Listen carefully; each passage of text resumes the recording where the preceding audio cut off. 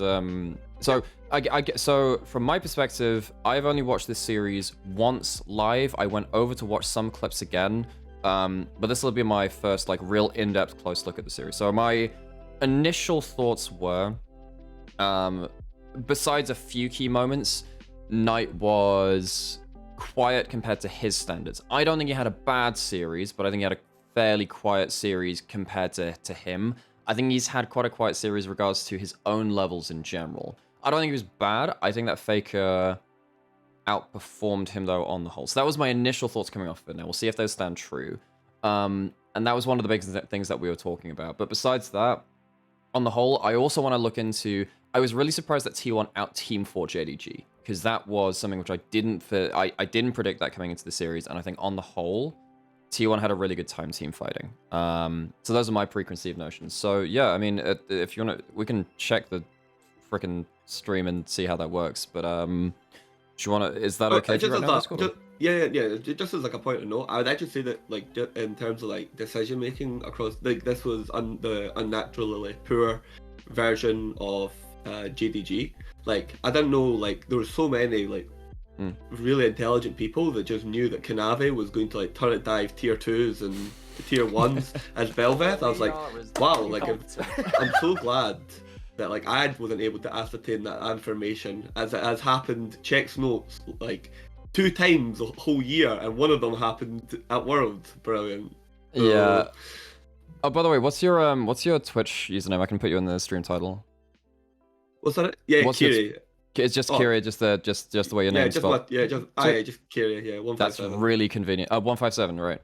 Yeah, that's my Twitter handle, but I don't really care. You can just stick it wherever you want. That's fine then. That's fine then. I'll remove, because if you put @ then the username, it'll kind of allow you to kind of like credit them through the title and stuff like that too. Okay, like, I'm gonna use Epic Pen to annotate the video, by the way, folks. Epic Pen is the thing which I'm using. No worries. I would actually like not even to get into like just like fucking too much like bullshit. On the whole, I would actually agree by like what we like consider, just so I don't get bogged down in like nonsense. Yeah. A more interesting position is I was actually more surprised that people thought like Knight done poorly or he was invisible, which I don't think the case. This is not to say that like Knight did not play. What would they call it? Knight did not play. What would you call it? Like well, or like sorry, Faker didn't play well. I feel like Faker's platform to which then play. Oh yeah, I mean he was arguably the 4th best player on his team. yeah, and this is the thing. So like lots of like what Faker was doing and what like looks like really like sick, but it's actually like set up from a platform of easier execution. Where I feel like a lot of what Knight was doing was like harder in terms of like execution. Oh yeah, I'd agree with that. Particularly like the Akali game. Okay, because like for example, just to contrast, we'll talk about it in draft. They both played like an Akali, it's an Orianna games, but like Faker hits like 3-man and multiple 2-man shockwaves. But if you look at it in the context of the team comps, like it makes like a lot more sense that it's like easier. That he's easier to do that. Well, Knight, if you actually look at it, it's a lot harder for him to get like multiple large group team Orianna balls. So it also like sometimes you also have a Rel on your team in the Ori game, which Faker played. Yeah, so like, we'll come to all this stuff now. But I was just really surprised that like a lot of like the splatter kind of ended up with like like Knight didn't perform international at Worlds again, and then also in brackets like I'm really surprised Kanave didn't get. Well, I'm not like Kanave really is getting slammed. Oh, but, like, is he getting? Yeah, okay. I think the problem with the Kanave thing, and we'll get to that in Game 4, is that it was so comical that you kind of assume that the splattering's already happened of this dude, because like Game 4 was that bad in team fights. So yeah, I guess we'll get into draft then. So this is obviously Game 1. And obviously let me know if the stream is kind of dog, because sometimes we can maybe do a video ninja instead if that works that way. No, the video's fine. But so I remember before we got into this series, you were worried about T1's bans, because I think we both agreed that Nico was going to be a big ban, and obviously you can see from the first bans here, Nico's banned. The Rakan from missing is obvious. The Nico is also self-banned from Faker 2, you're absolutely right. On this side particularly. So what did you assume T1's bans were going to be leading into the series? Because I remember you listing out 3. So I thought they would like eventually they would leave like Nico open. I think they would just permaban Rakan just due to comfort, Mm. but I also thought to enable the low mobility, double range pushing bot lanes, that they would like ban or pick ban via Wukong, like these types of like tactics to Yeah. allow them to have it. So these are what the types of thing, and then I don't even try and predict what Holmes' ideas on like draft are, because I don't even think they are even in like the realms of like fucking human thought. Holmes just does whatever the fuck he wants, it seems. So well, there are a couple of things which I do appreciate. So one of the things which I think Owner looks best on, thanks to the follows, Bill, Raging Potato, Quirquirl, and Piddless. Hey, Piddless, how's it going? I think the Poppy is a really good ban because, on the whole, Owner looks best when he just gets to disrupt stuff rather than be the focal point of an early game. In fact, I think in the game that they lose, the Maokai game which he plays, one, he's not a very good Maokai, but partly because I think one of the reasons he's not a very good Maokai is that it means you're kind of a focal point of the composition in a way that, you know, Tarzan did very well regionally with the stuff like that.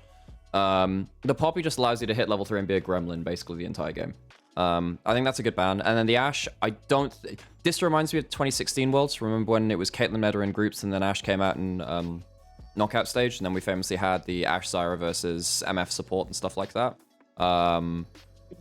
The Ashe ban, I don't think there are many easy answers to in laning phase, so I don't mind these two bans. I was surprised that like JDG was like banning it as much, because it's the only like Nico and Ashe probably the range supports that missing is like outside like the enchanter ones that he's like most comfortable on. So, and then also JDG self banning the Kalista. Like I was really surprised with like this opening from like JDG. Maybe here. I think the worry here is you have a choice. So I think this Kalista ban's interesting, so we can dive a little bit more on that, because I think the problem is Kalista sucks into Orianna, but if you ban the Orianna, you allow the Kalista to be played without the Orianna against it, because the shockwave from the ball is too much of a threat. You can never kind of close distance.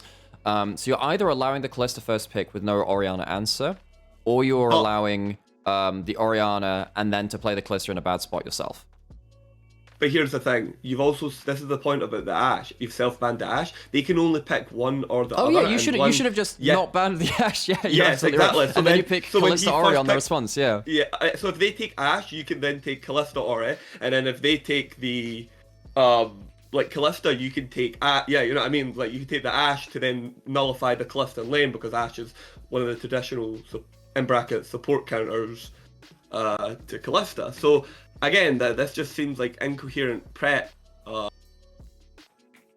just in general. So we can continue on from that. Poppy ban's good. I like the Poppy ban. I think in this situation, yeah, you've basically cornered yourself by saying, okay, well, we don't want to have to play Kalista into Orianna, but we don't want to let you have the Kalista, so we have to ban it, even though even though the Orianna is good on its own. So and this is the big win for T1. They get an Orianna and they basically lose nothing for it. They don't care that they don't have the Kalista or the Ashe. And they banned the Jarvan. And the Jarvan's gone, so you can't have. I mean, Jarvan is great with or against Orianna, so you don't have to worry about that on either side. And now you're just saying, okay, well, Rumble's up. Are you going to play it? I think this is a huge game for 369 to say I can play the Rumble. Obviously, we know now in hindsight this might not work so well, but the Orianna you've kind of split apart the wombo combo of the Jarvan Ori Rumble, which has been present pretty much the entire world.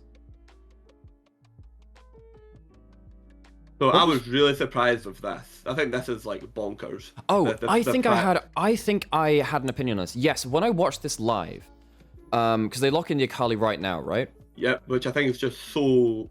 So I think what this is predicting a Zeus Jace. I think this is predicting a Jace from Zeus and saying that if you pick Jace, you have Ori, Jace, and side lanes which Akali can shred. This is effectively Knight picking a mid lane champion so 369 doesn't play one of the harder counters that Zeus could potentially bring out. I think that, maybe that's reading a bit too much into it, but Zeus has tried to play at isolated top lane matchups with that before. Yeah. But then now you've picked the Akali into like double disruptive top side of the map, which is now you're in a shit spot. Yeah, now your Akali is like just like I know this is what I don't get about that. You've now just the full thing you said about like the Jace, you've now just done to yourself, where you've now shown the Akali, and so now T1 are going to get 4 picks that are all optimized potentially for skull fucking Akali. As it happens later into the draft, I actually think the bot lane is pretty good for Akali to deal with. But now we're entering Powerpuff Girls territory where we're on double dive, single target. I love that combo, by the way. I love that name. I do think that on the whole, Vi has been pretty good for our best junglers. I think even Peanut looked pretty good on the Vi actually as well in the games they played. Wait, Kanavi's sick. Mate, Kanavi's really good. Yeah. On Vi. All his like. I know. Shout out trademark veteran. It's been. Oh, is that a veteran card trademark? Okay, that's a really good. No, that's a really good he's name. The person. I don't know where he first off, but he's the person that colloquially was using it the most. Right. Okay. I liked his usage, so I just stole it from him. It's good. Okay. Well, I'm stealing it too, so thanks for that. So again, one of the issues, just a little note, is I actually don't think people realize. I know people meme Ori builds, but once Ori has the Queen item, Crown of the Shadow Queen, yeah. Yeah, killing her in like concise bursts isn't actually that practical. And now we've just entered Guma and Korea ranged bans. Yeah, that's a good point. So Crown for me is a really good side laning item versus Vi as well, because one of the primary play patterns of a Vi is not just about team fights reaching an important carry. It's very quickly going into a side lane, queuing over a wall and like flash ulting someone or something like that. If you have to waste a lot of time getting into range, you don't have the ability to save a cooldown for when the crown has kind of been broken finally in the side lane. So now if Faker builds a crown, he is so happy with life. Oh, this is the first time that Ruler gets to play Xayah this entire tournament, by the way. Yeah. It's been banned or picked away from him the entire first picked or banned away from him the entire tournament. The crazy thing here is that how much like they are going to end this draft. Like the right hand, I would still say overall I would prefer to be playing left as a general rule of thumb. I wonder if the Xayah is actually a takeaway here because you look at the this next pick's bonkers. Like I don't know how. Yes, I agree. This is the Alistar last pick, right? Yeah, this loses the entire draft, and this just sends it straight to hell. Okay, well, let's talk about it here then before it's locked in. What do you lock here to solve your draft? Because I think you have a couple of problems where you have one of the most annoying lanes to play against in the whole damn league. Like, this is so annoying to play against because Xayah has to trade auto for auto against Meeps, which actually early levels barred out trades you auto for auto. And then Jhin as well, who gets to kind of like trade with a lot of his basic abilities very, very well against Xayah. So what do you play? Do you play a range support? Do you play something hard engage? What would you do to kind of solve this bot lane conundrum? I'm not even that sure. I just know Alistar's. I know Alistar's not it. Yeah, I just know Alistar's like just pretty. It was just pretty awful. That's how bad like the floor is. Get Zyra in there, like honest to God, like almost anything could have been like an improvement upon like where things are at. So I'm trying to they think. are hovering Karma. See, I just think Karma right now, veteran, is just in brackets like. It's just like a bad champ, but like that's what I'm saying, veteran. Anything would have been better than this Alistar pick. And given how, and particularly given how T1 have very much prioritized smashing lane, you're going to have an issue here where if you... This Alistar pick completely throws your draft in multiple ways, because if you lose lane to a Bard, Bard is then no longer in bot lane, and he roams across the entire map, doing unspeakable things to your entire team. Keire is one of the best Bards in the world, and he gets to have free reign across the map. This Alistar pick is, I think, attempting to be a team fight counter, and I think this kind of tells the mindset of JDG as well, where sometimes they say, oh, screw the early game, we'll survive, we'll get through to team fights. Because you can punt away the rel when they go for the engage, you can stand in front of Orianna with your ult on and just say, okay, you're not going to be able to walk up and get yourself a good positioning for Shockwave. This is just sacking the early game for mid game, but I think it's done it way too much, because you now have losing mid lane. Top lane early can go the way of Aatrox because you still start Electro Harpoons for Rumble. And then bot lane is obviously an absolute disaster now as well. So you arguably have 2.5 losing lanes. And that means that Owner has the easiest job of his life because he's playing around winning lanes with a jungler that can do stuff. Yeah, I think maybe could you have gone Lulu as well? I think Calm's probably the right play. Yeah, the other one that I've seen people suggest was Melio. And that was yeah, Melio gives you the Melio would have been nice for Ruler. I guess it doesn't affect the rest of your team too much. Your early lane pressure is okay, not spectacular. No, it probably is just Karma, isn't it? I think Karma's the easy one. That is the insta-lock, actually, I think. Yeah, and they had it hovered and ended up on Alistar and just sent the draft to hell, so... And, I just know... one thing I'm sure in life, it definitely was not Alistar. It's not Alistar. Alistar is, in fact, not the pick. You would have loved Rakan, but Rakan's never going to get unbanned this series. You're never getting Alistar in a million years. Yeah. Oh, unironically, I mean... If you hadn't picked the Xayah, unironically, going for a kill lane with a Draven Pike or something like that would have been so fun. If you had an AD carry that worked well with Pike, Pike would have been really good there. Because you can just look for hooks and kill the bard. Yeah, I think the Alistar's fine if you survive through to mid game. I think this is now quite a... Just so you know, on stream, your camera's in the middle of this. Oh yes, I did that for drafts. That I do need to remember how to do that. I can shift it down here now. I'm such a professional streamer, by the way. Okay, right. I'm gonna 2x speed it maybe. Just actually, is this the one with an interesting level 1? There are multiple interesting level 1s. Oh, this might be one of them then. I thought you were talking about the one where the Ooga Booga and they just... This isn't... I think Ooga Booga was game 2? Game 2 was the one around... Yeah, game 2 was the one around Yeah, this is Raptors. the one where Rel splits top side, so he does horizontal... landscape jungling. It's not vertical jungling, because regular jungling is vertical jungling. You go top to bottom. This is horizontal... This is landscape jungling. You're absolutely right. Welcome to landscape jungling, people. I'm like, could you imagine like those home renovation landscaping firms just doing a jungling advert in the style of one of those?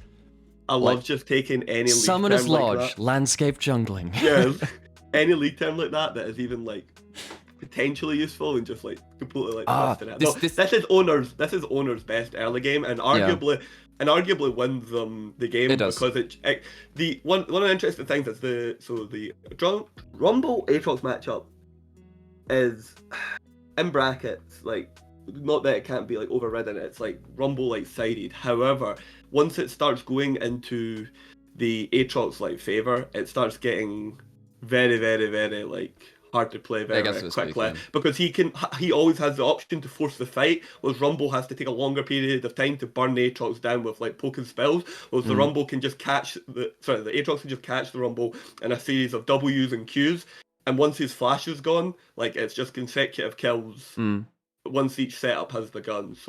But the ignite means that you can't look for the times when you're fishing for Qs and stuff like that with Aatrox means that suddenly an ignite turnaround can lose you the lane as well. So it means you have to be a lot worse about this.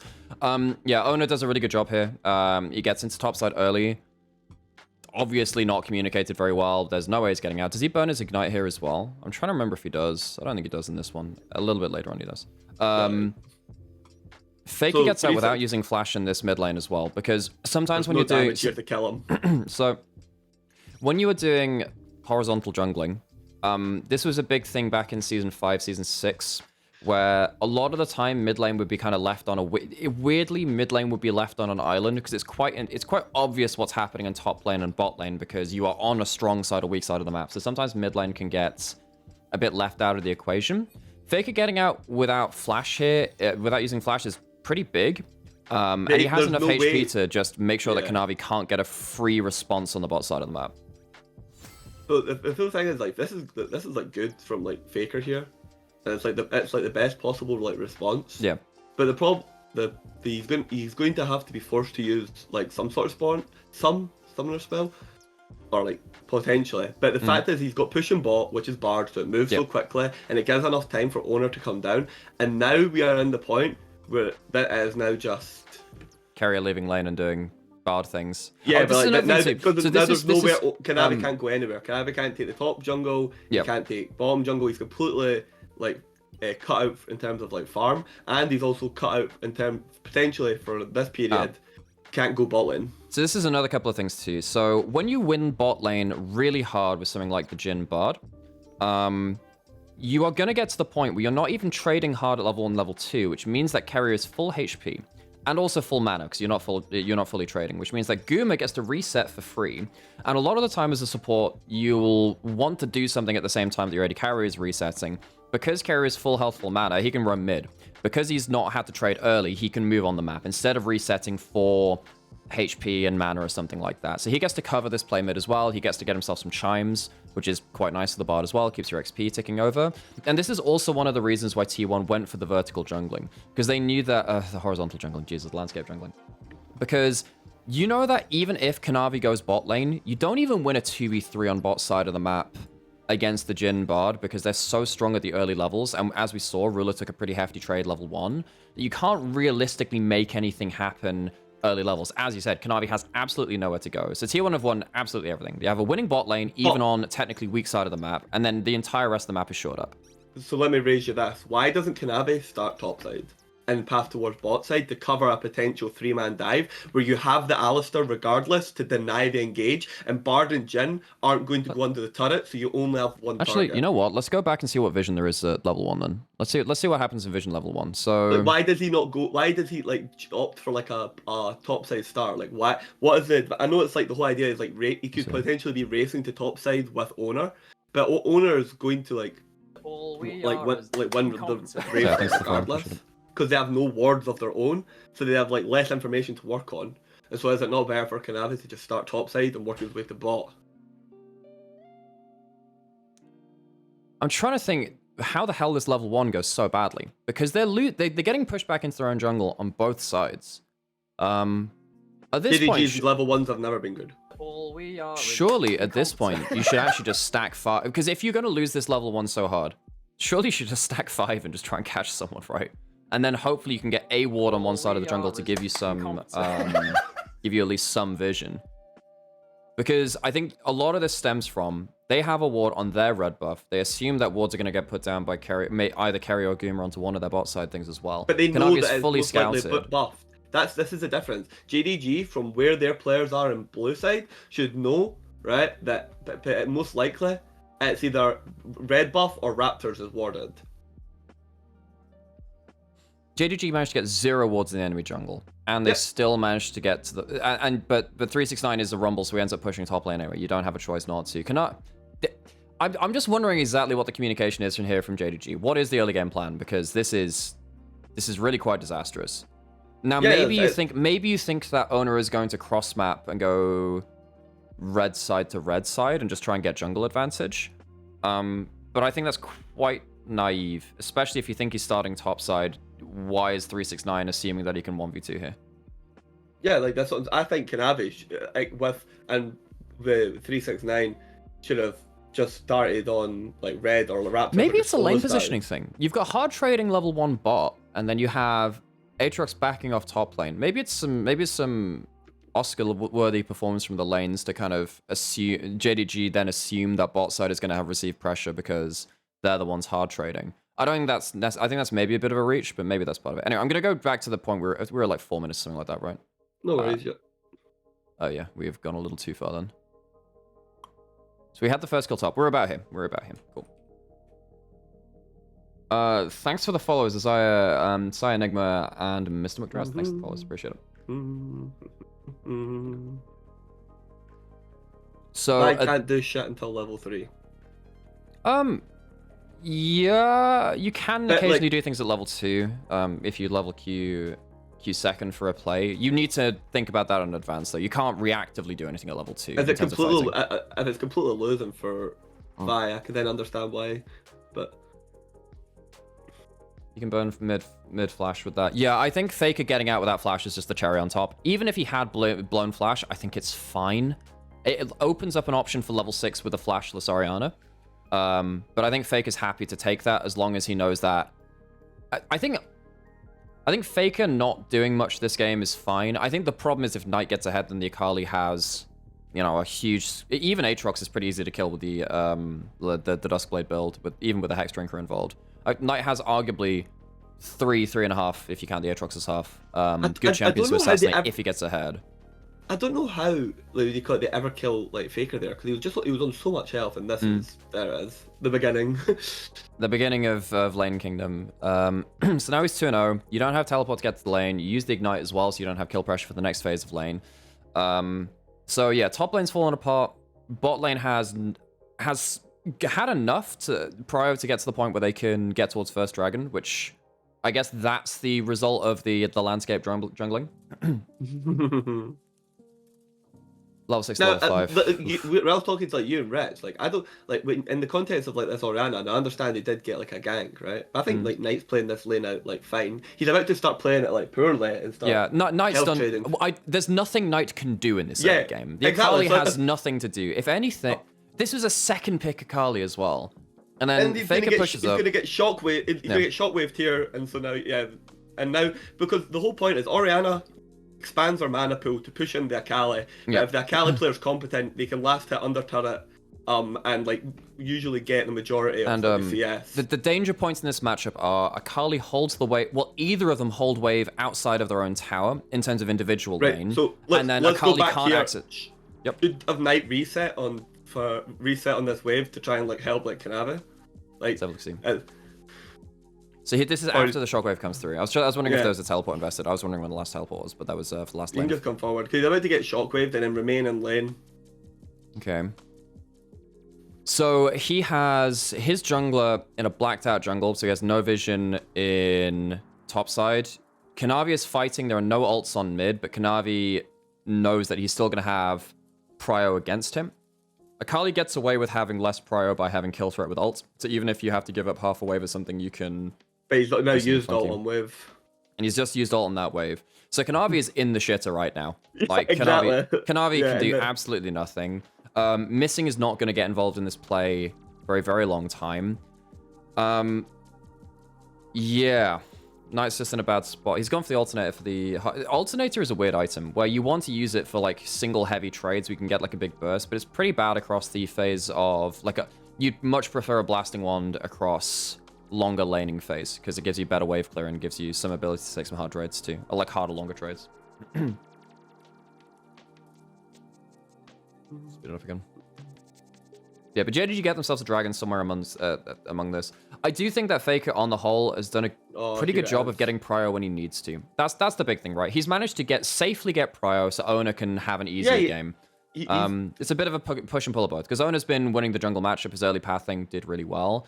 On the whole, Faker has done his job to make sure that Knight and Kanavi can never really contest as a 2v2, though. This is Herald. What are we thinking here? Oh, this is the thing, because JDG always used to leave Ruler bot lane for Heralds. Yeah. Because they've been smashed so hard in early games so often, I feel like they felt panicked enough that they need Ruler at Herald to have the extra person to fight. But they always used to leave Ruler... Missing doesn't have...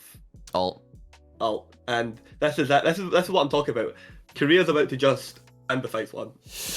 Yep.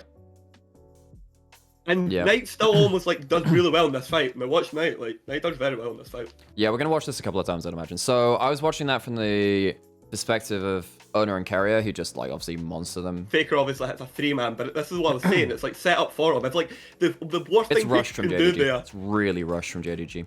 So let's have a look at the setup just before this then. So Rumble doesn't have Ignite for this fight, but that's not really a huge thing. He might even get it before the engage comes through. They're stuck in the pit versus Rel, Aatrox, Bard, Shinori. No, Missing, this is the point that like I think that Missing has to just sacrifice his life here. Like he has to just when the Herald dies.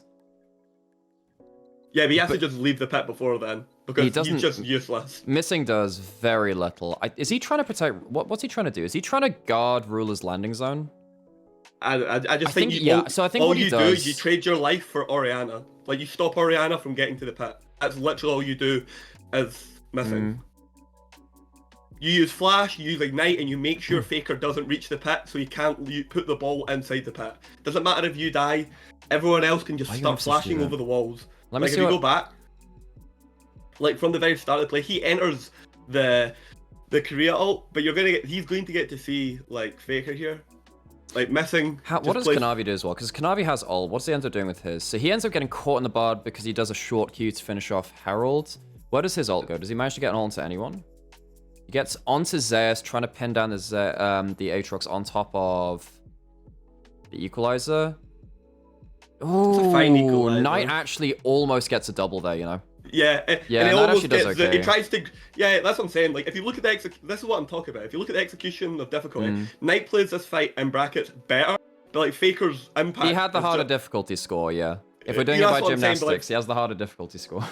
and so Faker hits like a really nice 3-man, but it's like Keire carries this fight here. It's insane. And another facet of this too is Faker getting red buff to kind of heal up to kind of stay on the map for as long as he wants as well. It's just like it's just really what I was saying. This is in no way like bad, but the platform to like Keire, for example, is setting up the game like perfectly here for his carries to like play. Well, I think I could be very critical of what Missing is like doing here. I think that jungle support is massively outperforming from T1.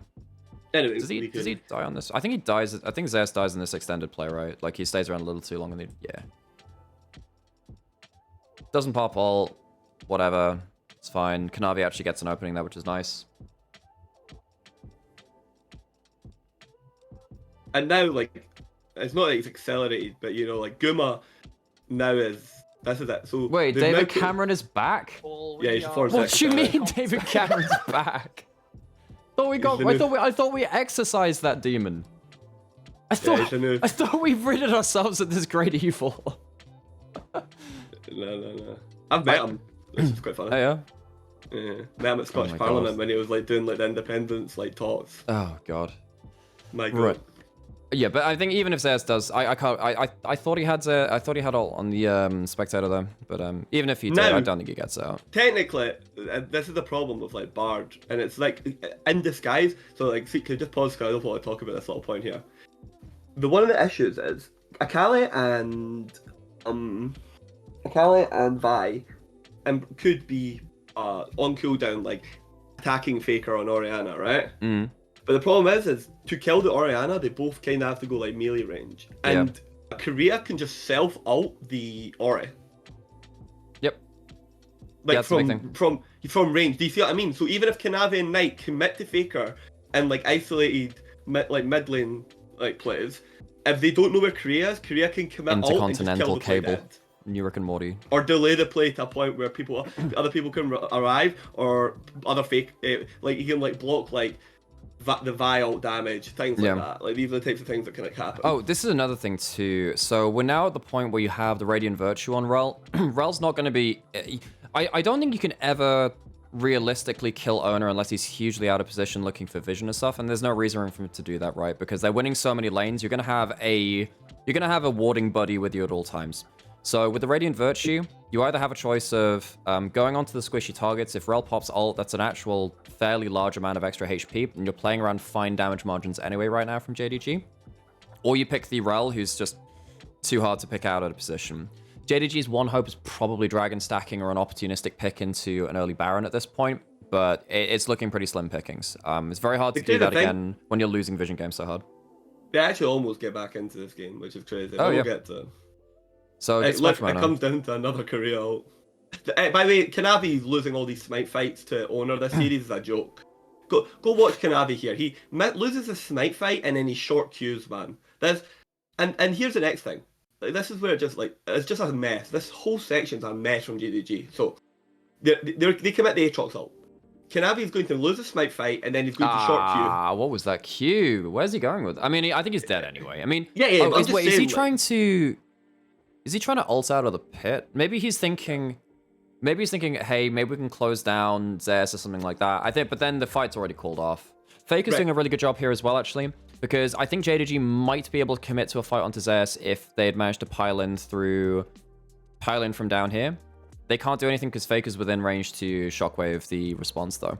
He's just positioning fine to make sure that he's not within catch range. It's just a small thing, just making sure that JDG can't look for a fight after the dragon. Knight is going to commit his TP to top lane, and then 369, Ruler, and Missing are going to turn this in River. Oh, yeah, I remember this. So, like, Knight's already left, he's gone, right? And then they're going to commit to Rel and River here. But this is kind of what I'm saying, which is a big problem with, like, I mean, I think Owner should have pulled his ult a little earlier because he doesn't get a Radiant Virtue value. If he uses his ult for the extra healing, I get the Ignite's already down. It's a fairly nice amount, though. Especially early levels, it means that you may have to commit like an extra 2 autos. And so now, what do you call it? Like Knight is TP top lane. You've got Guma's 303, Storm Razor, Power Spike. But this is the thing, in terms of the teleporting top lane, this is the thing which JDG typically do before objectives. I picked this up when I was reviewing before. JDG don't like to teleport for flanks. They like to teleport to a side lane to catch a wave, push it in, then naturally walk their way into a flanking position. I think this is where you see that JDG are kind of being knocked off of their rhythm a little bit, and this happened a bit versus LNG when they started losing side lane push before objectives in the series, which they played in regionals. Where if they didn't have control of side lanes before objectives, sometimes they would just get into the... They'd just try and force a fight and say, oh, we'll out-team fight you. Then just, obviously, in this case, it isn't happening. I think if you just look at like what you have midsection, 369's committed equalizer. He's already behind. Like they have no. Do they even see that Zeus is committed to going top lane, or they assume it? Don't they assume it, but yeah. Yeah, but this is. I don't like these types of things. Like because the most that this play gets you is 300 gold. The worst that this play does you, right, is losing 3 kills. yeah, and it puts you in a hole, like a massive hole potential here. Like look it's so bad. I will say, I think T1 have done a really good... This is like a really fun composition from T1, which we've known from them using for a while. They love these sniper comps where they have like multiple long-range pick tools, and then they fall into a huge fight after that point. They've done really well at using stuff like the Jhin and the Bard to force JDG into awkward positions. See why Enigma? I'm not blaming them for every scenario. I'm just saying across the whole series, you'll see how many smite fights they lose. This is less of a conversation about this one and more about all of them. Just a running pattern. So we'll get to that. I mean, I think it's harder for Kanavi because if you had yourself a bit more bulk because you had an extra level or an extra component, maybe you can look for one of these slimmer turnaround fights, which JDG are obviously very famous for. T1 ruler mechanics. Yeah, man, I feel bad for Ruler this series as well, because on the whole, there wasn't much that... This is a thing which we noticed this entire tournament. If you compare MSI and Spring and even Summer, the meta of Global League of Legends was teamfight AD carries. Now it's become very different from that. Yes, you are going to be teamfighting a lot in your AD carries, but it's not like the Zeri, Kai'Sa, Xayah, Aphelios kind of meta that we saw for most of the year, where you can just turn up at 2 items and win over a fight. Jinx is fine. Yeah, I still think Jinx is... I think Zeri is like the biggest like bait pit off them all. Right now, but I still think Aphelios is fine, Jinx is fine. That's more about laning discussions, really, because if you see an Ashe, Caitlyn, Kalista locked in... Okay, sorry. Let's carry on from this then. But, yeah, when you're kind of trying to play a lot of those teamfight AD carries, Knight 25 gold lead with losing side lanes, Akali into Ahri. Very true, yeah. He's got himself a significant gold lead as well. This is something that we kind of known from Faker. And this isn't necessarily a good or a bad thing, it's just a feature where Faker will often overpush to try and bait enemy jungle's time. And we've seen this over multiple iterations of Tier 1, right? Where he will absorb pressure mid lane to try and buy his side lanes a little bit more space and time. What this means is that often he doesn't have the individual resources to hyper carry games. But yeah, it's the Faker global taunt to an extent. And I'm not saying this is a particularly good or a bad thing. Sometimes it would be just nice if he won lane a little harder, folks. Not gonna lie. But now we're at the point where, even if you are in a decent spot as this Akali, you're into a draft which is normally one which you're happy to assassinate, Ahri, Jhin, Bard. But you're at the point already where Own's becoming a bit hard to dive past. Normally you would love to take a frontline member. One of the big things you'd like to do as Akali is potentially use your R1 to ult through a frontline and then get to the backline after that point. That's not really going to be easy to do. And because you have the losing side lanes, as we talked about already, it's harder to naturally find yourself into those flanking positions where you can then make the most of your burst damage. Because, I mean, you look at this team comp, there are plenty of targets. That's a fireworks show. No comment. All right. Yeah, it's a hard, but because you've lost all of your lanes so hard on top side, and then bot side not being able to get any pressure anywhere, very, very hard for Knight to perform his duty here. Like, okay, you're looking at this. Where do you flank from Knight here? Because you've got multiple wards down here. You've got everyone stuck into the large part of the river here. You have to be on some absolute miracle stuff to try and find yourself into a good flanking position. Zeus finds out Knight on the side there as well. There's a pink wall towards the bot side. Is this the one where we get the really weird ruler taking the tunnel? Counterweight from Herald mid. Tier 1 get 1.5 turrets mid.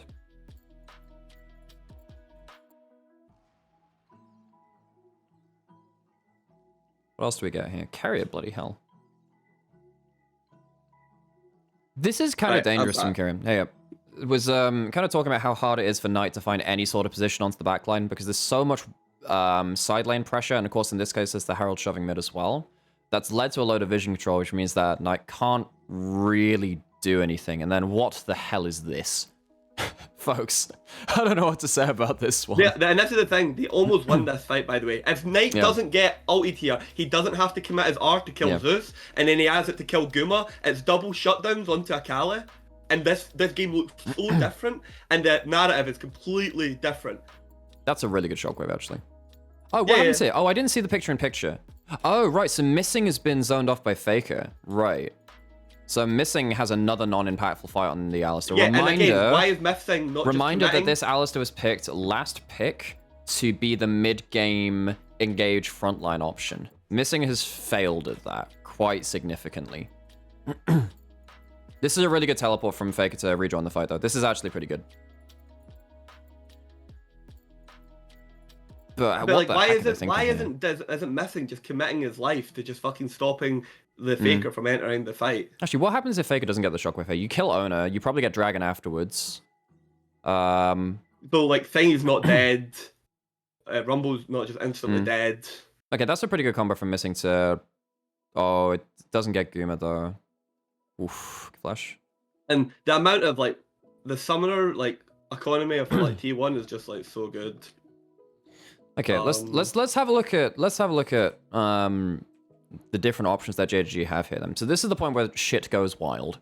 So you still have every ultimate available. You have every summoner available. And Missing has ultimate to tank Ahri. Yeah. Can delay Ahri for the full duration. Where is Missing at the start of this? Where the shit is Missing gone? He's right in the. He's at Wolves. He's at Wolves. So just watch Missing on the minimap and look. He can like run at sprint at Ahri's head like an exorcist missile. I think trying to shut down... Do you think Knight should flash that ult? Yes, Knight wins this fight if he flashes. Knight does make a mistake here, but like the problem is like if we are coming down onto like you would need to have the foresight. Yeah, exactly. You would need the foresight to know like so much about like the future of this fight that like if you flashed at the time, you probably think it's a mistake. Knight can never win this. Yeah. I agree. Missing fucks this fight, but I think Knight can win this because if he has ult, he can kill thingy. I think if you hold on to R2, because it's like, is it 10 seconds you hold on to, or is it like 6? It's a fairly long time that our Akali R2 is active for. It's like maybe 5-6 seconds, something like that. Maybe a little longer. This is normally the kind of play which... He can, like, insta-kill Keire. Like, if Knight has R2, he just zips through, insta-kills Keire, and he's instantly on top of, like... You know what I mean? Like, there's so many different options. And if Missing's committed ult, and then to just stopping Faker from getting into the play... Yeah. Does he make... There's a chance he doesn't make it out alive. I'm not going to assume that he would, but... No, but it's, like, it's just the best thing. Like, it's just a shocker. Like, how bad Missing is on this series... This sort of series, this specific game, is like every single team fight on Alistar is just the worst. But his Lulu game was really good, by the way. By the way, like Lulu has been hit in OP for a couple of different players this tournament. Like Lahen's had some really good Lulu games as well. And this is just cleanup. This is whatever, right?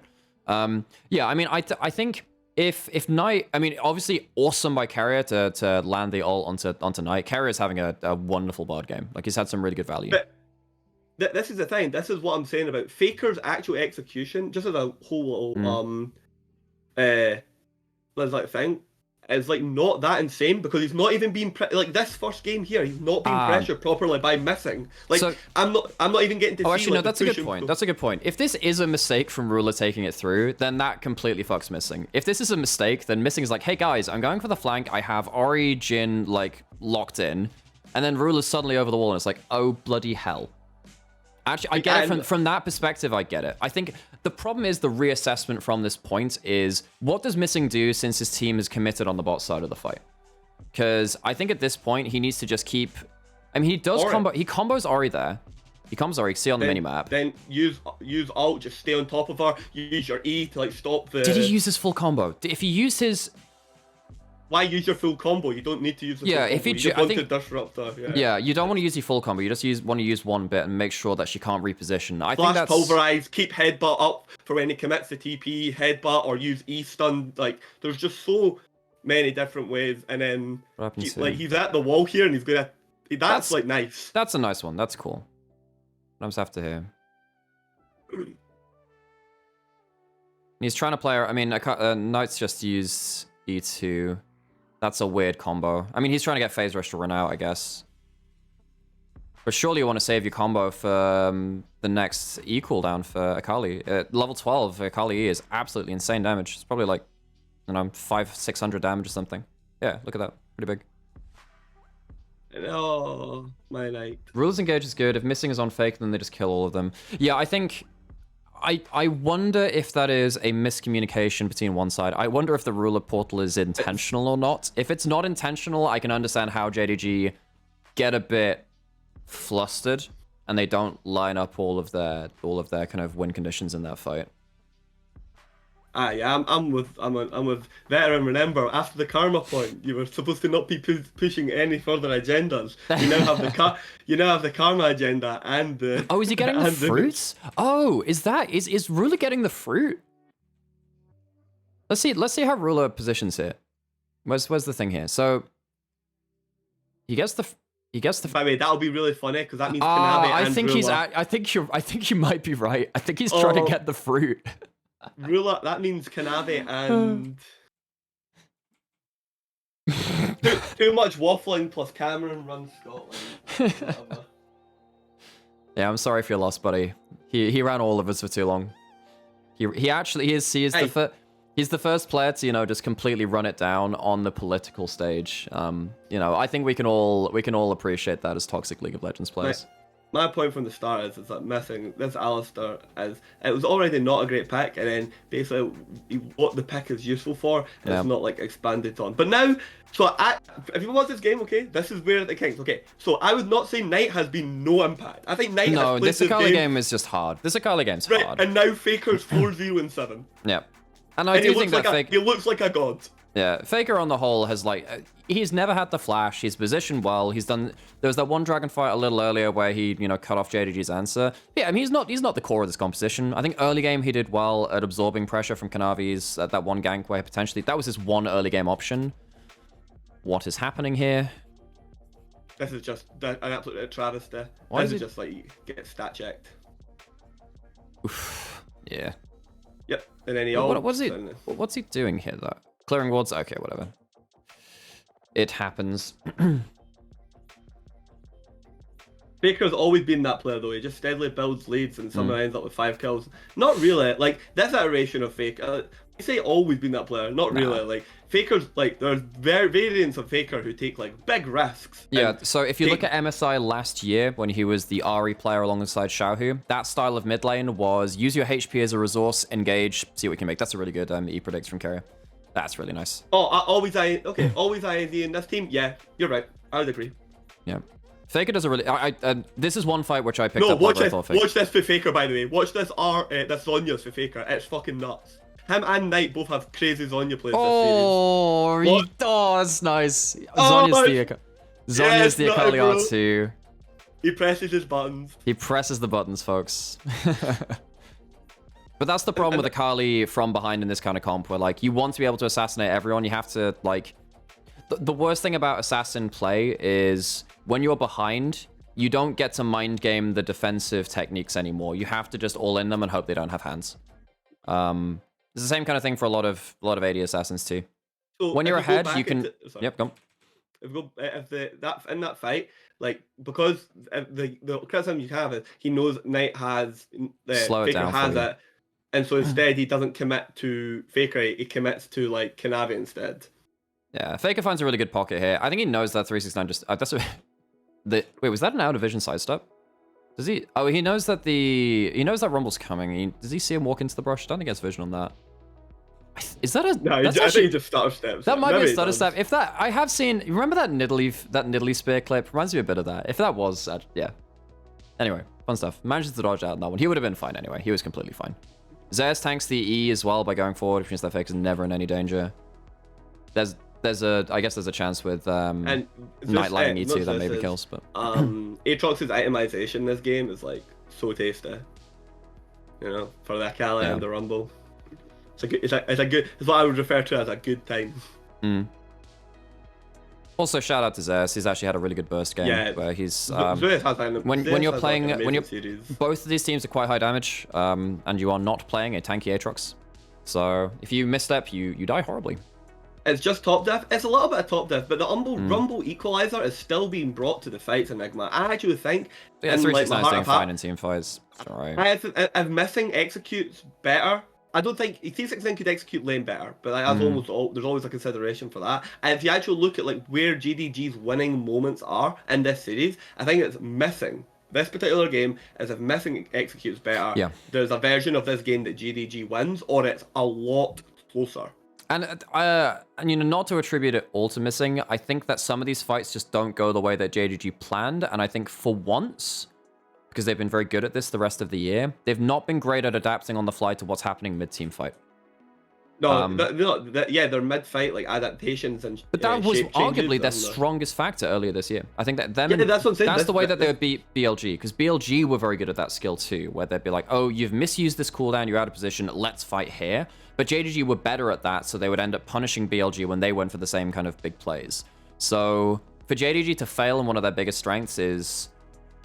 I don't know. I don't know whether that's testament to T1 forcing them into weird thought processes against. Team fighting is an ethereal property. It's like one of the least. It's one of the things that's like hardest to rely on because it's like as fickle as they come. It's why like JDG is like a blessing as like a team because they showed how consistent like a group of 5 people could execute like team fighting, and they showed us how people could like push the envelope in like execution. It's just the fact that like it's so much easier to like miss execute. Like they got team fighting in that sense than it is to. Oh, like, is this the last close team fight? I think this is the last close team fight. That's actually a really good equalizer. That's good because that separates Zez from the rest of his team. The problem is that you're not playing against a traditional AD carry that can't contribute to the fight. And here's like the shockwave. Just look at the ult damage from Guma here. If you're playing against like an Aphelios, even an Aphelios would struggle to get into position for a lot. Actually, no, you probably throw your ult in anyway, so maybe not Aphelios, but like.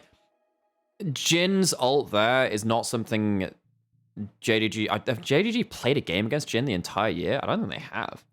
So to go back where I was talking about, I don't think in this game Faker diffed Knight in lane. I don't think he like diffed Knight in terms of like team fighting execution. I think Knight just had a harder job and Faker had like an easier like platform to play from. And I think Knight had like a harder like draft scenario. So like, we're on like game 1 like. But like as I said, like my opinion of like Faker also went up as well. Like in general, I think Faker played better than initially gave credit. What Faker did was make sure that he couldn't be exploited this game, which is one of the big loss conditions for T1. If Faker has a bad game and he over pushes a little too far, then the game ends pretty much. But here's the thing: when you tell someone that went 6-0 and 12 and someone that went 2-3 game played relatively the same, right? Then that person just like instantly goes, "You're a Faker hater. You hate Faker," which I'm not, by the way. I'm like one of the people, like OG people who watch like Faker's rise and fall. Season very 3. dedicated to watching like Faker's whole career. It's just that like I actually live in a reality of like what's possible in terms of execution. Yeah, I think I'm largely in agreement there.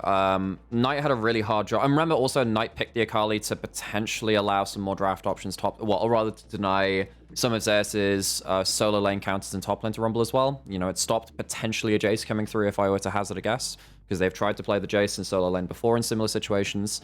So he picked an early draft Akali, which is not typically very successful right now. And yeah, I think on the whole, probably Faker and Knight played both pretty well.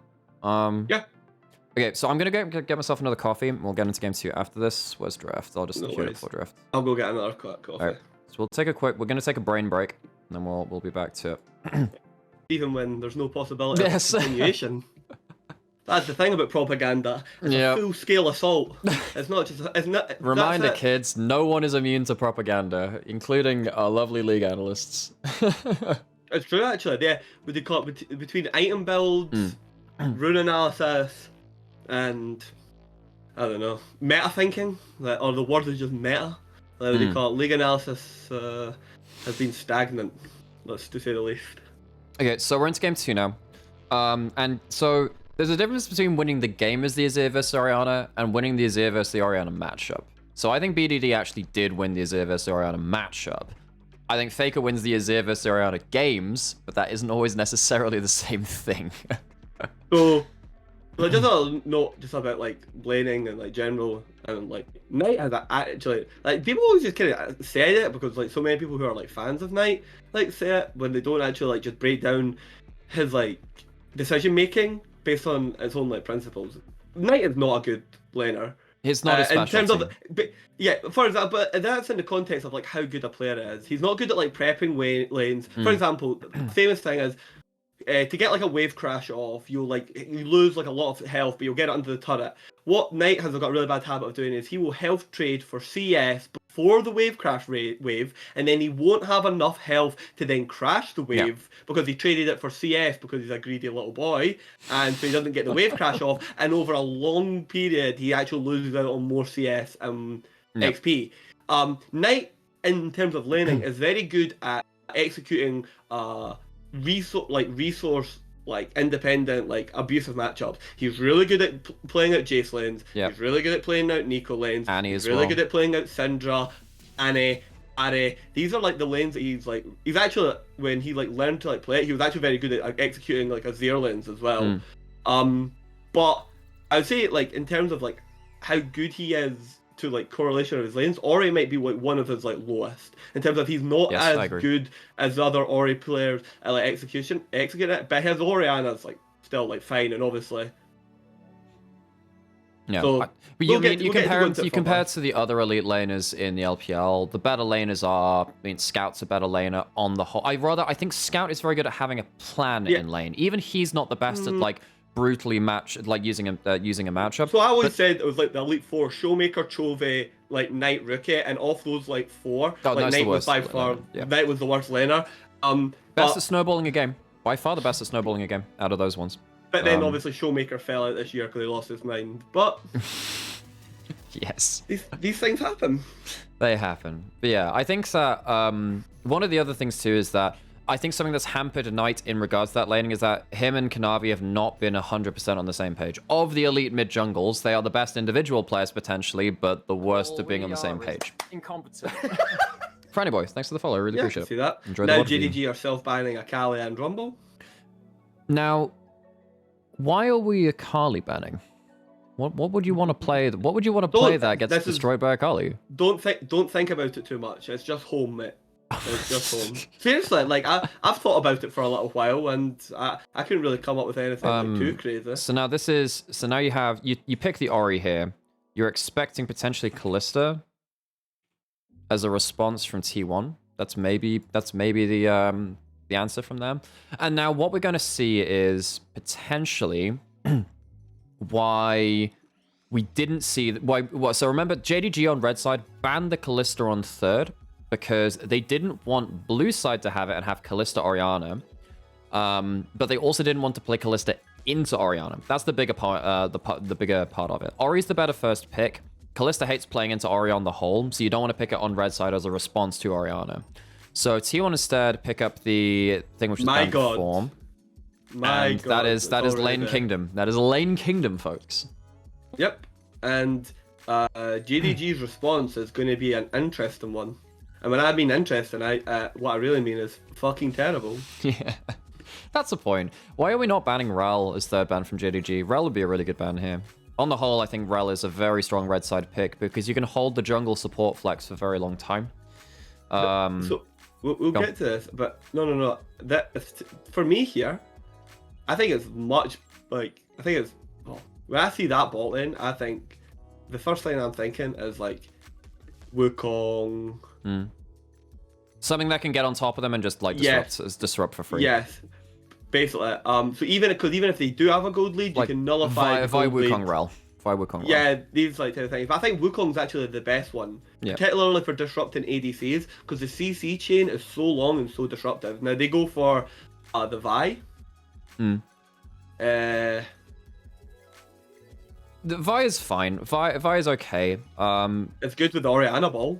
Yeah, it's very good with Orianna Ball. And it means that your sidelining is then just absolutely destructive. I think one of the problems which JDG need to overcome now is that they are very outranged. If you have a slow-paced game, you're going to just get outranged by the Caitlyn Ashe. The Azir can struggle to use the range sometimes because if you step up to do poke, then Vi all ins you. The other two don't have that problem as much with volley spam and then the Piltover Peacemaker as well. So I think this is T1 are on the right. They're on the right page with the second round bans. You want to ban things which can easily force the fights. Rakan's already gone. That's always going to be gone. You're probably banning Nautilus. Maybe ban out Leon or Alistar as well. One of those two. But don't worry, because Home's just going to take this game a completely different fucking direction than the Blitz even is that. Yeah. I don't even mind the Blitz ban. That's actually kind of fun. You can have the Ballista combo, which would have been incredible to see on a World semi-final stage. I actually think, no joke here, I actually think the, like Leona pick, even though it's like terrible for like lane, it just gets absolute dogged on. Leona's pretty good here for missing if he wants to play it. Yeah. Yeah, if that's what you're wanting to do, but we will see. I've never been impressed in general with like the melee engage supports as like a trend. Okay, so now T1 are playing full outrange, use the Maokai to protect their range advantage, which means they we'll see in this game. They want to play team fights slow, if at all possible. They don't play the team. Dear listener, they do not play the team fights slow. 369 actually gets on something which can perform well in lane and has teamfight impact. Wow, JDG, they don't use this enough. 369 is an incredible K'Sante. This guy is very good. There's something which you called out on one of the podcasts that we were on in regards to him holding a lot of his cooldowns to kind of peel for ruler the first time that someone goes in on him as well. Yeah. The 369, even though I don't think he had a very good first half of the tournament, and then he like kind of petered away. If you just his actual like understanding of team fighting, even though his like laning can go to like shit, it like still remains elite. Interesting little side note, just about what they weren't going to ban Azir anyway. I think it's crazy. There was 4 games in this series, and none of them were an attempt to abuse Faker's champion pool. I completely agree. I think that's what, like, Home, I respect him a lot. He's probably one of the best coaches like ever, just across like the pedigree and reported what he's like done for lots of different teams. But he really sold, and for me, he really sold it this series, and I don't think it was. What would Nico T1... Syndra, Faker's like basically only been used, like, not only, but he's been using like, because like you can ban like, or you can ban take away as like Azir or like Nico, and then like put Faker onto like a 4th one that then you have a counter for as like Knight. So it's worth knowing that, worth considering that Faker, since he came back from his hand injury, has been playing a lot less champions. Faker does have a champion Ocean. It's also worth noting that this iteration of Faker does not do the clutch pocket picks. If you haven't seen him play something regularly, he doesn't often pull it out anymore. The person who does that shit is probably more Keire or Zes now. Those are the two which play weird stuff. Of course, we see Zes play a bit of play Yone in the series a little later on. Keire plays all manner of weird shit. Keire's champion pool, if anything, is going to be what carries T1 to a championship. All right, so we have a level 1 setup here. Maokai starts Q. You have Halo Blades. This is just a mess, man. They're looking for the Rend level all in. Looking for the Rend all in, but they walk over Azir soldiers, which adds a lot of DPS, which there goes heal for bot lane. Yeah, barrier from Carrier's down. Oh my god, what's happening here? Yes, Zez does a good job to make sure that 369 can't get like a level 1 3-person queue. Kanavi just takes Q to like do that at the start of the game. Yeah, let's revisit this, shall we? Okay, and okay, we'll talk about. Should we just go straight back from the start? Like what? Yeah. So who should win this level 1? I actually think it's pretty even on the whole. If 369 I actually think T1 wins it because they can slow roll it so much better. They can control the tempo until Kanavi takes the Q to force a situation, they can control the tempo of the engage like so much better than. I think T1 misplay it basically, like with allowing like 369 into his back pocket. I think they come way too much into this choke and actually give JDG a better version than what JDG would have been able to get. I think with Azir soldiers and Maokai, like they're able to control such a large area. Oh, because Ona has to. Oh, so you know what he does there? If Kanavi actually gets that Q half a second earlier, the mini Raptors don't give level 2 to Ona. Yeah, don't give level 2. Yeah. But now Kanavi's so sad. But then if that potentially changes that level 1. Oof. And the big blessing here is that like Ruler gets the kill on. But and now look at here. So Knight and Faker are about to go to lane now. Now look at Knight's resources. Knight has no flash and way worse health situation and mana. Yeah. And in my opinion, from here, I think Knight on the whole holistic view is going to win. Yeah, if you consider the difficulty of the scenario, you're playing Azir. I mean, end of the day, you still have a decent matchup into the Azir because when he wants to stop for an auto attack, you get a free QW on him, which is obviously a huge amount of HP. Your mana trades tend to be better than Azir's as well very early on because Azir's mana is one of the things that they hit the most for this champion. This is just such a mess. Okay, we've seen this already. So Kanavi's died. He's not used his flash, though. What resources has Kanavi got? So you have currently losing push in bot lane. You have losing push in mid lane. Top lane's okay, but that's not... Doing something around top side is not a win condition. So you need to do something around bot side. There's a load of vision in bot side. 369 also commits his ghost, by the way. Just a little note. Yeah, 369 commits ghost as well. So once again, Kanavi's putting and the XP difference shitter from the kills... sorry, for cannon on like kills is just so funny to like watch. So, T1, they have themselves 2 kills early. I think one thing that's very interesting in this game is seeing what happens when Zez doesn't have lane control. That's something that we see in this game. Yeah, I think 369 abuses this fact He does. Quite well he does actually. When given the scenario, the situation, we'll get into it like furthermore. But and the problem is like Faker Knight is under massive pressure here because Kanavi needs to get to bot lane to alleviate this pressure point because it's going to come to a head and the level 1 was already losing and you could potentially be full GG at like 5-6 minutes if a turret dive I wonder if Faker makes a mistake here not coming to assist the red buff steal. I know that it's like it's on the wave, but losing that smite there for red buff is a huge pressure valve for JDG. And it cuts Kanavi off from bot lane. So what you're basically doing is you're saying we're going to drop XP on mid wave, and instead we're going to basically assure that like bot wave is never going to be recoverable. Also on the top lane proxy, it's maximizing the lane phase advantage. You don't lose anything. I mean, yeah, this is a huge play here as well. So yeah, as you said, because of the red buff steal from Kanavi, the secure, gets himself the HP regen from that. He has extra combat potential. Ona doesn't have like the uncontested jungle advantage at that point. Takes a tower shot. Playing it very nice. You get very unlucky here. They have to commit the flash, and then Kanavi comes in here. And even though Kanavi gets the kills, he still finds the worst possible scenario.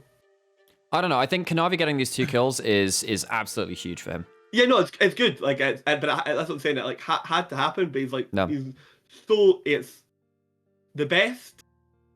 And here we go. This is where Knight does it. Like, he's already had a bad situation, and this is what I was talking about the prep. He now has low mana, and he can't get this wave crash off because he traded it for previous CS. Yeah. Right? And now this could be it. And we didn't get to watch like the full lane, so we can't see. Yeah. But like, and obviously he was started at like a health disadvantage already. And with flash as well. Yeah. Yes. So that's what I'm saying. Overall, I think Knight won. No, Knight has no agency here. He has no agency. But this is the problem with the Akali too. Early game, he had no agency in game 1. He's had no agency in this game either. That's a pretty clutch W from missing. If there's another auto attack for the slow from Keire, that's probably 2 there without tower shots. I said Kanavi. Apologies, Bellator. I meant Owner. Like Owner like does positive plays there, and he ends up the worst for it. Apologies. He like to do the red buff steal, loses the red buff steal. He then goes bottom, which is correct.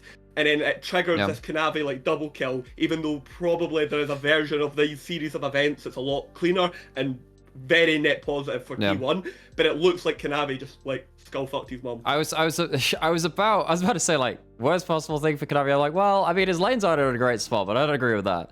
And obviously, so it's worth noting as well, any kill you get against a Caitlyn lane, whether it's them or their support, weighs double pretty much, because Caitlyn is so predicated on having an early dominant laning phase. So getting to the point where you now have even CS on a Kalista, yes, is also a early dominant lane champion, but typically does quite badly against the Ashe. This is a good situation for JDG's bot lane, comparative to how it should perform in this draft. Like, Kalista Senna, we're getting pushed in early. If that double kill hadn't come bot from Kanavi, they would be in the gutter right now. So it's a pretty good recovery from them.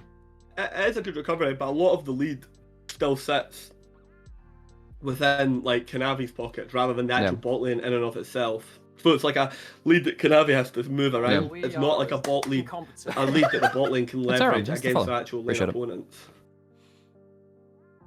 Okay, so what's the game plan here from both these teams? Because I feel like T1 absolutely need like this Caitlyn to be relevant in this game, and obviously having a laning phase which has been contested goes against that a little bit.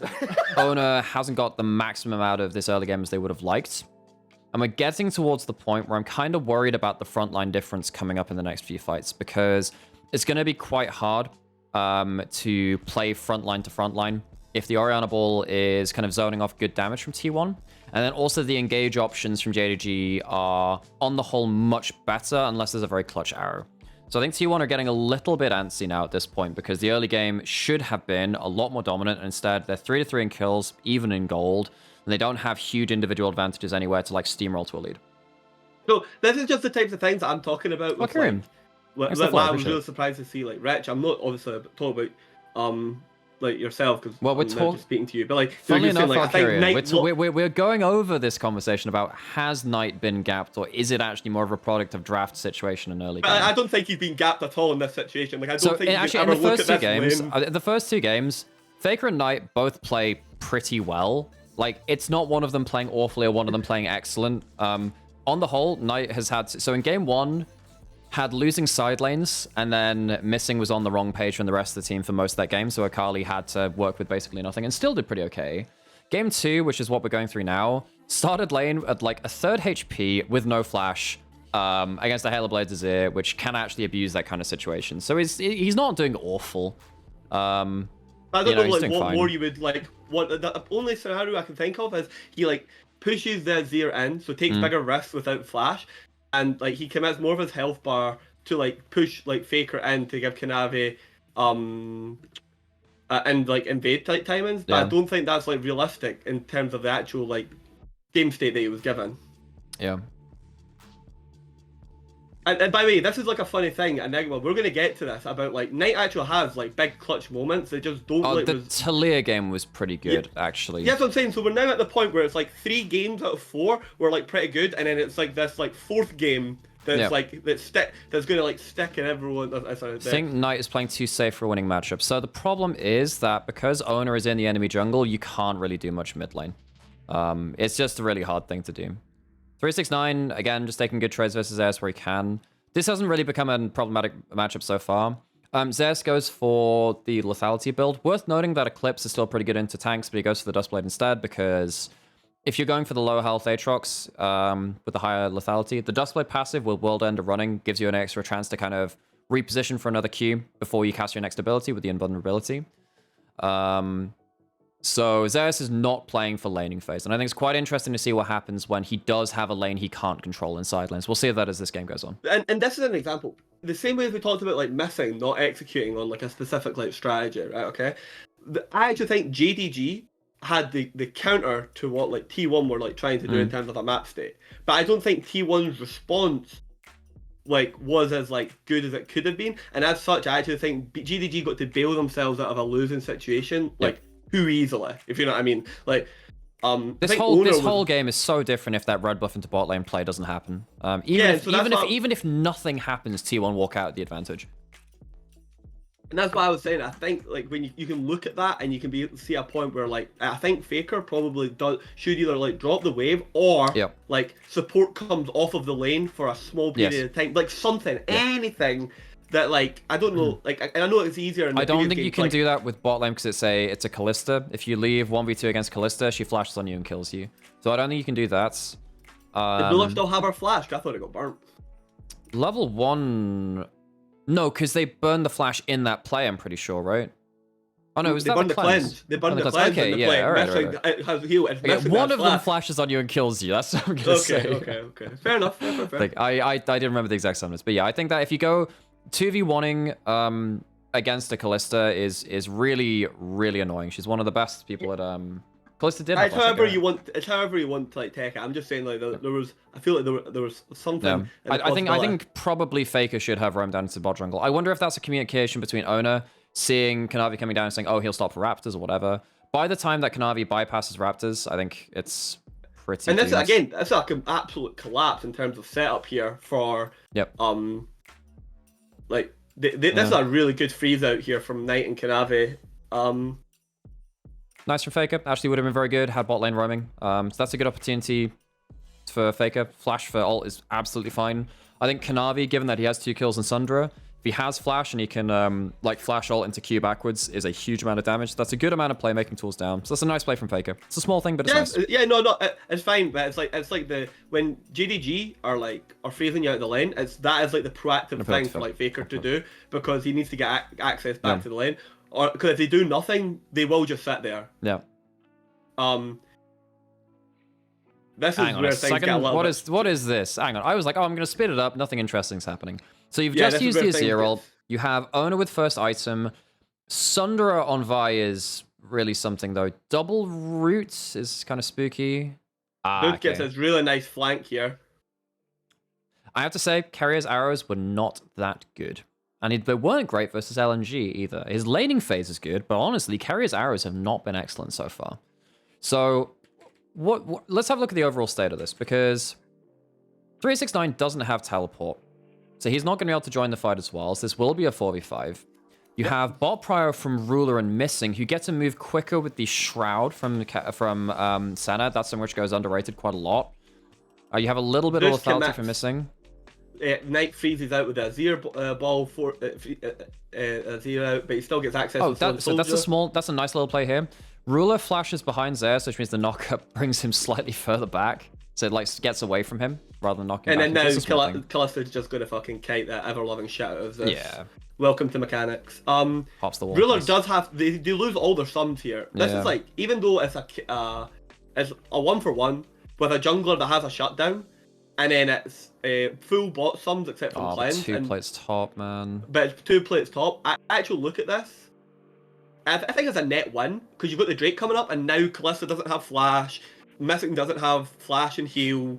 Yeah. So what you're looking for next is flash Zeus, flash Faker to catch Ruler and Missing. On the other side, Kanavi has to mark them well. I think if only one of them gets to the backline, I think it's still a win for JDG because I don't think T1 has the damage yet to finish those kills. So we've seen this already. But yeah, I think flashes away from bot lane is nice. That's good. But again, like JDG create like this losing situation where Knight is literally just like pressuring mid and is winning the game without them having to do anything, and so they look for us to create a situation that is losing for them that they don't need to make, and yet they do it anyway. And obviously, many times in the LPL, they do not get punished for these things, and they turn them into winning situations. But they, again, in this particular sense, they found like a slight like losing one. Okay, accepted bot lane for topside diff, I suppose. It's nice that you have a slight lead on the Caitlyn, but it's not gotten to the point where you've taken first tower for free. It's not gotten to the point where your gold leader is massively out of control. Obviously, it's not the case. So I think JDG,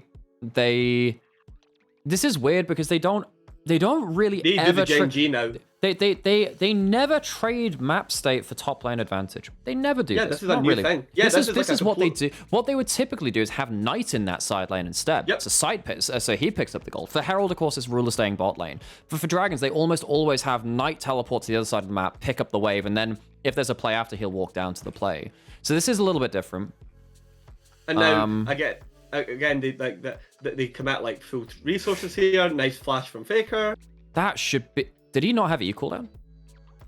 Well, does Knight not have E cooldown? He should have this right here, right? He has no reason to use his E. Wait, no, he uses it there. He uses it there to stop the Luden's trade. Yeah, he used an E there to shield that, but which means that he doesn't have E for the ball. Yep. Which means he doesn't actually get the full combo. So that's a bit unfortunate. I think Knight should just take the Luden's play and just say, screw it, I'll take the damage. E goes on Kanavi. You could think it as like it's a small misplay that's I'm not getting a kill. That's pretty bad from Knight. Actually, I get that maybe you're worried that owner of Faker can turn that around, but I don't think that's realistically going to be the case when you're committing teleport. Using the E on yourself and then not managing to time the combo with your QW is pretty bad there, because that would have been Faker away from the map. He loses like another 2 waves or so. Yeah. This is like the type of thing like where small misplay but huge consequences. Yeah. It's quite big. But at the end of the day, it's still they're still going to get traded out on Herald because it's not the end of the world. It would have been nice to get that. It's 300. It's 300 gold and minus like 240 gold on. It's like a 500 swing, yeah. Yeah, it's like a 500 farm lost kill gold. But the whole thing is like the better context is should that play be getting made or should you be contesting Herald? I think at this point you're happy to play the wide because you're playing with the Vi. I think you're happy to play for the side lane stuff. This is one of the other primary play patterns of Vi. You love to just kind of like walk into a side lane, commit your ult into 2v1s, 2v2s. Tends to be your strong point as Vi. There's kill assist as well, actually. Yeah, true. It's just 450 for the kill plus assist. Because 150 pot split between assists. Another arrow missed. Again, Keire has actually not been good at hitting Ashe arrows, even against LNG. Umbral Glaive, though, vision control for Ashe is really, really annoying. This is where Herald is obviously really annoying, because if you have double-ranged wave clear situations in mid lane, it's very hard to force down mid-turret. Herald tends to be that kind of that lockpick, which unlocks the mid lane. Which T1 used pretty well here, actually, on the whole.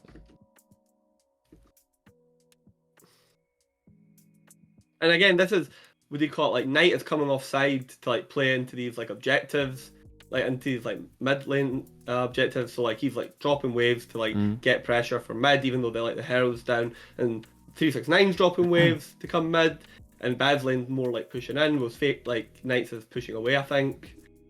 Vi goes in, Mao ults, and just get out range. Think center is worthless as heck. I think center support is high. I mean, it helps in laning phase, and the ult over the top onto your side lane plays is big, and then also throughout the team fight as well. I think this is the one pick which is going to give you the. I mean, maybe there's an argument to go for like Kalista Taric or some shit, but I think that gets hammered on lane too hard. Who was the one team that played Kalista Taric? Was that G2? No, it was NRG, wasn't it? I'm not sure. There was a team that played Kalista Taric. No, BDS. It was BDS. They did it. And so Knight, that's what I was talking about, like side lane. Like Knight like pushes in top and brings his advantage in mid to then open up like mid lane. He's not being like static. Another like miss, by the way. Orianna. Well, yeah, he's actually like moving his advantage like around the map, where like a lot of like people would be way more static. They would just be like farming this like next one, shove it in, ward jungle. He's even because without TP, he's being like cognizant. So I think like in terms of like the maxing out like side lane and advantage here, I think like Knight's doing like a good job of like using his pick to like out mobilize the. I mean, like, it's Azir. Yeah, it's okay. Like again, it's like we're not necessarily saying that Orianna is the game breaking pick here. It's just what's Knight doing in the situation that he's in, considering the conversation around Knight post series was, hang on, Knight had a pretty silent series.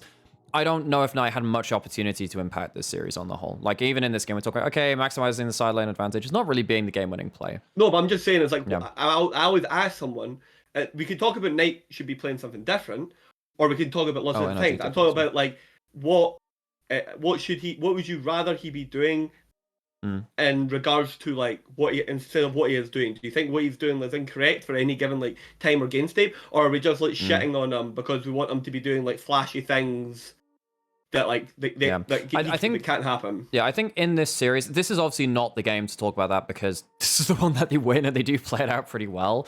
I think on the whole, JDG at this point, they realize that actually they're slowly grinding things out. The Caitlyn Ashe is losing value. Because the longer the game goes for that duo, the harder it is to play late game team fights for Caitlyn, because you're very single target. You don't have a lot of AoE threat. You don't have a lot of reposition threats. You have to get very good objective control and roll things over. So even if you're standing still in a team fight, you win that. This is the big play. This is the big thing. Just a little notice, when we're talking about Orianna, right? This is triple backline, so the almost optimal like version of the Shockwave is going to be like Shockwaves onto double front line who can tank it, or you like flash and put the ball into like backline or choke to like grab people. So you're not going to get like the really sick 3-man that like Faker was getting in the previous game as consistently, unless you take like massive risks and like flash and place the ball in. You don't have a rel to group people for the ult either. So the Vi can get a single target, but you're not going to get the huge thing. This is where T1 make a big mistake, because the way that they want to play is with slower grouped outrange team fights. I think they feel like they're getting choked out a little bit because they're losing on the map because of Knight and 369 having very cushy sideline experiences. Also, T1 have the disadvantage playing in sidelines because Kanavi's quite far ahead on the Vi. That's a 4-person center ult, which is nice. Gets the shield onto a couple of people too. Gets to reposition. What do they do with that cluster ult? Yeah. The center ult's nice. And 369 then just uses Ghost to just fly at the enemy team and then fly all the way back. Thank you for your service, 369. Yep. 369, most impactful player in that team fight. So how should T1 play this? Because we viewed this from the JDG size a fair amount. So how should they play this? So you don't have Aatrox grouped with you, and you slow roll this. You slow roll this. Hang on. Let me just check items just before we go into this. So we have Duskblade from Zeus. So I remember at this time I was thinking actually Zeus could do more here. So Ona gets flashed back into the enemy team. We saw this a little bit with Maokai into Zeri. Where Maokai would go into Zeri and they'd fly over a wall and you'd die. And Vi as well, right? Where you click ult and it just go into the back line. Right here, Zeus goes here. Zeus should flash forward right here, kill Kanavi with an auto, get Duskblade. And when you got Faker should instantly go over the wall and commit E flash and shuffle everyone back into the bush. Keire, right now, Faker should be over the wall, flashing and like attempting to like E flash behind. I think he's worried about Shockwave. Because if Knight flashes out and Shockwaves, they lose the fight there. I think that Zeus... the reason why I think Zeus can do this is because if you flash onto the Vi, get your... Does he use his passive auto before this? This is important. If he hasn't used his passive... I think it's enough with Duskblade anyway. Has he used it? So they commit here. He hasn't used his passive auto. He hasn't used his passive auto, so that's a lot of extra damage. You should flash forward with your World Ender move speed, kill Kanavi, you get Duskblade, so you're untargetable, and it resets your World Ender for the extra move speed as well. That's 1 kill for free, you get out for free as well. You don't get your Duskblade, you get absolutely crapped on beyond this. Zeus and Ona they can make this work, but Zeus needs to flash forward for the Deathbringer stance auto onto Kanavi, kills him straight out. So like if you go back, I'm talking about like if you go back onto like Zeus, when Zeus gets into so like let's say like Zeus insta kills Kanavi here. It's pause, right? Faker as like his soldiers on like where 369 is going to TP because Zeus is going to have his invincibility but flash to get out, and if JDG commit to the choke with Guma traps and Azir wall, they either choose to shuffle people into the play or they just shuffle people out of the play and it's a full disengage. Like full like pick for. Does Faker not have flash for another second? He has. I don't think he has it right now. 1, 2. His flash only comes back up right. His flash only comes up like right now, so we couldn't do it in that choke point. He couldn't flash. Yeah, into but it. just like setting just like in terms of like what like the more optimal fight for T1 looks like. It's just prepping yourself for being able to do it. You don't have to like commit it. No. Yeah, so even though I think Ona maybe played this fight wrong, I actually think Zeus could flash forward, get Duskblade, and then get out. Yeah, and I think people really underestimate how stupid strong Duskblade plus World Ender refresher the movement speed is, because you just zing your way out of there. No one, I mean, maybe they could commit flash on Ruler with the ults to make sure that he goes down, but at least you're trading 1 back and maybe splitting the team so Faye can get a good shuffle and Guma can do something. Fighting front to back in a comp like this is pretty poor. Yeah, that's what I'm saying with the Enigma. Like Faker, like in the ideal situation, Zeus kills what do you call it? Kanavi has invincibility. Faker sets up his soldiers to then either shuffle people in or away to give Zeus the last little breath of fresh air that he needs to get out. That's what the optimal fight looks like. It's not that like Faker done like anything wrong. It's just he has like that's just what you would ask of him. Faker is just trying to But I think he's trying. I think Faker right there is just hoping in this little bit afterwards that people are going to leave Kanavi alone, so maybe he can force him off Dragon or get like a miracle steal. So if he shuffles away, that's absolutely fine. But yeah, this is on the whole huge mistake by Owner. Good capitalization by JDG. Keire going for the arrow. Going for the arrow is fine. The arrow is fine because it's on a low cooldown. Maybe you can get some soldier poke, but you're not looking for a full engage here. Like the arrow is so non-committal. Does the arrow actually get them the pick? Go back and watch it. When I watched it, I didn't think the arrow actually gets them the pick. Let's have a look. So they get the hawk shot into the bush. Great arrow. And so guess that. Yeah, Owner can get this engage independent of the arrow. I think what he's trying to do is hope up. So I think what's happening here is this is disrespecting Tenacity and Merc Treads. Because if he doesn't have Merc Treads and his things there, instead of, I'm going to draw on the screen. So instead of being around about here, it's around about here. Which means that it's much easier. It's much easier for Faker to get like immediate damage down. So and also Zare's can immediately CC as well. So Zare's can immediately CC with Q. Faker can immediately start doing damage. That's probably a freebie. That is like a 1/10 of a second. In fact, I'm going to slow this all the way down. How close does this get on the Tenacity? So it's quite a short range arrow. It's not the biggest thing. Q is cancelled. How close is this? Oh, that is so close. That's so close. Holy shit. Tenacity MVP, man. Tenacity MVP. Because he has green, so he has green smite, which gives tenacity. He has Merc Treads, and he'll have tenacity and runes most likely as well. Like, that's close run stuff. That's really close run stuff. It looks pretty awkward though at the end of it. You should know that he has tenacity, but yeah, I think they probably thought they could CC chain him before he flashed out. As soon as the flash repositions right in front of Ruler and Missing, and then away from the damage and CC that T1 are going to bring, that fight turns around. Okay, and then we bring it back up. So now we've got T1 away from Soul Point. They don't get... If they're on Infernal Soul Point, I think they feel a lot happier. Baron's on the table, so that's a difficulty for them as well, because they can't just play around one area of the map. They need to respect both big objective pits. That is tenacity difference, man. That's tenacity diff. Still probably the wrong play from T1. Probably. Because I think even if you get the pick on Kanavi, there's a chance that... I mean, Ruler has a lot of items already by this point. There's a chance that Ruler and Missing get a big turnaround fight with double-AD carries. Ruler is everyone's dad right now. Oh, he ran a lack to this game. Okay, right. So we did... I mean, multiple sources of tenacity do give diminishing returns. Reductive. Yeah, so you don't get infinite tenacity, but still a good amount. You still have green smite and I would have just tanked that Ruler. You're just too clean. Using Q to jump the fucking sapling explosion. The difference is it was just enough tenacity. That's what matters. And now, like, the greediest comp on planet Earth has managed to get through draft, and home biases are just informed. He's like, I'm a genius. Well, I mean, in the other way too, you could say that it's a greedy draft from T1 to say, because they did this a little bit against Genji in regionals too, where they said, we will win early game. So we're going to pick a comp that will flourish if it wins early game. And they don't really think, oh, hang on, what happens if we don't get huge lane advantages? So they land another arrow. They can't reach that target. Yeah, this is... It flashes. This is just... I don't know why that... I mean, if they catch Missing, it's cholesterol. Kanavi already has he has 2 HP items. He has... and he's over a wall, right? You are realistically not catching this dude. Knight is presumably off of... Do they see Knight going into that brush? Do they see Knight in River? Maybe.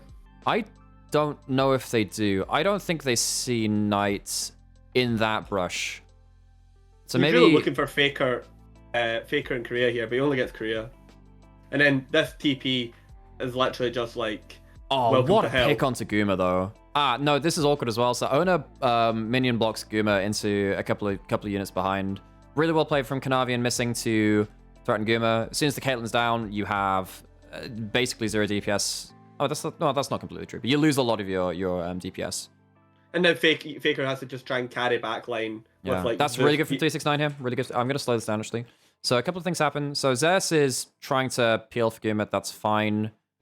Knight's already done a lot of his work because he's already made sure that they're on the defensive. Keire has no HP to play with. It's now just moving the ball around to control the fight. Yeah, but like, that's Boom. just that's really nice. That's really nice. Because Boom, mate! Fucking Zeus is such a fucking sick player, by the way. Like Zeus almost turns this fight around. Yeah, like, no, like that. Like, look at that! It's like 20 HP or something. Yeah, this is a fucking... That's why we pop our pots, folks. This is why I had Zeus on my so high on my top 10 list, because he is probably I think in top lane outside Bin is probably the best front runner of like any player, and I obviously only had Bin like above him. Yeah, This is absolute psycho, and then they instantly just turn this into. Especially, he's playing picks which no one else is making work to, which is a big thing for me. We'll get to that. It reminds me of when Faker 2015 was the only player that was making Rise work. This is where the Senna becomes really obnoxious, by the way, because if you fail your engage, Senna has so much slow. What the fuck just happened to Keire? And this is what I'm saying. When you give Faker this hopeless situation, right? Okay, like look how it just looks like. Yeah. But what's Faker to do here? Like, does he? So what he's trying to do? He's trying to maximize his shuffle distance. Yeah. So because you try and press Q as late as possible on your combo, but this is pretty much edge of range, especially since Ruler has flash as well. So he messes up his timing, doesn't manage to follow the EQ all the way through, and Ruler gets away with it. Even if he does, I mean, Ruler flashes over. Actually, did he have? When did Ruler flash? Does he flash away from the soldiers? Okay. Missing plays a really good job here to just make sure that someone is between Ruler and yeah. Whoop. Man, it's a shame. Yeah, I mean, Faker messed up mechanically though. Just taps his Q a little too late. Yeah, but I'm saying this is the point. It doesn't make it actually makes like no difference. To like you can say like he messed up mechanically there, but like so much other things have like went like wrong. That like putting any form of like execution onto like Faker there is just like it's not on Faker. Not fair. No, this is the wrong fight to choose, and he has to make a miracle play, because this composition cannot deal with Baron buff being down, being on the enemy team. But now and now from a like. But like, look at poor fucking Gumayushi here, man. Like, I think Owner does sell him a little bit here. If you're going to, like, as I know it's cancer. I think Owner just has to try and like stand on top of him. But I think it's just doomed. Oh, you can't do that with the Vial though, because it knocks you aside. No, I'm saying I think the thing Owner just like suicide bombs Ruler missing. Ruler uses the wave to hop forward 2, stacks his... Ruler plays this really well, actually. He's in a great position. Because Ruler pops his ult, makes sure that Missing's in the right position, stacks his Rage Blade on the wave, so by attacking the minions, and that also gives him the extra mobility. So he's firing with full Rage Blade for the entirety of this fight, gets perfect distance around this too. And he's going to just Gatling down... Yeah. Ruler's there for the extra damage. Ruler plays this fight really well. And I respect good Rage Blade mechanics. Like, fighting without a stacked Rage Blade is so unsatisfying. It's really, really not very fun. Yeah.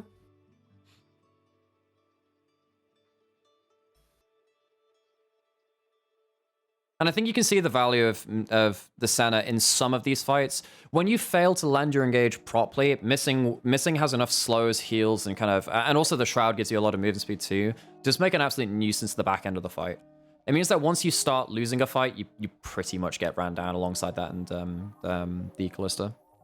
So here we go. They trade sides. Trading sides, trying to get executive bounties. Zers has completely given up side lane pressure. He has nothing to deal with Xante. He is only looking to assassinate the back line.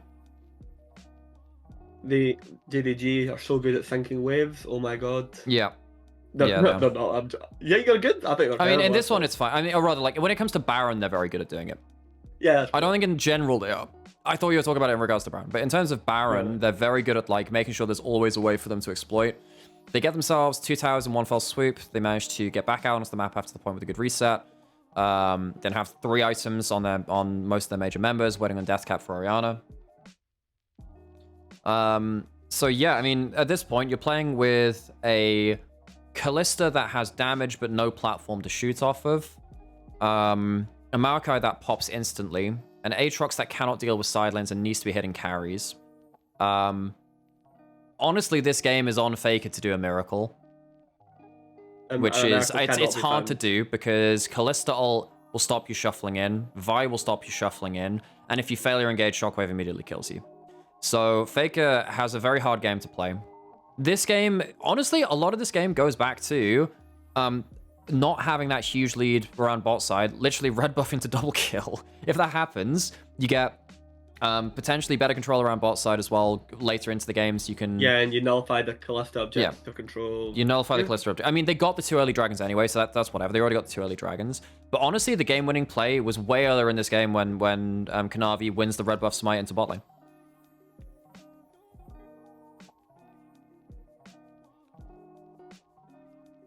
Oh no, I agree that Rel is an incredibly powerful pick for T1 and in general in the meta right now.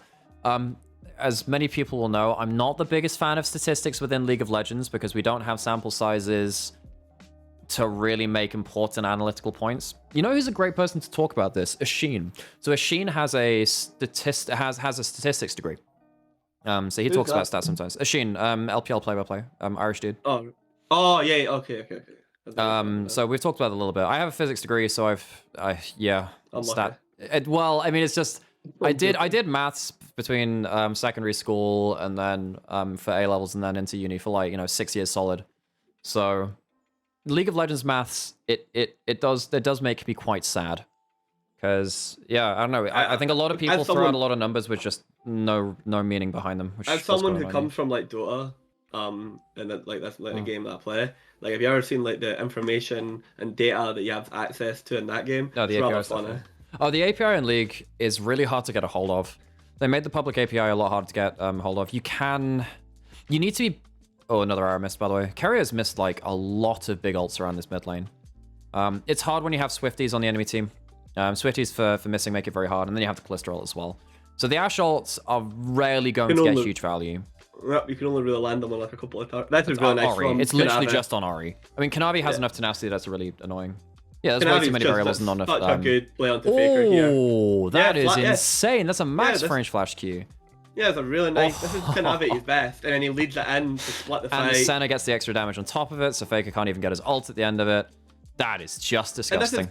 This is Kanavi's best. It's literally just his life, and then Knight splits the fight with the ball. They then attempt to walk into the ball and give him a flashes perfectly, but the fight's just so split it doesn't matter. But as soon as Caitlyn's used flash, the fight needs to be over. Because Caitlyn cannot auto-attack well. As soon as he walks up, he's just dead. Because there's no way he gets out of this. No way. And that's it. Game's over. And then that's game over, pretty much. I think it does go a little later because there's the big base defense, right? Because they take inhib here and or like a Nexus turret, but they don't get out.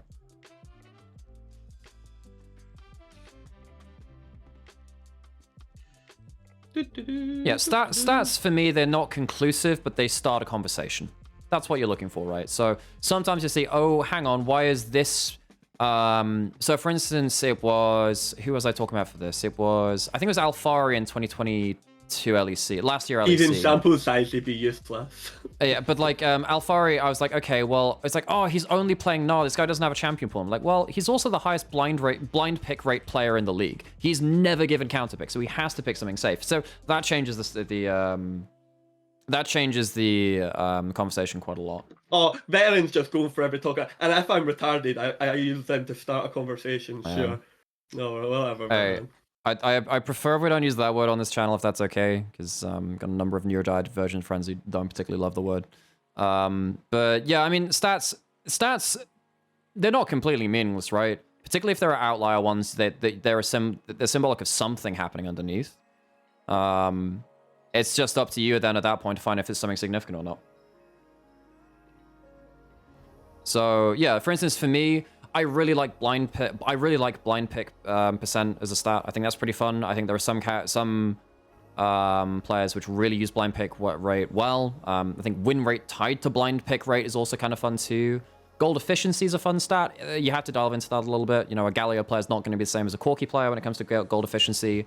For instance, Faker's gold efficiency has always been saying this guy never blind picks is not a statistical point. That's a hell of a stretch. You can have blind pick rate as a statistic.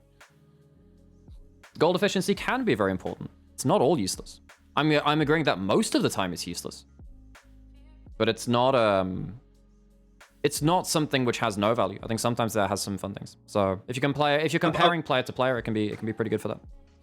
The stat that I was always like interested in, I was surprised they never done it, is like kind of like people I always talk about like damage per like minute. The more interesting one is actually like damage per minute, like acceleration, as in like as like a derivative, like how quickly you how like quickly does your DPM ramp up in a game? Yes. Okay. Yeah. So yeah, because then that like helps like sort for like game time and stuff like that. Like it tells you okay, around certain item break points. On the whole, do you make you make good use of that?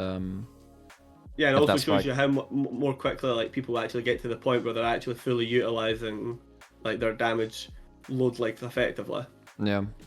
Because it also helps to sort for things like, you know what I mean, a Draven player who gets like a very high score in 20 minutes, and then a Jinx player who gets a very high score in 40 minutes also helps to sort for that. Like, there's lots of things that it can help. Okay,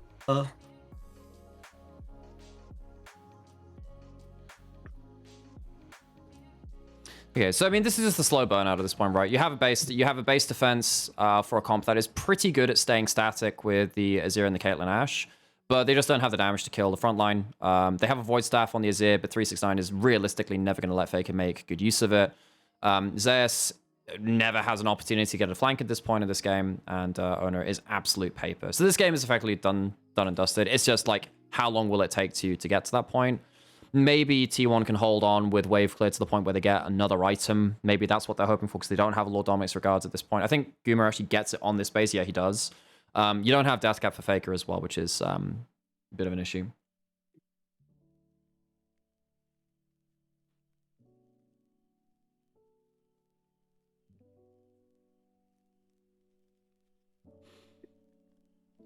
So who do you think the big underperformers here are for T1, or overperformers for JDG, walking away from this game? I think Kanavi like salvages like the game. Yeah, I think Kanavi is probably my big hero for JDG.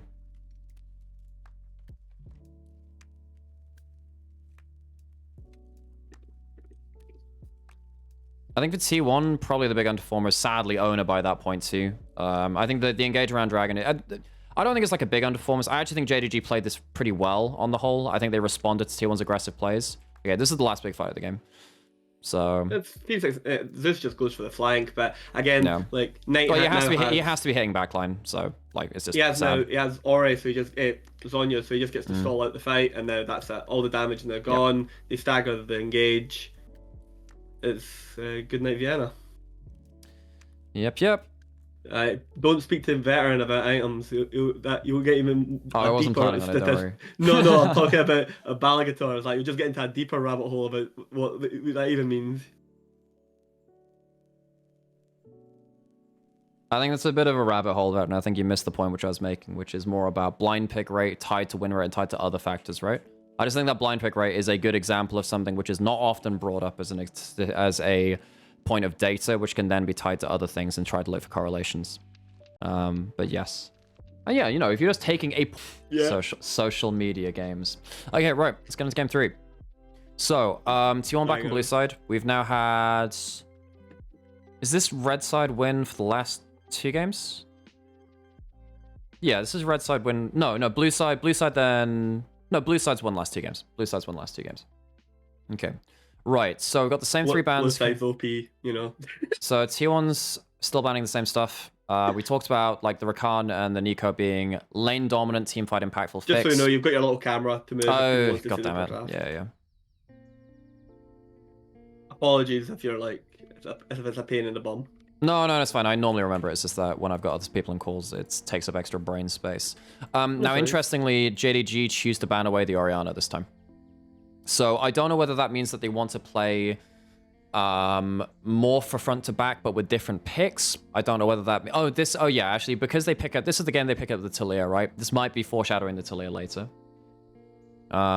This, we've already seen that they can't play, really, the Rumble, not massively well in terms of the laning phase. And that's a big problem if Rumble isn't ahead in a game. Rumble does kind of need leads. And now, 369, the reason he fell behind in game 1 wasn't necessarily through to his own laning ability, but it was, you know, the owner coming into it. But still, I think they're a little bit worried about making the Rumble work. Being forced to ban it for the rest of the series just kind of sucks. Poppy already talked about being kind of like level 3 gremlin. Full bit Poppy, just kind of runs across the map, really annoying. Knight doesn't play Azir, so they ban Ahri and red. Do you really need to play the Azir into the Orianna, though? Could you not just play Syndra? Isn't Syndra okay? Knight's good at that. Knight also does play like Azir when it's required. He hasn't played it this year, 100%, but he does actually play the pick. He like played it last Worlds. He played it as a takeaway for prep versus scout EDG in the lower bracket game. He does like in bracket like play it like you know what I mean. He played what's it called? Like one of the very first games. What was it? They played the not the what's it called? Vex. You know what I mean? He played Vex. He pulled out Vex as well. So I'm pretty sure if push came to shove, he could play it. I just don't know if it's within their remit of comfort. An interesting thing is, what do you think about Taliyah into Ahri? Do you think it's like completely unplayable? I think it should be unplayable. Yep. Every time I've seen it, Taliyah walks up into shockwave range, immediately dies. So for me, every time I've seen Taliyah into Ahri, it's been really, really awful. You can't trade through the wave as easily as Ahri. Ahri can walk up and trade with E onto you very early as well at low levels of Taliyah Q. So low levels of Taliyah Q, Ahri can win just kind of like shield, kind of just bashing you over the head. Post 6, there's a time just before 6 where Taliyah can have some okay Q trades with you, but even then the ball mobility at that point becomes a bit of a problem. Then post 6 is just really just pain in the ass. So now we see lane dominance from JDG. So we're seeing Missing going back to the Ashe. Missing wasn't a bad Ashe in spring last time we saw him play. He's undefeated on the pick. Yeah, he's actually pretty good at that pick. But the problem you have now is that there's just a huge amount of engage potential all the way from T1 now as well. So you have a backline where, as opposed to when T1 were playing... Oh, wait, what did they play in game 1? Was that the Ashe? No, that was just the last game. Wait, what was the game 1 draft from Guma Keire? The Jin, wasn't it? That was the Jin bud, so that's different, yeah. But there's a huge amount of backline access now. I was going to ask whether you wanted a couple. I have one, yeah. Hey, chat, how you doing? Is Keire still here as well? Kira's still in call. Yeah, we're still chatting through this. Keep bullying my brother. It's very important. Thanks, Sam. Keep his I ego appreciate nice that. nice and level. Yeah. Thank you. Okay, Wukong, pretty good for Kanavi. I don't know if it's in the best position this game, though. It's not the best. I think the previous game was a better Wukong. Yeah. A Wukangle. Wukong angle, yeah. But as I was saying, for me, I was like, oh my god, the home computer is activating. He's beginning to remember that Wukong exists. It's over. It's so. This is the game that I was just like. Oh, that Pyke is a good ban, by the way. I actually think Pyke is really good into these range support matters. I think if you put it this way, you know the Caitlyn lock-in before, like on the red 2-3. I actually think that could have been really punished by something like a Caitlyn. I'm so surprised by this Akali ban, by the way. Akali is pretty good into Azir. It's one of the better Azir answers. Funnily enough, it was Faker that pioneered Akali as an answer into Azir. It's something which a lot of pro players talk about, just saying Akali shouldn't have one versus Azir, but it's Faker, so it does. That was back in like 2020 or whenever it was, or it would have been 2018, I guess, back then. Yeah, and then people learned how to play the matchup, and now Akali's actually very good into the Azir. Then the K'Sante, I guess, is just setting up for another Aatrox game at this point. So 369 has to know that the Aatrox is coming. They lock into Taliyah. Taliyah is so much better into Azir than the Ahri. There's one very good reason for this, which is when Azir wants to trade someone and punish them for stepping up, he does W auto, WQ auto, or something like that. The time it takes for you to stand still and auto is enough for Taliyah to get a combo onto you and potentially threaten you. So on the whole, Taliyah forces Azir into really awkward points. And also, Azir has similar issues to how Taliyah has issues with the Orianna, where if you're trading just like throwing your Q, or in this case, soldier autos, Taliyah actually just kind of beats you. If you're standing still autoing, Taliyah kind of just wins that matchup. But yeah, Renata is now a really good pick because you see the diving Wukong. You know that there's going to be another diving champion top probably because Wukong can't go alone. Renata is now suddenly really good value alongside having a strong laning phase. Taliyah also stops shuffles. Yes, very true. Very true. Yeah, that's a good point. You place the E. This will actually come up later on in the story of this game. You place the pebbles underneath your front line, or your underneath your like self, or and the Azir cannot unless he does the triangle one with flash. the triangle shuffle. He cannot actually access. And we went for the most home final pick of anything I've ever seen, Renekton. The thing is, okay, what do we think about the Renekton here? What else could we have picked? Xante's gone. You want something that can have lane pressure versus the Aatrox if at all possible. You need something that can have backline threat alongside the Wukong. You have Renekton Taliyah for a combo for point and click. It's very good around Herald, because Renekton's the best Herald fighting champion in the game by and large. What else could you have gone here? Gnar would have been okay. Gnar could have been okay, but you lose out some early game pressure because your level 6 mark isn't as strong as Renekton's. Sadly, I think it's actually the best. This is probably the best.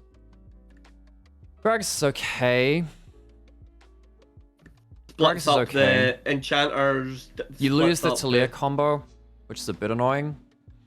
I think Renekton's okay for the point and click CC, because you can go point and click CC into either Varus ult or Varus Q, and then the Taliyah combo as well. I actually don't think the Renekton is that bad.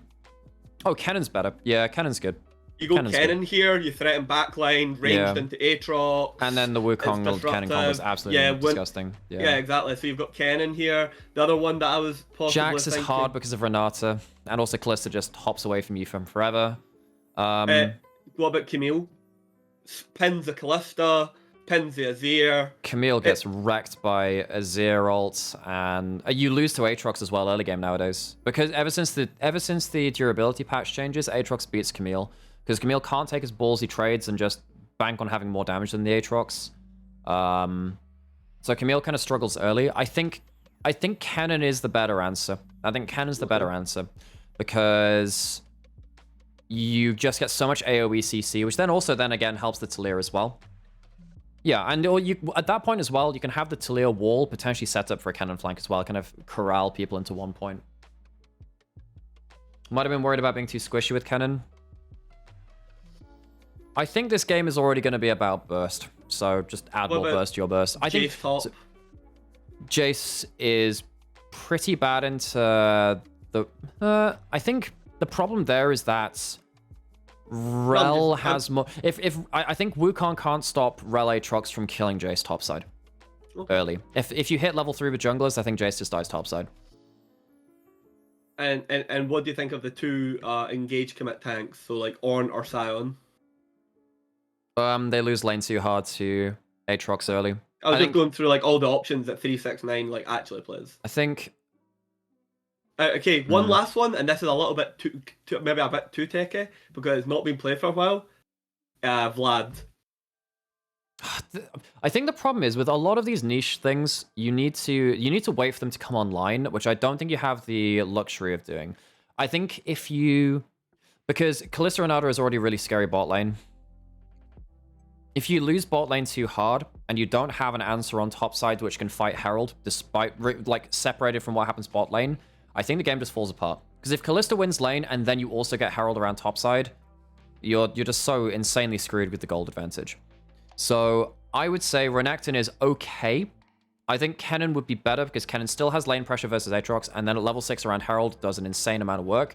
I think Renekton is better around Herald just because Renekton is insane around Herald because you get like 3 to 4 empowered abilities when you prop goal, and you get to stack Rage on Herald as well.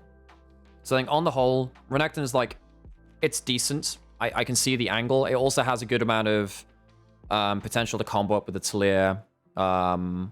For me, I just look at the backline and I just see Renekton just getting kited by this backline. It's not mid-late game pick. It is all about snowballing around Herald. I think Kennen is the only other pick which I'd really like here. And 369 is not a bad Kennen either, actually.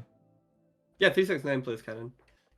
I wonder if Lethality Aatrox does different into Kennen, though. I wonder if Lethality He does Aatrox... zoom you. Like, he does... It's like, it's 369's... It's his third most played pick. I'm actually... He's played it a lot over history. He played it a lot in spring when Kennen was more meta. I think Kennen was fine here. I think... Well, I was just wondering if, like, what different options. But obviously, I could have told you, like, I could have bet the sun going out that it was going to be, like, Renekton. Yeah. I mean, 369 is a pretty good lane. I think what they saw from the game before this is, hang on, Zeus, when he doesn't have lane pressure, is a very different player. He's still good at looking for those angles, but if he doesn't have a winning side lane, things really suffer at that point. Also, on another level, I think this is just the closest champion to 369's current pool, which fits the comp. So it's a bit of kind of like recency champion pool bias. Here we go, an actual level 1. They actually get vision in the enemy jungle for the first time. Oh my god. This is why, by the way, I think Kanavi has a pretty good early game this time. Let's slow this down again. So we have a bit of a response from T1. But your level 1, it's okay. Peach is going to be continuing at XL. Peach is okay. I think he's fine. Like, I don't think he's top tier. He's fine. That's crazy news to me, man. But they have Odo. So Odo's confirmed staying, right? So yeah, Malrang lives on, man. Anyway. Is Malrang? But I thought Malrang No, I was mean, still... I think Peach will live on for Malrang. By curiously. Okay, so T1 lose the first buff, which is annoying. Because and now you have, so this is the similar problem we had with the Caitlyn Ashe bot lane. Actually with the game 1 as well. If you do the landscape jungling, things get very, very difficult to play on the other side of the volatile bot lane matchup. So Kanavi gets to take multiple camps away from bot side. What is Ona going to do? Because Ona would love to be around bot side, but there's nothing for him on bot side. So he'd have to drop camps and a hell of a lot of farm to go towards this. You have mid laners that can't impact this early into the game. Goomer and Keire already used heal. They're stuck at level 1. Ruler are missing used heal, but that's less important on the offensive side. Kanavi gets level 2, doesn't even get level 3. He's gone for EQ rather than... doesn't even have the W, which is... it's whatever in terms of damage. I think it's a really good prep from JDG. Yeah. And like Owner like skips camps to secure like a higher percentage of farm, but because he's completely frozen off of being able to come bot lane. And here we go. Let's watch it, people. We've seen it all before. Oof. But so Keire gets 1 kill, no assist. Gets another kill, no assist. So no farm, no assists for Goomer. Even though this is a 2-for-1, I actually think JDG walk away winning this. Because 2 kills on a Renata don't really mean much. Like, Renata is not a particularly gold-intensive champion. And, like, Goomer on Kalista, who needs to smash lane, is now in an awful spot. Yep, and I actually quite like the Keire's purchase here, by the way. I think he makes, like, a really good purchase. It goes Giant Spell, right? Yeah, it just goes straight Giant Spell. Yeah, early like, Giant Spell is really annoying. It's really annoying. Yeah, so now he's literally... He's now Renekton. So... And like this will get you to an early Radiant Virtue, which is nice, don't get me wrong. Actually, do you even go for Radiant? I guess you do. Maybe you do double Radiant between Ona Keire and just you don't overlap them in team fights. Because that Keire can open up with it and then Ona can have his later or whatever. But yeah, this means that Keire can just walk up and face tank like another skill shot, another couple of autos and be really happy about it. And just be fine buying space for Goomer. So I don't think anything happens here, right? Pretty sure he just backs off. And they've got like a decent enough like freeze off. Yeah.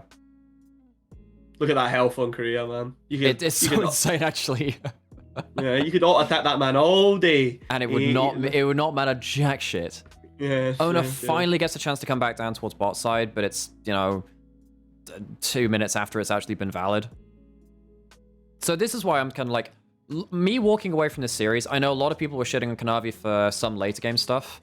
I actually think Kanavi's been pretty fine for, like, this early game was good, and the last game was pretty good on the Vi. It was actually really good on the Vi. The whole like thing is like, when you're a player of like Kanavi's like standard, like same, at no point should solo losing entire individual games beyond like the cards. Yeah, especially since he's made so many game-winning plays over this year. In fact, did I put Kanavi overnight in my list? I think I did, you right? did. Yeah, You're and crazy. that was largely because I thought that Kanavi makes so many game-winning plays, and he managed to chuck out his game-losing plays from spring to summer. Like he was on such a game impactful, like a high level of game impact form. Ruler goes the poke virus here. Do you think that was the correct choice? Just so you're out of range of, you're like committed to being out of the range of the Rel combo and the Azir soldiers. And I think what this is now doubling down on the combo between Renekton and Talia with a Varus arrow over the top. That should be empowered W into instant kill. That should be. So JDG are looking for single target, remove with point and click CC, kill the backline. They're not, and I think because Zers is likely going for the lethality Aatrox as well, he will also be on that list. The only person you can't one-shot and kill, well, no, even then you can probably one-shot and kill Ona. Basically, the first target is going to get empowered W arrowed from Varus, on top of all of the point and click CC. So that's the reason you're going for. Also, it means that you don't have to get into an auto fight against the Kalista, which is really nice, because trying to play auto against the Kalista is just really annoying. True, Black Cleaver, Wukong Bonk as well from the Q is just instantly dead from Varus Renekton, probably. Let's speed it up again. So first Dragon for taken for T1, despite the fact that they had the losing early lane bot lane, that's quite nice for them. Because if you are going to have lane dominance from JDG on bot side from this point, it means that they are one dragon behind the dragon stacking.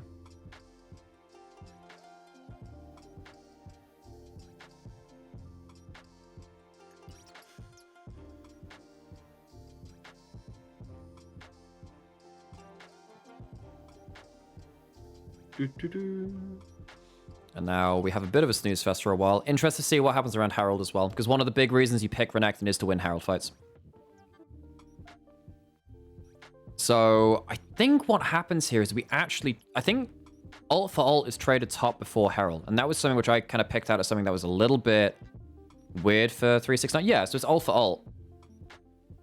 But that means you don't have your ult for the Herald fight. This is a huge misplay by 369. This is a huge misplay.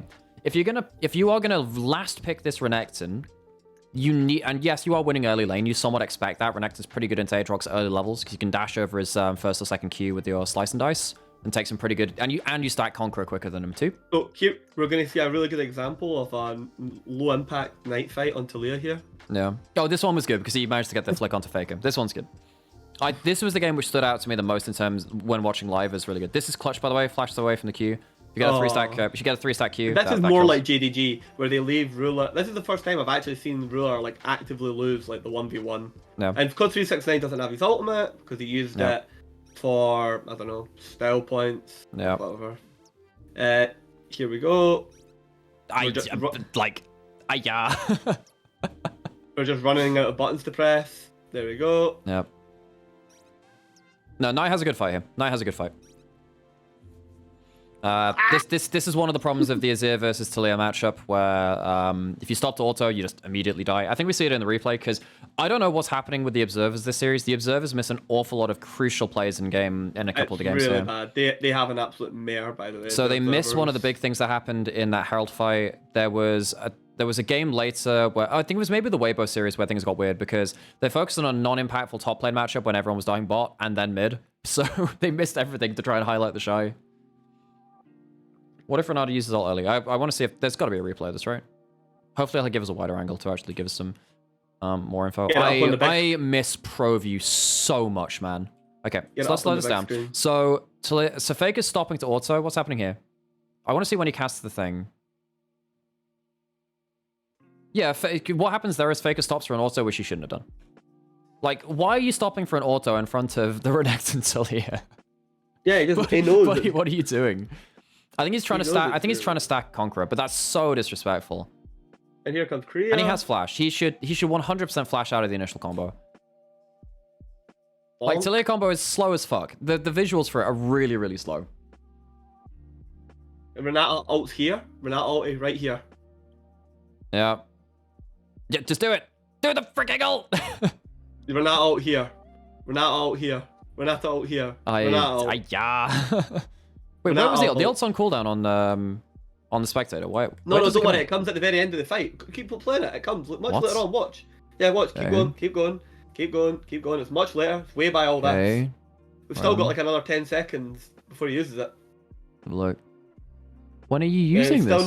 Wait. It's still not happening. Wait. Knight's in the flash. Are you kidding me? Nope. And now we're gonna. Oh my god. This dude gets an early double kill and chooses to use it like that. This is your god, T1. See, Knight just plays consistently good, but it's overshadowed because of clutch plus narratives plus these fakers. I mean, yes, you can never get away from the faker impact on that level.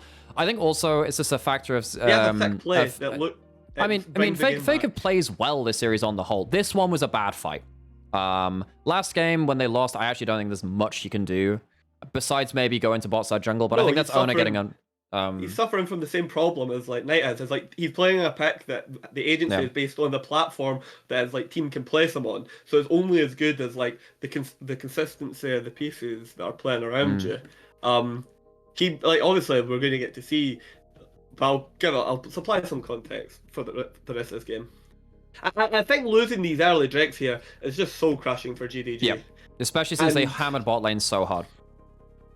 Yeah, I just don't know how it happened. Like, I don't know what's going on. And they lose Herald, like... Yeah, losing the Herald there when you have so you've won bot lane, you have a pick that's meant to win top lane, you don't get dragons from winning bot lane, you don't manage to win the Herald even with your Herald pick. You have a CS lead, that's awesome, don't get me wrong. Pretty good that Zeus is down in the dirt a little bit, because that means that Zeus isn't going to get those really godlike flanks for free. But yeah, I think that on the whole, JDG are not playing to the win conditions of their comp. And the fact that Ruler doesn't end up getting that solo kill on the 1v1 down towards bot side as well just adds extra pain into it. Ona misses the W over the tower, doesn't get any of the damage from it. Means that it takes extra time, which means that Zeus has to go forward into the Ash Arrow and dies. So honestly, that's on Ona. That's on Ona. He misses the W over the tower. Like, what else is that to say, you know? Like, how do you miss that W over the tower? Both mid laners commit their TPs. Yeah. The Herald's dropped. There's got to be a replay of this. But, like, watch how Ona misses his W over the tower. Maybe he thinks that 369 is going to flash or something, and he's trying to flash commit, but that's so, like, but they traded it pretty good on for bot side from JDG. It is. They get a huge amount of plates, even with the Herald top side. So they're getting a good gold advantage out of this. Actually, where was the gold nucleated? Bot lane is 1,000. Jungle is 1,000 as well. Top lane's good. Yeah, so JDG are really happy with the Kalista not being as impactful as it could be. So watch this. So the arrow's hit. That's okay. That's cool. Let's just watch Ona already miss his W here. He misses his W and the initial part of his ult on 369. All right, that is so unforgivable. That's so unforgivable. Hands death, truly. Yeah, I mean, just don't hit the goddamn tower with your crash down.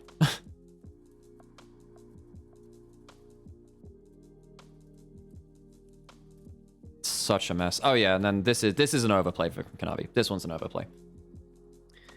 You have no Renata ult, luckily, but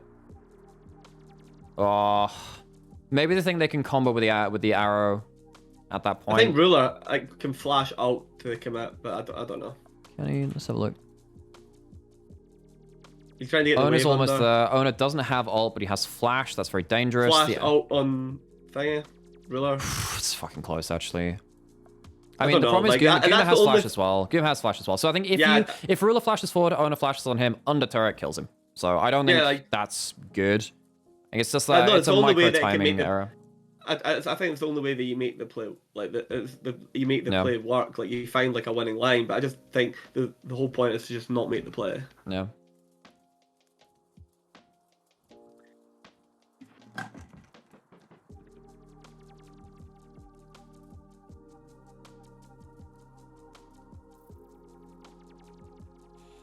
Okay, speed it up again. Level 11 to level 10, so tier 2 ultimate. Oh my god, that double kill. Carrying the team. I just wish we had the individual goal deficit from LEC on the overlay like we had at this Worlds. It's really annoying that we don't have that.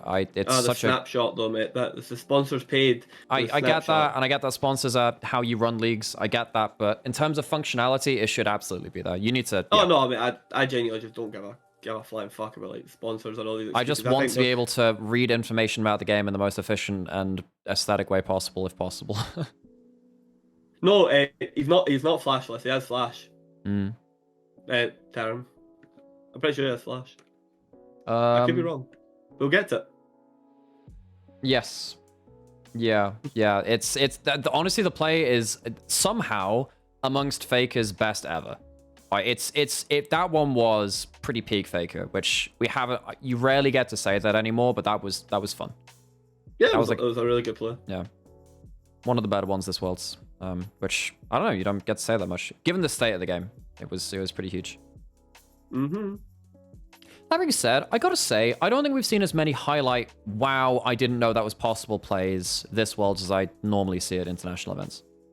Most of the time, there are a couple of plays I'm like, damn, I didn't realize that was possible. And I get that will get less and less over time.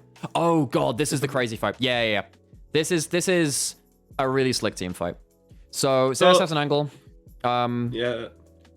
This is the arrow flash, right? Yep. This is JDG could arguably just like win the game here, but they get heralds placed on them. Again, another objective that they didn't contest. Really good wall from Knight. This is an excellent wall. So you cut off owner from the rest of the team. Yep. And Keire, this is where the mistake begins. This is a huge overplay at this point, though. So even if owner gets hit by the arrow here, Faker still likely gets this combo. Maybe not. They have double flashes, and then the Renata ult's there as well. So credit for the owner for flashing this. JDG should never, ever in a million years position their bot lane who are immobile right here. This is the danger zone. This is the danger zone. You don't have your flanker in position. He's marking the other flank here. Knight can't combo someone immediately out of it as well. You can't even get a minefield. Because, like, if Knight was stood, like, around here, he could then put, like, his minefield here to make sure that Azir can't shuffle in and owner can't get the combo as well. So this is a big miscommunication from JDG where their Renekton, who's in a point of power, isn't positioned. Knight can't disengage the play. And they are all within range of the incredible wombo combo. Knight gets in position now. And he's relying on No. So it's not Knight being out of position. It's Knight getting caught in the combo. Yeah. So, like, Knight's assuming that there's arrow's going to land, and he flashes it. And because because if you go back, so the thing that everyone keeps on saying, that, like, Faker's play is going to land. But that... No, actually, no. If owner doesn't flash this... Knight gets an E in position and the shuffle doesn't come through. Yes, exactly. That's the point. That's why. Yeah, no, that's a good point. Actually, I didn't catch that live. Yeah, that's the thing that everyone's assuming. It's like owner actually makes like the big owner makes the game playing. Yes, game winning play. And that's why like. And yeah, Knight could flash owner's like engage. That's like the big execution play. Yeah. And so that's where the mistake happens. But again, like that's just a massive play from worth owner. Noting, and they loses the smite again. Loses the smite, but like this is. Another thing, too, is that if Kanavi's in position, he can ult the Azir out. He can use the knock-up from his ult to stop the shuffle, too. Kanavi, this is a big thing. Kanavi, in every single Drake fight I can remember as watching so far, has been basically out of position and not in a position to disrupt the backline. Who does he hit here? Who does he hit here and at what time? So, Knight doesn't manage to get his minefield out. I think he should have got the minefield out earlier, actually. Because there's value in doing it right now, just before the arrow hits, so he can't W through it effectively. Yep. But then Kanavi's not in the right position, gets onto the backline, but then goes immediately berserk and heads onto his backline. Gets onto owner. What happens to Ruler's ult here, actually? No, where is it? Like, he doesn't have it. He doesn't have it. It's on cooldown. What from though? Where did he use it for? When did he use it? That's a good point. Exactly. Like here, like watch Rulers. Almost catches owner in river. Yeah, okay. But like, it's never like if you go look at the position of like Ruler here. Yeah. Where like the impressive thing here is T1 managed to pile on so quickly. And JDG, they rarely lose in situations like this. They are in. Do you know how rare it is to see JDG? This is gonna sound weird. Do you know how rare it is to see JDG playing winning team fights when they're winning in a game? You see like one a game because they win one team fight from ahead and they end the game. This is a team fight from 2,500 gold ahead, something like that. In any other game, they smash this and they run home. You see losing team fights from JDG or like team fights from a deficit so often because they team fight their way out of a hole. It's so rare for them to lose these clutch moments. Like, for Knight and Missing to both not flash out of the combo, for Knight to be out of position, like not have the E down at the start of this combo too, like it's a lot of. I know that I'm not going to call them mistakes because I think it's quite hard to time that. I think that's a mistake from Knight not flashing. But I think it's a mistake, but it's a pretty hard burden of execution. And much like in game 1, where we kind of saw that Missing was out of position on the Alistair, or not on the same page as the rest of the team to kind of stop Orianna from impacting the rest of the fight. 369 was out of position here to stop being in the front line as well, to combo up too, because he was marking Zaya, so they were on the wrong page. Like, it's really clutch from T1. I do think that JDG, they really aren't on form in team fighting today, though. Yeah, exactly. Like, I think that's what I'm saying, and this is like the people who don't watch like the LPL or like, and then you tell them like JDG don't usually make these mistakes, and the thing is, T1 isn't forcing. Oh no, this is an incredible play from T1. It's just also allowed to be an incredible team because JDG aren't necessarily in the best position for it. Yeah, because that's what I'm saying. Usually there's like the standards just much better from JDG, and so they force you to like continuously find answers. Where what's happening right now is JDG are setting up, T1 find answer number 1, and then because JDG's initial setup's so poor, T1 don't need to find answer 2, 3, and 4. Solution 1 just works. All right. Okay, so we are now in a position where T1 have Soul Point, despite having been smashed in bot lane in early game. Yeah, they are in even gold state. Awful. Owner could have died there, but he lives. He spider senses. Nice. Yeah, that one was nice. He also has Radiant Virtue now, which is, again, you have double Radiant Virtue from the start of T1, so they don't overlap in terms of healing. But if you have 2 of them, like on overlap timings, that's really nice. Really uses ult for weird reasons there. I don't know. There's no objectives. There's no objectives. Well, there's Baron in 20 seconds, which is a bit annoying. Maybe you're doing it to force mid-prior, which is fine, actually. It's a bit of a free play as well. They're not looking for a big fight. Knight gets a top lane tower and resets. That's fine. 369 is looking to slow crash towards bot side, force someone to respawn. What is happening here, though? Yeah, they give up midsection. This is a really great timing from Zeus. I don't know how he finds this timing. How do they find this? Yeah, like where does Zeus find this timing? He challenges Kanavi. Do they have a ward here? He then goes into river, and he just finds it. Like, it's just like this has got to be prepped. This has got to be prepped, right? Yeah, I think. I think this is all just feel, mate. So I think Zeus is... Well, so the thing is, you know that ruler is recalling somewhere because he has gold and you have on his blues person. on the opposite side, so you know that he's on the right hand side or in the wave. Oh, that's a hell of a flash there too. Actually, is that a flash predict Q? Oh no, it's not a flash predict, but it's just a good flash follow. That is such a big mistake from Ruler. Uses his ult beforehand, so he can't even peel. And then Kanavi sends it to hell. This is what's happening with Kanavi here. Is Kanavi already? Yep. He could have. He's dead. He just needs to get the fuck away from this. Yeah, exactly. This is game losing. What Kanavi's about to do right here. This is straight up. Yeah, that's bad. Yep, this is it. Now it's over. Even you've used your flash, you've used your ult, your 0 HP, Baron's up, and you have Callista Azir on Baron, and Rel's not bad at objective damage too. And so like Ruler's ran it down, Kanavi's ran it down, and then Knight's going to like attempt to like save the game and almost saves it. Yeah. Yeah, this it might not be this one that he saves. I don't know. It's after this fight. So he uses the wall. That's fine. Maybe tries to catch someone out. Trying to get around his position using the passive movement speed by standing next to a wall. He's looking for a big combo. And he's going to hit on double on bot lane. And that's a good combo. That's a great combo. Yeah, and the rest of this play can't happen because he splits the fight, and the bot lane now can't enter the fight. And now his combo's back up again, a roundabout coming up soon. Faker still has flash, but he has to shuffle out the pit, shuffle out things. Goomer and Keire are late to this because they are half HP from what Knight's done. Knight's then going to come over the wall and threaten the Keire. Keire's now dead. He's then going to stop Faker from accessing the fight. He has empowered Q here, misses it, but whatever, that's fine. Faker's constantly poking, Ash Arrow into setup. Flash. Forces the flash. Knight plays that as well as you can do, considering that your jungle and AD carry just ran you down. Yeah. Yeah. And that's what I'm saying. We're talking, like, this is, the whole point is, like, you know what I mean? His team has actively ran him down. Yep. He doesn't have, like, an insane inherent advantage given to him. What are they just back? I think T1 are right to look for the fight. They just get... I mean, actually, after this combo, maybe they're not, because Goomer is a fair amount of their damage. What happens to their damage dealers? So, Goomer has to back off. Goomer and Keire just Zez has Duskblade, so he's fine, but he doesn't have his ult anymore. How does Faker get out of the pit here?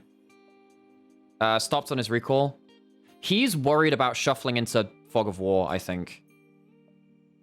But hang on. He's seen on a control ward here. He knows that no one's going right-hand side because they have ward outside the pit. Faker really shouldn't have started looking for a channel recall. This is off. This is not on the same page. Yeah, this is now T1 being disconnected.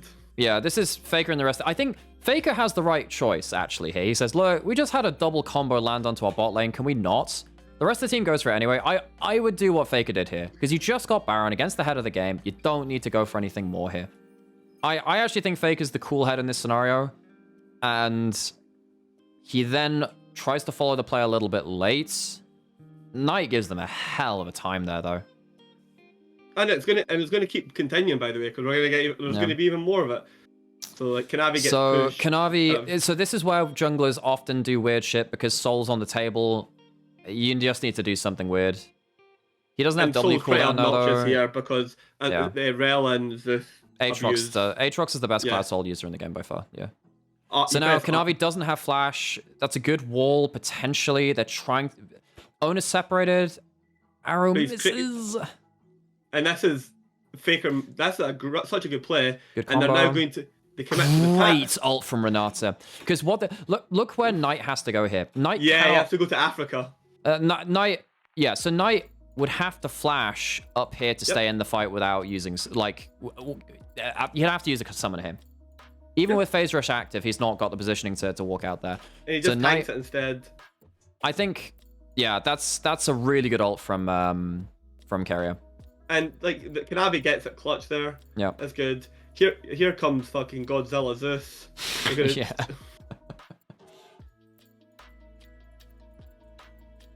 And it's just buy a Bible, get in bed, start praying. Yeah, that's a bad one. So this one's fine because 369 can survive this. He has dice left still, right? Yeah, so he has another E, so he would have been fine. Missing, buddy. Yeah, the flanking Ash. He has flash too, but I think he dies regardless. There's no way you make it out of that alive. And he flashes. That's just insult sort of. Bad flash. Woo. Yep. So they've survived the Baron play though. This is they've burnt so much of the Baron play, and we're once again. And the Baron's like plus 500 gold.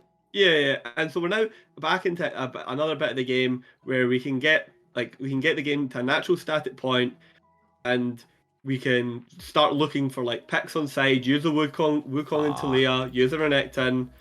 Like use the ruler ult to try and find picks before an objective happens. Look how far ruler has to back off here too. Like Zeus is doing such a good job of so you have two choices here. You have to walk into the Berserk or walk into Zeus. Like this, so the Renata ult's going this way. That sucks. Zeus can head towards this way too. You've used your Varus ults. You can't just immediately pin him in place. This is an impossible scenario for ruler to work his way through. Managed to get himself back get in for an arrow, but that's it. Ruler can do shit all here. And this is one of the problems when... we had that conversation earlier about, okay, on hit compared to the arrow. If you go on hit into Renata, obviously you slaughter your whole team, which is kind of hilarious, but really not very helpful.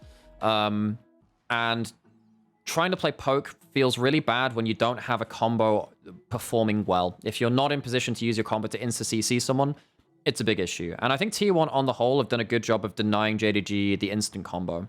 So now... Here comes the TP play. Yeah. Kanavi solo out Zeus. But he's now just stuck in this terrible pocket. I remember thinking at the time, this isn't awful. Now, who's in position? You don't have Taliyah. You don't have Varus. You don't want to teleport in as Knight. Why are we here though? Like it's JDG. Why are we here? This is never the situation. Has to flash. Yeah, 369 maybe. No, he's fine. He's okay. But like, yeah, why are they there? That's a very. I don't know. There's no objective. Wait. Knight teleports in as well. Yeah. Oh God. This is. There's nothing to fight for. There's no pick situation. You don't have numbers advantage, and you've already lost missing, and your shape is awful. You've committed Wukong. No, what it is, they die for a red buff steal. No, but like... Look, this is literally it. This is an overstay from red buff. I was wondering why the hell they're here. They're literally looking to kill red buff. But they don't actually have to die for this red buff. Retreat to the right. If you retreat to the right, what happens? I think... So they retreat to the... No, they retreat into river where they don't have vision control. Are they trying to protect a pink ward? So the red buff's what starts it. Ruler and 369 are safe. They're okay. Yeah, they should literally just go to the. Wait, is that true? Can it? Yeah, I think they Night still TP's on the wave. So I think even if they retreat right, I still think they're in trouble because Missing has no flash. So Missing is dying regardless. No, but if he goes right, Aatrox has to come all the way down river to Faker and doesn't you can care. get to... Faker doesn't care because Faker goes and shuffles him back anyway. So I think Like, go all the Missing way- dies so no, regardless. If you go back to like where Red Buff, like when Red Buff dies, and then so Missing. When do they start? When do they Buff start dies. backing off? So they go 1, 2, 3. So Missing 4. goes. You so know what? Also, Missing they would- might have. Missing would now be at Tri-Buff. No, Missing he would now get wouldn't tried. because No? he goes further this way because of the clouds. I think they get baited by Cloud Rift. Cloud Rift makes him go faster. He thinks, oh yes, move speed. That's great. I think they get baited a little bit by that. He would have made it just before Tri-Brush, I think. Because the Cloud Zone gives you... I think Missing is at Tri-Buff right now, right? And then watch Faker's TP starts. So he has arrow, so maybe he can arrow Yeah. the teleport. Yeah, there's so Okay, much better. it's still better to go to the right. I think that they get baited by their teammates by Cloud Rift and Missing should have just arrowed the TP. And Knight can TP Yeah. to help you. Yeah. You can teleport to bot wave. Yeah, that's true. I think they should. Yes, you're absolutely right. I think But they you get can't baited. TP Knight They into get, mid wave, they he's get just gonna baited die. by the Cloud Rift zone, by their teammates, and then I think it's just a big mistake But at that point. Missing is now just thank you, brother. Missing. And now is Kanavi just- has lost his flash and his ult again for a nothing play. Considering Yeah, that this but- guy is the best Wukong player in the world, like, he's had a pretty awkward game of decision making on this champion. Yeah, the JDG had like a really bad day in the office. Yeah. And This is the worst I've seen them play all year. In regards to the strengths which they have, they are normally very good at punishing macro mistakes. They're very good at adapting on the fly mid-team fight. And both of those things, T1 have really put them into awkward positions to test those skills. But even with that, we have seen them outplay themselves from similar situations before. I think T1 have played really well. I don't want to discredit T1, but I also think that JDG have significantly underperformed here too. I think it's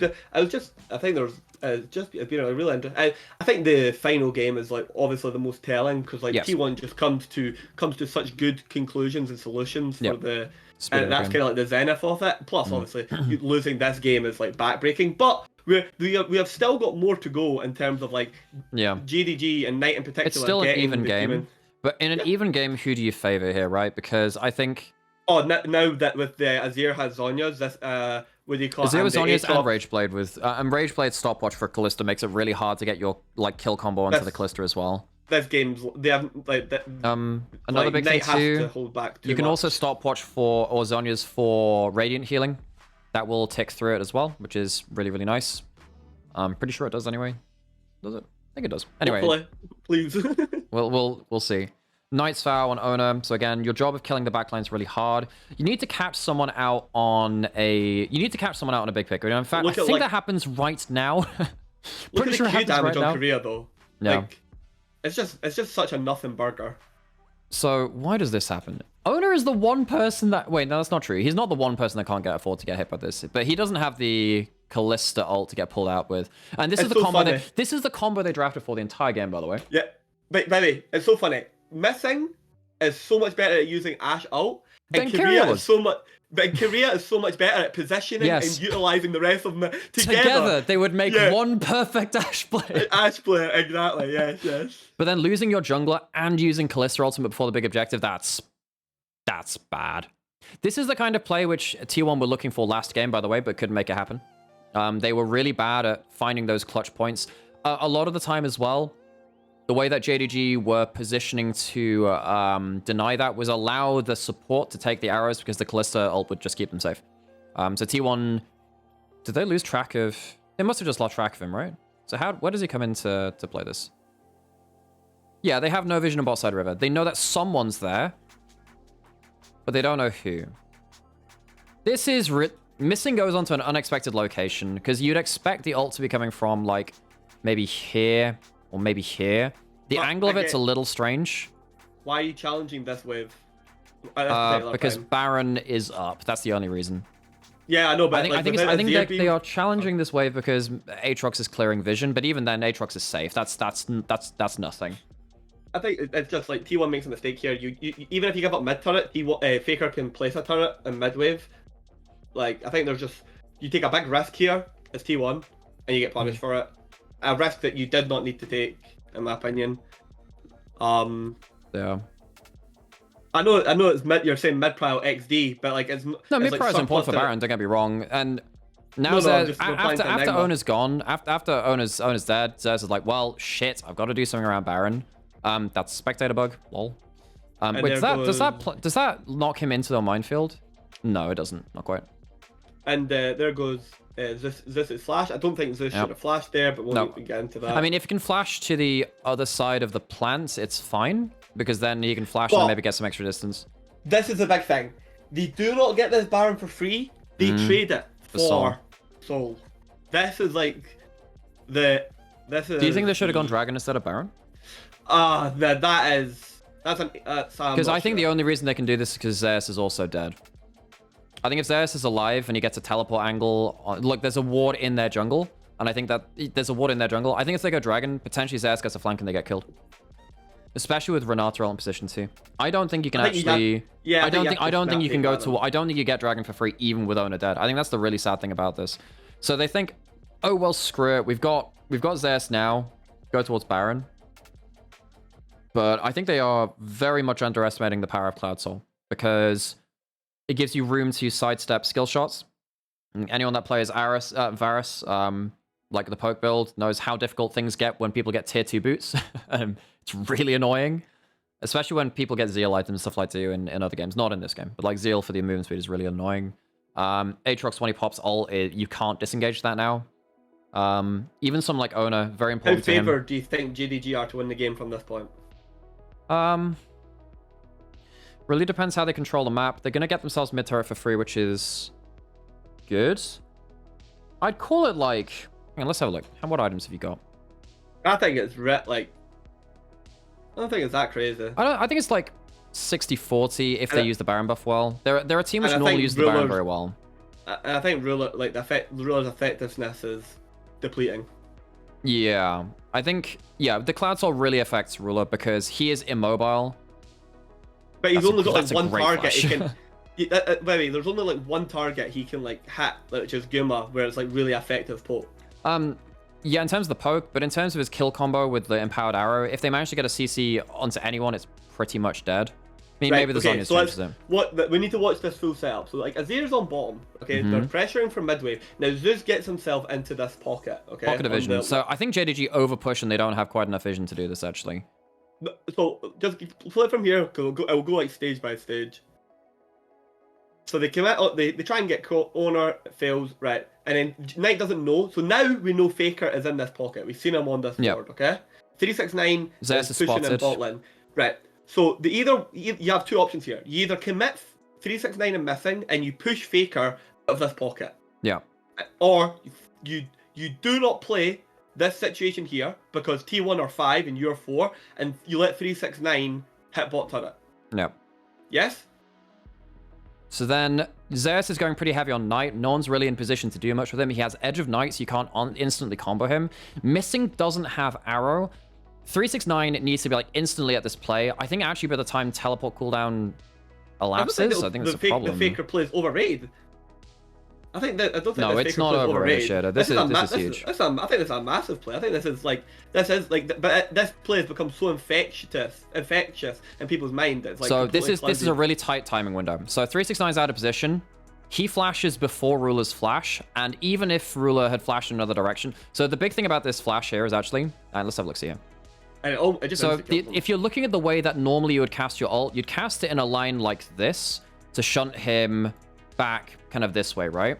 He puts it at a slight angle, so even if he flashes directly away from him, if he puts it in a line like this, if then Ruler flashes as far away from Faker as he wants, so directly away from him up here, he's still going to get caught by the end of it. Because it is a rank 60, it's a level 16 ult, it's slightly longer, it's slightly larger width, so ranks of Emperor's Divide add an extra soldier into it as well. So when Faker puts his ult down as well here, like he basically covers the maximum distance that Ruler could flash away from him. There's no way that Ruler could do that, and he flashes way up. Ruler flashes after Faker as well. So like Faker does the predict there, which is really important for the timing. There is actually a way to save Ruler. Go back to the setup. There is a way to save Faker. Watch. So go back, and it's the thing we talked about before the draft. Watch where Knight's position is in respect to Ruler, right? Yeah. So he's used all Knight has to do is not be the person trying to dislodge Zeus from this pocket. Knight just has to sit on Ruler and have E ready to so like place under down. Yeah, the E comes up pretty quickly though, so it should be up again like now. And he's looking too far at Zeus. Yeah, Knight tunnels on Zeus. Yeah, Knight tunnels on Zeus, but like Ruler just shouldn't be here. Like there is no version. There's another thing of this too. So I think by the time it's up, because Ruler's so far, so the E rolls out fairly slowly from Taliyah, so it kind of goes obviously out this way. I think if Ruler was like here, the E obviously catches Faker before he gets to do anything, but because he's so far away, Faker can get in here before the E completes its cast. Missing doesn't have ults. Kanavi could have also been in position to flash ult as well. There are so many things which can stop Faker until he finds it. So there are a couple of things which are on cooldown. So you've got Knight with his E, Kanavi with flash ult, Missing with an ult. Ruler, if he stands still to ult, probably dies. And obviously 369 is not at the play as well. This is a really hard game to shuffle aggressively. There are a lot of things which instantly stop you. Faker finds a really good window. Yeah, he finds a really good window here. I'm just saying there's a better way for... I'm not talking about in this specific instance. Faker finds the best window. What I'm saying, the JDG players can create scenarios where it's so much harder for Faker to find this type of play. Yes. And the general rule of thumb is Ruler's too far up. Knight and Kanavi are committing to a pocket that they really don't want to be going inside. And that's it. The game's now just over. Yeah, and the game's just over. But like, there are so many things which can stop Faker, and I think it's it's credit to Faker for finding a huge window where they're not in a position to do so. Doing that because if he waits like another second, Kanavi or Knight are in position to stop him from shuffling. I think because if you look at if you look at these window plays, which is what the best plays are. So particularly you look at flash ult, like you just immediately flash ults. So if he's in this position here, if Kanavi is this far from Ruler, he like W flash ults. And Faker is CC'd before he gets to go anywhere. Yeah. Ruler gets to flash, he gets to ult. It's like, but then they just tunnel way too hard on Zeus. Way too hard on Zeus. Yeah, they do. Yeah, that's what I'm saying. But like the whole thing is like neither person actually needs to be pushing Zeus out of his pocket. But he's out of flash ult range, out of instant E cast range. Like, yeah, they tunnel too hard on Zeus and they miss the flank from Faker. That is such a clutch play. That's such a clutch play. The only person who can actually stop this play, because like Knight has committed his like resources, unless they came off on cooldown. The only person who can stop this play in this specific instance is Kanavi. I think Knight or Kanavi could do it if Knight is in better position to use E. But like as soon as this happens, his position for E is based on where Ruler would be. If Knight is here or Kanavi is here, they lose this game. Legit. If literally Kanavi or Knight are there, then Faker doesn't get to make this play. And the thing is though, you have to like put the pebbles down. Faker might not commit. He's like. You know what I mean? Might not. I think if the pebbles are enough. They're not a very high value. They're not like an ult. It's going to be up. I think the window used to be 2 seconds. The minefield was down when Seraphs was really OP and you had a shorter cooldown. I think it's now like 4 or 5 seconds while it's down. So it's up again now because Knight used it like around here, right?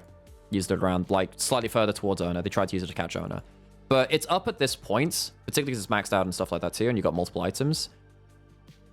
You know what? Also, Ruler could have also done as well. It's 14 seconds cooldown, so at like max CDR, that will be generous. We'll say it's like half.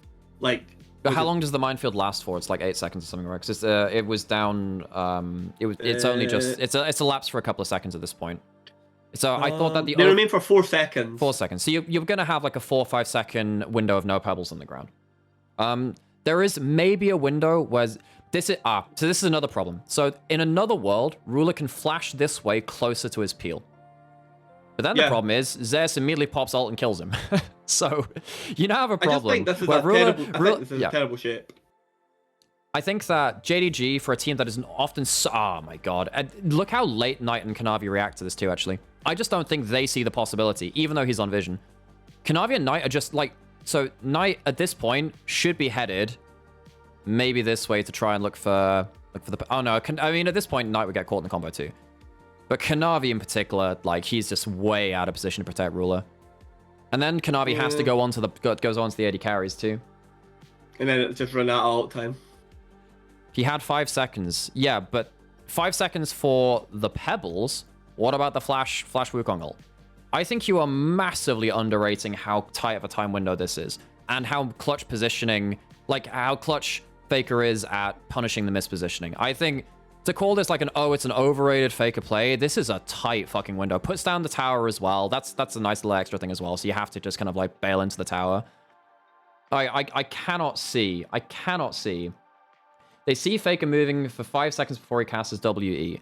Yes, they do, but they're also dealing with Zeus on the other side. I cannot see. I'm the one that is like supposed to be the detractor. I genuinely don't think this is like that. Like I don't think that like this is like how you can say this is like a bad play. I think this is a great. I think this is an incredible fucking play. But, and then you also view it in the situation of this game as well, which is like it's against Baron buff. If you make Ruler fucks up. Ruler does. I think Ruler, Knight, and Kanavi all collectively fuck up. Because they're not on the same page, which is so strange in a grouped scenario. They're normally so good at peeling for Ruler. JDG are one of the best teams at peeling for AD carries. So Pebbles go away. 1, 2, 3, 4. So on you go. I was going to look ahead of the time. Sorry, hang on. I'll yeah, Pebbles on up. Yeah, 100% Pebbles on up. So they're down there. When's the next go down? Well, he has cooldown boots and Seraphs and Ludens for cooldown. These are there. 1.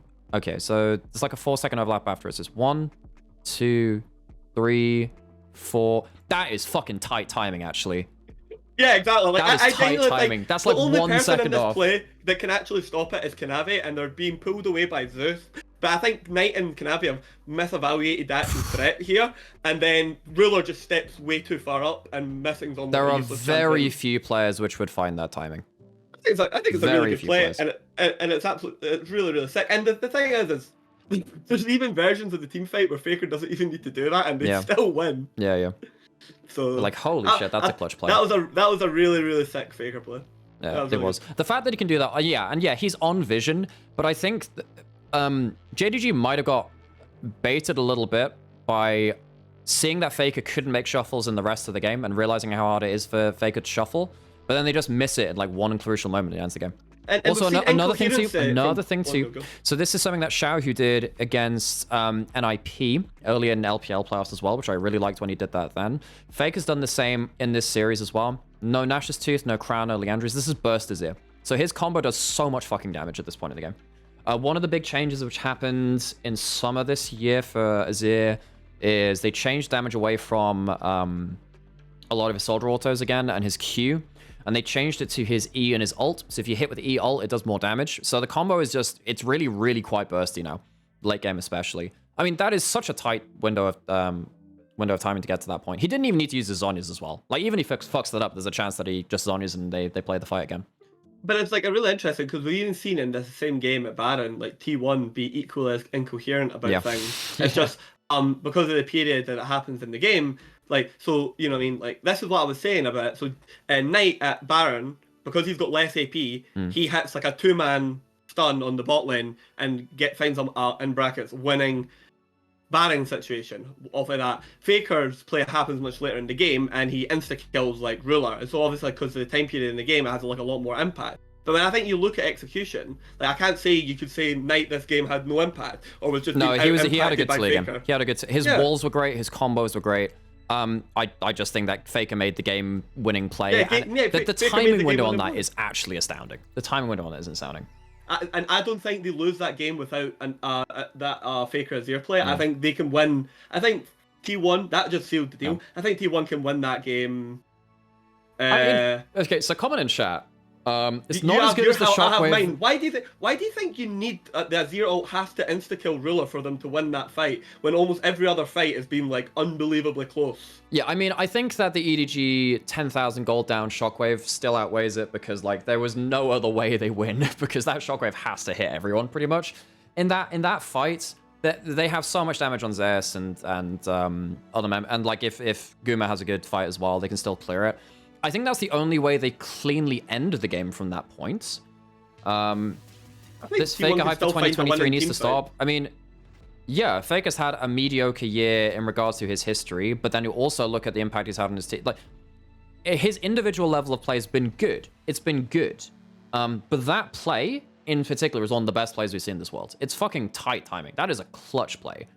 That's for me, that's probably the best play we've seen at Worlds, maybe. In regards to the level one of them. It doesn't have to just be singular. The level of opponent, the amount of tools to stop that play from happening and finding the timing window while they're down or out of position. I'm just gonna take another brain break again real quick, and I'm gonna go refill my water bottle, and then we'll get back into game 4. The Shy flashing over Syndra combo was better. I mean, I think. Oh, are you really gonna talk about hype for 2023 and then mention the Shy? Get out of here. The Shy is so overhyped. Get out of here. The Shy is an okay player. He has some okay games and has equally many int games. The Shy is not even the reason his team does well in anything. The reason why the Weibo do well is Weiwei pulls out some sick early game and then Light just deals with the rest of his team flipping. The Shy is the most overrated player at World, by far. And also, it's not even his story is overrated. If you're going to talk about stories for Weibo, you have Xiaohu in the mid lane making another international finals. Don't get me wrong, his international play has been shit at Worlds so far. He's probably the worst player on his team. But Xiaohu, if he wins Worlds, will really cement himself probably as the most decorated and best LPL player in history. Like, Xiaohu's done so much fucking work for his region. Like, I think Ming's the best player personally, but I'll only get into that. Fair shout, like no, that's a fair shout, actually. Ming has been highly underrated for some. Anyway, I'm going to go refill on you go. And I'll get back to it. And a lot of it comes down to... I'll have another coffee as well. Yeah, on you go, pal. A lot of it comes down to Ming and Xiaohu as like a stylistic pairing. That was like one of the breakups that was very like sad to see. A silver player can flash Syndra combo. Yeah, and a silver player can Azir wall as well. Like that, like League of Legends isn't that crazy. Like a mechanical, like demanding like game. Like a lot of the execution is, in a relative sense, like pretty basic, but it's things are within them. Not that Azir wall, bro. That Azir wall was bigger than the Great Wall of China. That was an LPL Azir wall. That's that. You clearly don't understand. I think that draft edge plus gold advantage, ADG being extremely favoured game 3, I don't know, that's my perspective. I think they're favoured Enigma. What my point is I think there's still like reasonable versions of like team fights that can happen with Aatrox, with Cloud, remember Enigma, where like that was a team fight where Aatrox basically only had to stand in a pocket and solo out one person. He didn't even need to like access backline. They didn't have very good tools to stop him from just like suicide bombing backline. And we didn't even get to see JDG come up with a solution for that Enigma. Like, can they keep their shape when Enigma's attacking when Aatrox is attacking backline and then an Azir wall is coming at them from another angle? Like, we just seen it there, most likely not. Zeus Bamboo, Knight and Kanavi well. Yeah, the problem is Kanavi and Knight's positioning is fine in the context of like moving Zeus out of that pocket. It's Ruler's in that specific instance, Ruler is too far up. Because and when Ruler is too far up, the only player who has a window that can stop that play and the context of it does happen and you have the foresight to see it happening is Kanavi. But I think we're being like very, very like high on the level of like execution of like players. The best thing that can happen there is Kanavi and Knight don't like overreact to Aatrox being in that pocket, and Ruler walks up and they just allow a full reset on the wave and they just let the Crocodile take bot turret. And they accumulate more gold and they reset and they get a better position in. They wait for Ash Arrow to be up, they wait for other tools and cooldowns to be up, and they just take a better shape. Okay. Okay, I'm back. How are we doing? I was just talking about stuff like that. What do we had? I believe that if you are allowed to back off, then Aatrox's lethality build becomes bad for him because Knight becomes such a pain for the entire T1 draft. Well, kind of but Talia's effectiveness actually begins to like drop off because Aatrox like speed allows him to ignore like a lot of like the Talia effect. Because Talia's bet is that you have to use a dash or a flash to ignore the combo. When you have World Ender and Cloud Soul, it doesn't really work like that. The slow is pretty good from the though, in fairness. They probably also were guessing that missing zoning would be enough to keep that side secure. Not without ult. Not without ult. Yeah, but he hasn't got ult, and this is probably just JDG overrating. The more I think about it, that is like the one situation where he can ever combo. How do you feel about predicting T1 as winner and being one of the few people that did it? Well, you know, as a proud T1 and Weibo 3-2 predictor, I'd like to think that, you know, I've gained a great amount of experience and prestige for this World's semifinals. How do you feel, Keire? Who do you predict? You predicted BLG and JDG. I'm not like... Everyone's got me like listed and for being like I love how simultaneously, right? No, we actually had a pretty good conversation about this, and we were largely of the same predictions between both series. So I am simultaneously an EU dick sucker, okay, that hates the East, okay. Then I'm an LPL fanatic that hates Korea, that then hates Korea, and it's like you do. But you love Chovy, but you hate Korea, and then what about this Delight guy?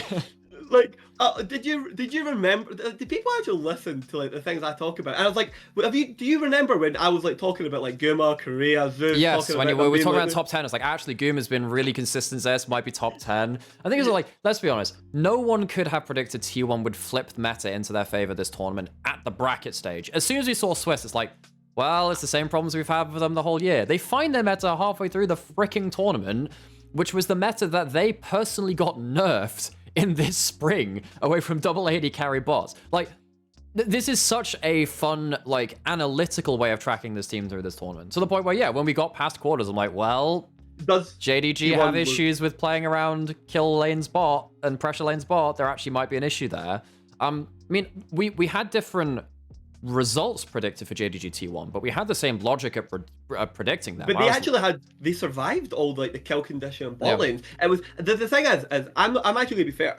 I actually think T1 didn't beat the best version of like JDG. No, they didn't. Right, but I've seen T1 execute their early win conditions better than they did versus JDG. Oh, this is the best they have played. I think that quarterfinals is the best they've played all year by far. It was actually a really good series from them. The semis, they had, I think game 2, you could see where things go wrong if early game goes wrong. We also saw that in LCK. Genji in the finals, one of the big reasons why I rated Peanut coming into this world was that Peanut looked at T1's early game plan and just like shut it down completely.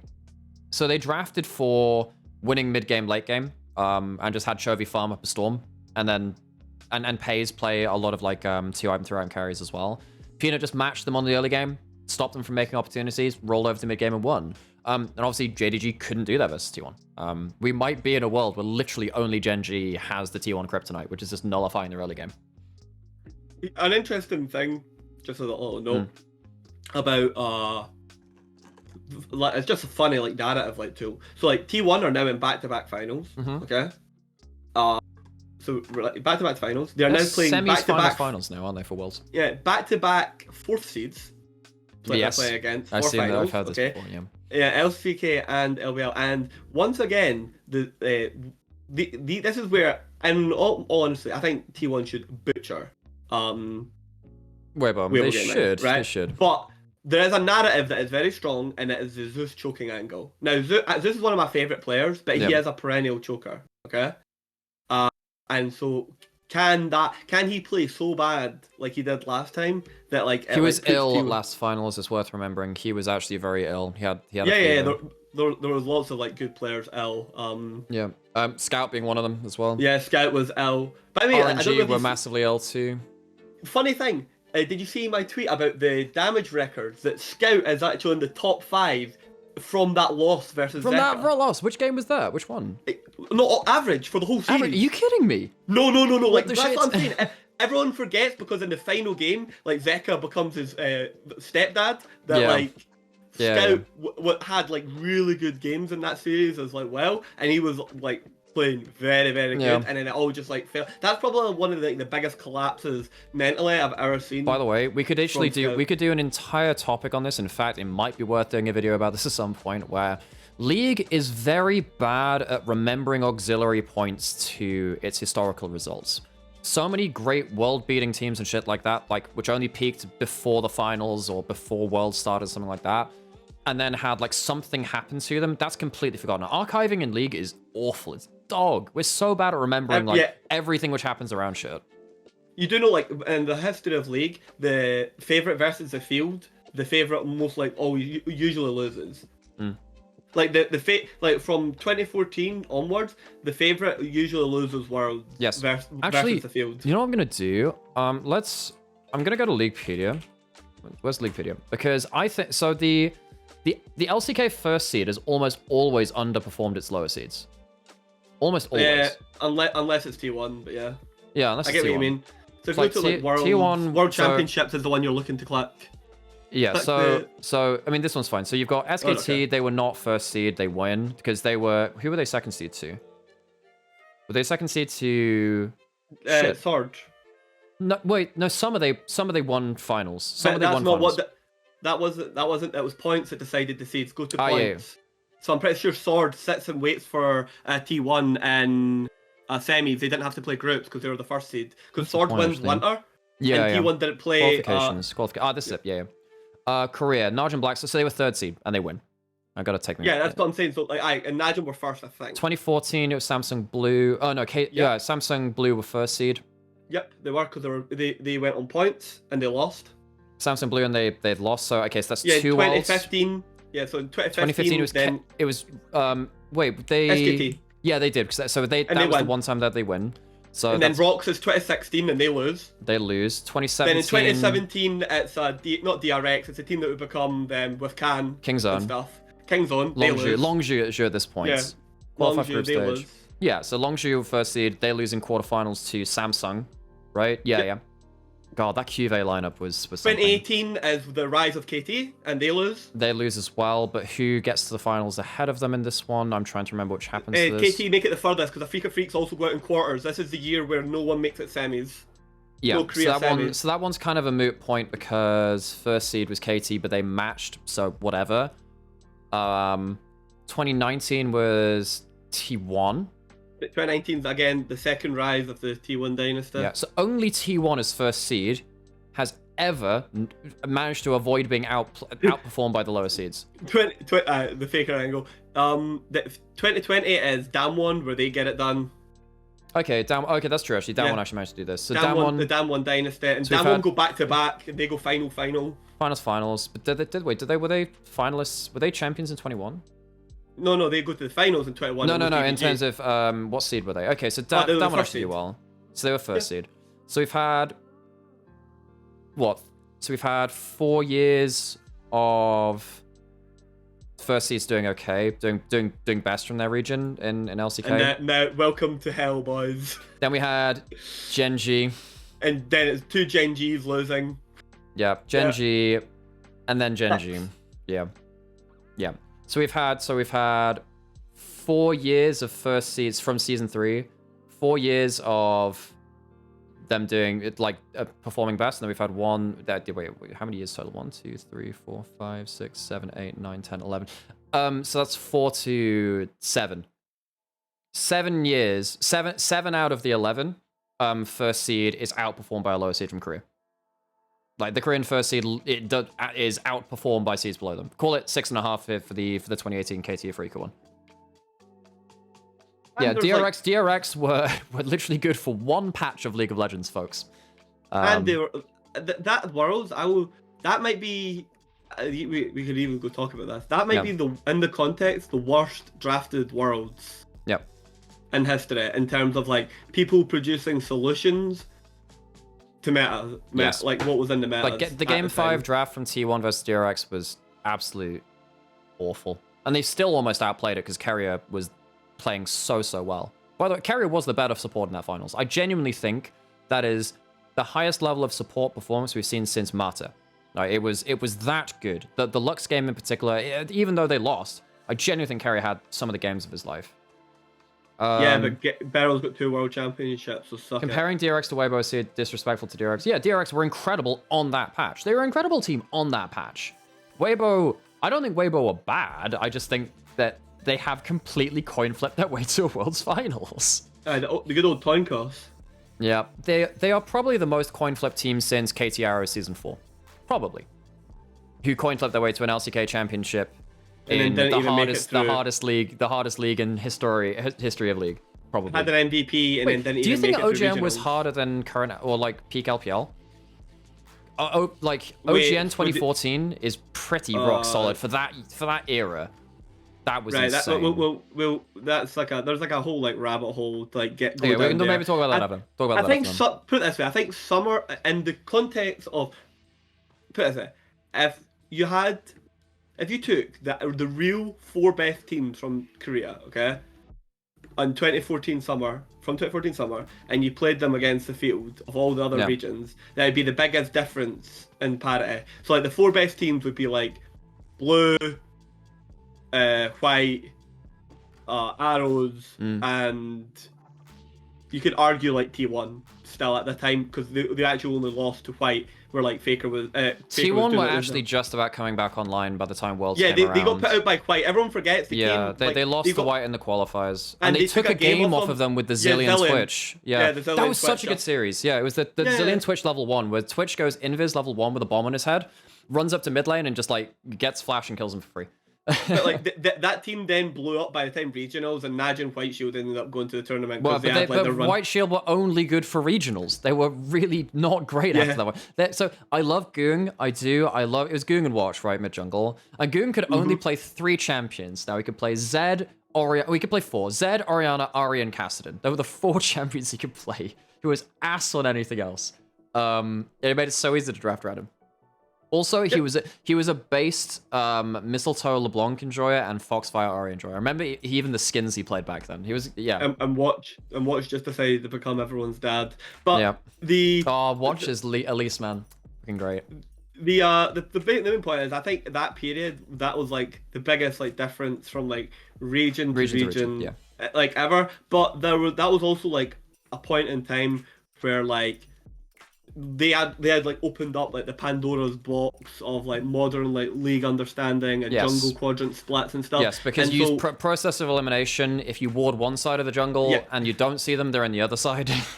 So that is the type of thing, and that's like, you know what I mean, me having the rifle and you still using the sword. But the minute that like you get like the rifle, even if your rifle's still slightly worse than mine, you've still got like a rifle. Like that's like how that analogy works. So I think that's why it was like the biggest. Yeah, I digress. I think LPL because it's double elimination bracket, you can't like hide from basically like any of the best teams. Yeah, you can't like, flip your way through a good bracket. Yeah, it's like extremely rigorous. I like it a lot. I feel like the world's format is still like pretty poor for like in terms of like concentration of games, but I digress. Right, let's go into game 4 then. And once we've done this, I'm gonna go back into the fucking PvE arena. So yeah, season 5 was the Exodus where you lost the entirety of pretty much both Samsung teams, the best teams in the world, to China. So we're seeing the Rumble ban, the Poppy ban again from JDG. They don't know how to deal with the Poppy from Owner's early game, which makes a lot of sense. I think on the whole, Kanavi has gotten the better of Owner in early game. As an individual level, I think as a team level, T1 have in some games managed to contest that more, and they do ban the Rel this time. So we've got Kalista, we have Ahri. What else important is up? I mean, those are the 2 first picks, right? Kalista, Ahri. Maybe Ash. Ash could be first pick as well, maybe. If you're really feeling something different. Trying to remember exactly what happens here. Don't worry, it's not going to matter. Because Home's going to send us straight to hell. Yeah, so we have Kalista ban, which means that so T1 following the JDG line of thought where you don't want to play Kalista into the Ahri. The Ahri is the better first pick, so you'd rather ban the Kalista to stop them from having it in a better situation. So this one's easy. Is this Ahri into Azir again, right? Yeah. But it's gonna get really funny really quick. Yeah. So it looks. Oh yeah, Jarvan's up. Oh yeah, Jarvan was banned by T1 for the first time. So you had to choose the Jarvan or the Ahri. This is the problem. Yeah, you've now just picked. This is the problem. You're gonna have 3 picks are all really good at killing Ahri. Yeah. You have Varus, which technically is a flex as well, between AD carry support if you really wanted it to. You can have on hit, or you can have lethality. We've seen just on hit this series, right? We've just seen Ruler play the one game of just seen the poke from Ruler. Yeah, 1 second. And then you see the Jarvan early lock-in. Presumably, so this is the first time we've seen Jarvan be unbanned in this series. Jarvan's been hugely powerful with Gordon Shojin. So you kind of know that's going to be a big pick. You've separated the Jarvan Ahri combo. And I think what you're doing is saying that at level 1, Jarvan can't fight the Bel'Veth. So maybe you can get yourself early invade potential. Aatrox away from this. Deadpool, thanks for following.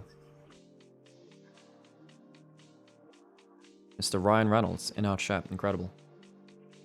I don't think I call that Naxxter as well. Thanks for following. How do we get Bel'Veth second tier? There is no prio around Bel'Veth. Why do we not just open bot lane here? Like, explain to me, Nymaera. Tell me. So, early Bel'Veth. The only reason you pick this Bel'Veth is because you've seen the Jarvan. That has to be the logic, right? Because we haven't seen the Jarvan in this series. They're happy to let it go through, and they lock the Jarvan. They lock the Bel'Veth into it. Now, logic, I would imagine, is you have to play the Azir into the Ahri out of focus champion pool. Azir can't influence level 1 very well. You have Bel'Veth, which can fight the Jarvan level 1 because all he's going to have is standard. So he can't fight level 1. So I think what you're assuming is you have an early invade green light. So the Aatrox takeaway from Zeus, that's fine, I guess. Presumably, you want to lock in an early level 1 bot lane, an early level 1 support that can support the invade, right? That has to be the plan. Why do we pick this Aatrox? Like, we're gonna just let like the ADC pool just get utterly pinched and optimize like what's like Varus can pick here. I wonder if they want to pick something that can influence. I wonder if they want to pick something that can influence the invade early from top lane. I mean, what else? So why is there no ban? Why is there no Bard van here? That's a fair point.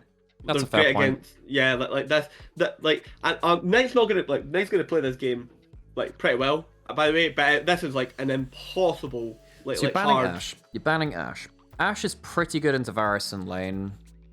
No, it's pretty good. It's like well, Ashe Varus is a nasty combo itself. Are you worried that Ashe Varus as a combo? I mean, the Ashe into Varus is a mute point because it would be 2-1 picking it. If they pick Ashe on 4, they get 5th pick top lane counter pick. Are you worried about? I think maybe JDG think we need a support which can influence the level 1, but we can't have a 2v1 lane that will just get shit on. But I don't think that's going to be... I don't know what AD carries you can pick now that are going to be happy to send 1v2. Jin's okay, I guess, yeah. You could go Jin yourself or Sever for... What do you call it? What do you call it? JDG.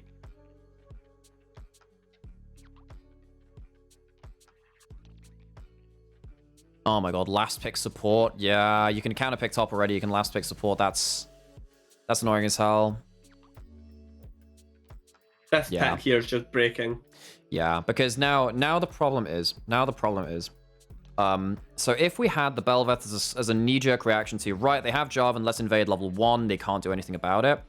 You lock in the Aatrox here and just say it's an okay blind pick.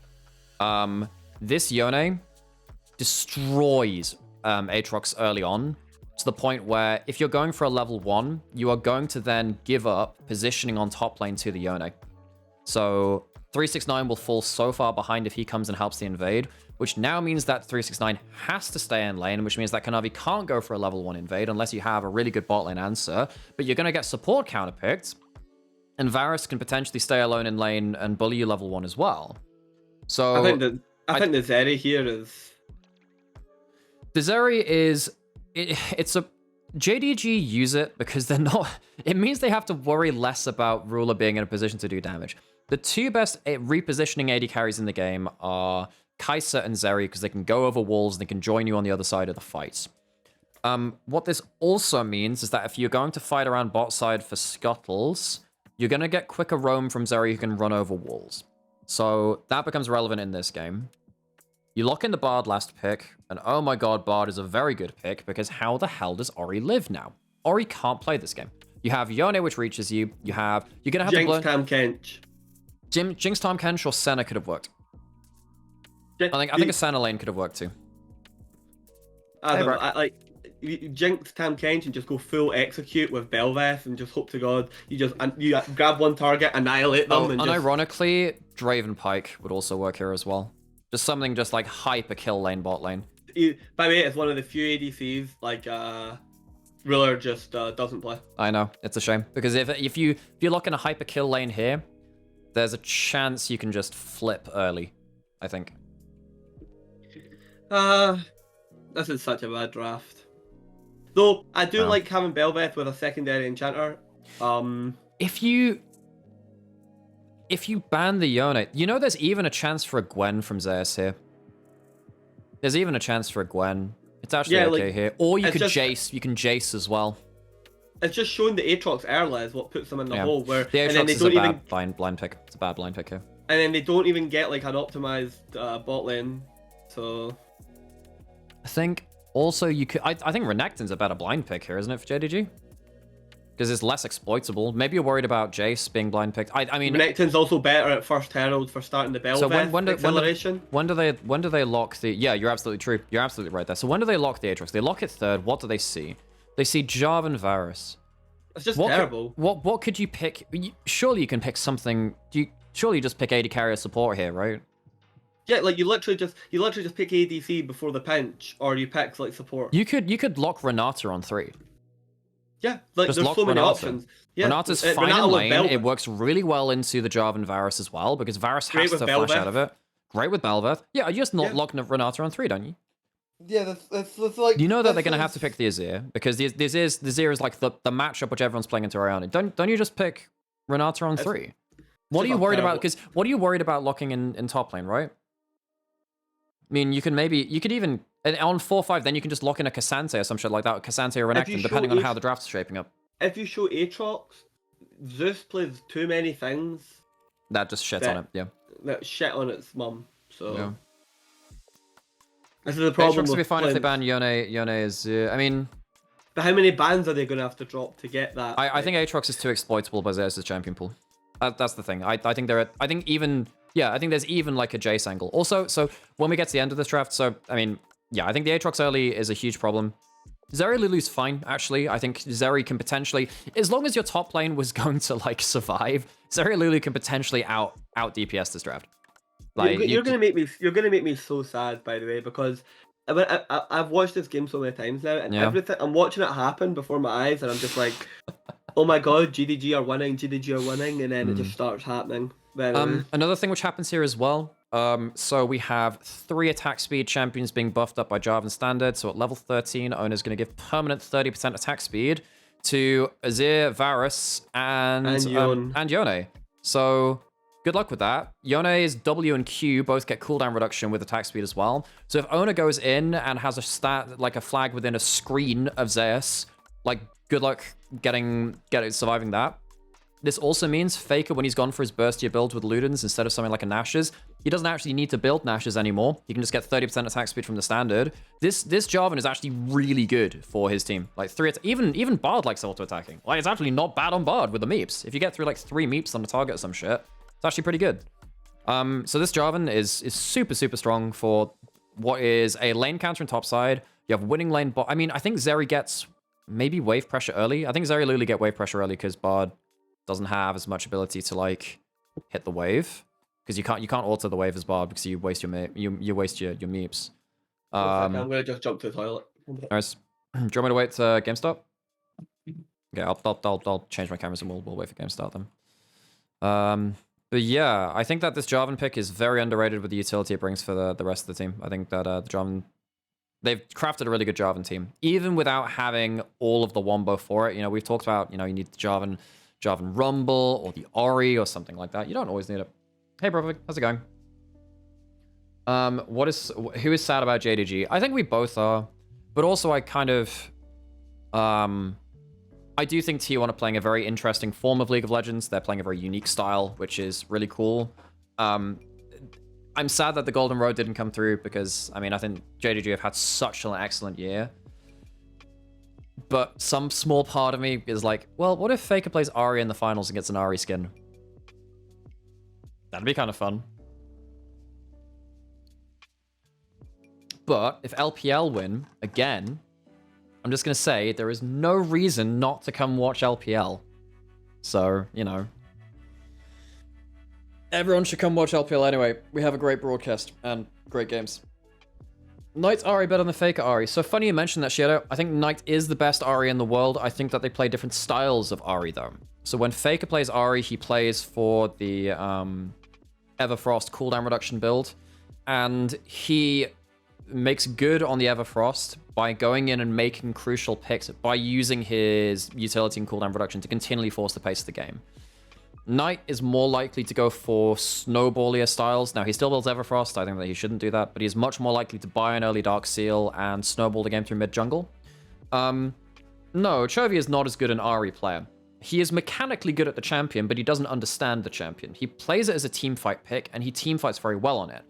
He lanes very well on it, so he gets ahead early. He doesn't know how to snowball the first fights of the game. He doesn't build Dark Seals. He doesn't go towards a Magi's. He goes for very low damage builds with Everfrost, Banshees, maybe going for something like a Horizon Focus or something like that. And he gets a lot of damage out of that champion, but he could be so much better if he knew how to build his champion for the role he was doing. He's playing it for high damage. He's playing it to be a team fight and a carry, but he doesn't know how to build to and allow that to the most thing.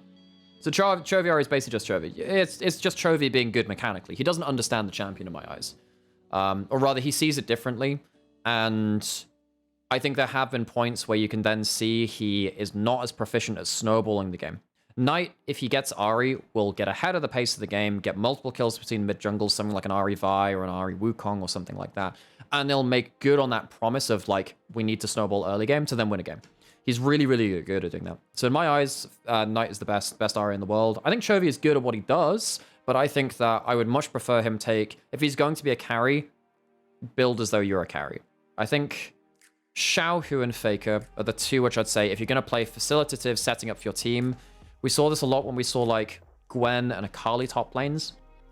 And sometimes the stuff like Aphelios too, where Ahri would jump in, take the brunt of the CC, get an Everfrost and then Zhonya's, but the Everfrost would hit multiple people. They would make, you know, they'd make good on their role. They're saying, look, I'm not going to be doing most of the damage. I'm going to make sure that my carries can, though. The problem is, I think this particularly happened with a lot of LCK teams. If you make a mistake, I'm talking about the difference between Chovy Ahri, Faker Ahri, and Knight Ahri, which is different. I think Knight is the best Ahri in the world. Knight's the best Ahri in the world. He is. He knows how to snowball the champion. The others play different roles. I like Faker and Xiaohu style when they played at an MSI last year. Because they would go in, use their HP as a resource, and set up for their other carries to do damage. But, like, the amount of times I've seen, like, a tank top lane, a hyper carry bot, and the hyper carry just dies, and then you have no damage on the rest of the team, I'm like, Knight would have carried this fight, folks. And he would have just killed someone. Chovy's Ahri is very, very good. And mechanically, it's good. I don't think, on a philosophical level, he doesn't understand his role within his team comps. He gets way more damage out of that build than he should do, and that's kind of fun. But if he built to do damage, he would just carry games easier. So, you know. Okay, right. Let's get into this game for them. So, early game stuff. You have winning lane bot side. God. This is before, by the way, this really annoys me. This really annoys me, right? Unless you're looking at this tooltip in the bottom left, which I've covered with my camera, which is very fun. You don't actually get to see what rune he's running because he's got it's not even his passive count, by the way. It's how many meeps he has available. That's not even how many chimes he's collected. This little thing in the bottom corner is not his rune. It's giving you so little information. Like, same kind of thing here. Like, why don't we just have the LEC overlay where we get to see the stacks and we get to see the rune? It's just so much better. This is really annoying. Well, I am going to imagine Kanavi's gone for Conqueror because you just kind of always do. But what happens if it's like press the attack or something weird, you know? Just annoys me that. And it starts so hopeful every time I watch it. Are you doing another episode on semifinals of Keire, Rich? We haven't planned that. I don't think so. Season 3 Faker Ahri was a monster. Oh yeah.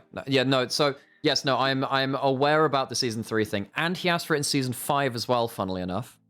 So in season 3, Popstar Ahri had been released, so they just said, oh, we don't want to release another Ahri skin. In season 5, he hadn't played it at the tournament, so they said, no, you can't do it because you didn't play it. So he's been denied it twice. The Rise one's sick. The Rise one is sick. It is really good. I really like that. The Azir one's okay, and the Zed one's fun. I like the Zed one for the history, but yeah. It's so funny because it actually. Oh, he did go for PTA this game. Yeah, I can't even tell what fucking rune he's gone for because they got the lavender and bloom stacks on there instead. Yes, I do know the name of that.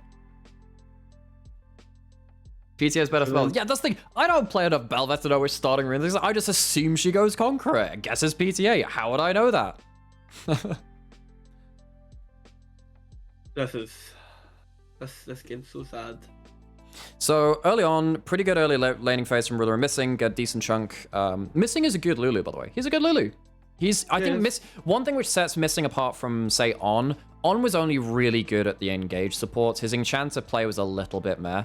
And then someone like Mako was only good at the Enchanters, but not as good on the engage supports. Missing was actually pretty good on both. What's really weird is, by the end, Mako, on the best version of EDG, which was the Worlds 1-on-1, that team worked best when Mako was on Engage, because JJ had so much issues just being the primary Engage, whereas if he was the secondary phase Engage, or sometimes even tertiary, it was like so much easier for him to play the game. So even though I thought Mako was amazing at Enchanters, I felt like the team in general played better with Engage. I think the team played better, but then like you could see the problems with that. Like if JJ was off form or Ala wasn't on an Engage champion, they 269. Oh, what did he do there? Did he miss cannon? He missed the cannon, yeah. That's actually really bad, because in this lane you need to get a really good first back to either get Tabby or some kind of like laning item that can see you through this. Missing like, wait, how much is first cannon? Like 60 gold or something? I think first one's like 60, something like that. 46. I don't know. It's a lot. Look at this. Just absolute. Oh, God. Yeah. Also, Zest does a really cool fun thing in this. Faker does it on stream too on stuff like LeBlanc. You can do the same tech.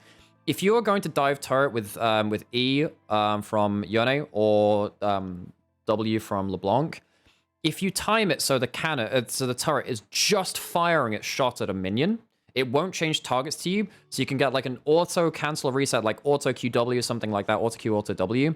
You can tank the turret shot with your W, and then you ping back to your E with the Yone. And you only take one turret shot, even though you've dove really quite far on the turret. LeBlanc can do it without taking any damage, because you just like auto QE or something like on that. The wind up. Yeah, and the turret won't switch targets to you. So you get free trades under turret because you can just blink back to where you came from, which is really obnoxious. And you'll see that a lot from Zeus in this laning phase. And it just makes it so much harder for Aatrox to do anything, because you can't CC the Yone under turret because it'll just ping back. The turret's not going to do enough help for you, and because of the W buffs that Yone had, it's really hard to get opportunistic trades. It's so hard. Yone can time W with E recast to tank the turret shot. Yeah, exactly. Like he has a lot of like quick. I think he might even do it here. We'll see it a couple of times in the laning phase. So many wards on topside. Jesus Christ, yeah. Yeah, by the way, there's going to be a theme here. They don't deward this area of the map. Yeah. But I think a large portion of that is because they just know that they have such a bad matchup top lane that if you go to do anything topside, then you're going to get Jarvan at this point, who is stronger than Belveth if someone else comes. Like, he's way better at comboing up than Kanavi is with his laners at this point. So yeah, I think it's really risky too. I think this early Aatrox pick has completely capitulated top side of the map. Yep. Which is, this is a big thing because 369 is like the king of losing gracefully in matchups. Like he will just stay even, and he won't lose that much. But is this the best Yone? Chovy is a really good Yone. I think Chovy's You know who's also really good? Cream. Cream is a good Yone. Cream's a very good Yone. Cream and Rookie are both pretty good. I don't think they are the best, but I think that they're worth mentioning, Cream is not the best Kai'Sa, folks. In case you're wondering about his Kai'Sa mid, it's not the best. In fact, he entered his team into losing playoffs. Yeah, that was a fun one. That 6 miss is pretty bad. I think he does it here. Oh, no, he doesn't. No. Forgot to specify top lane. Yeah, then he's probably majority of skill-based matchups. The majority of skill-based matchups, what do you call it? This is usually the best. Outside Bin is the best on a couple of picks. You know what? Jax. So I actually think when it comes to the Jax conversation, I think a lot of people forget about Ala. Ala on EDG is an incredible Jax. In fact, that's the one game which LNG lost in regionals, was to just Ala Jax murdering them. I think that Ala Jax is maybe contender for best in the world. The best Azir scout. Yep, I agree with that. The best Azir scout. No, BDD is really good too. Yeah, BDD's got insane laning. Yeah, I think Scout is the best. In the same way that we talk about like Keire is fucking E, man. I don't think you want to play here. So this is a thing. This is a problem which T1 makes. Oh yeah. So this is a thing which I think T1 just misunderstand about Zeri. If you are fighting in bot side, so if Guma's like down here, and this is a big thing for you can do this on. It's probably worse against red side Zeri actually. If you fight anywhere in river, E over the wall, E over the wall. Because you're getting to the point where tier 2 boots are in. Yes, that does help, like, Guma roam up. Zeri is always getting to that fight first. Especially when you have Whimsy as well from Lulu as well. You're always getting to that fight first as the Zeri. So if JDG fight in bot side, if T1 choose to fight in bot side river, you're probably going to deal with an extra 4 or 5 autos from enemy AD carry than yours has. Even though Varus does have arrows, it is on hit Varus. It's not got, any kind of early lethality or anything like that. You've gone boots first. You shouldn't fight around bot side river Zeri early on. It's a big misconception about the champion that Zeri needs multiple items to do lots of stuff. Early lane, so right here, they're choosing to fight in bot river. This is okay, good chunk. You don't have 6 on owner. Look at what's happening on the wave. Guma's under tower. Ruler is always going to be first to this play. By the way, Knight done a peanut. Watch this. Watch this peanut play from Knight. He misclicks on the map. Watch it. It's so funny. Let's have a look, see. He does it.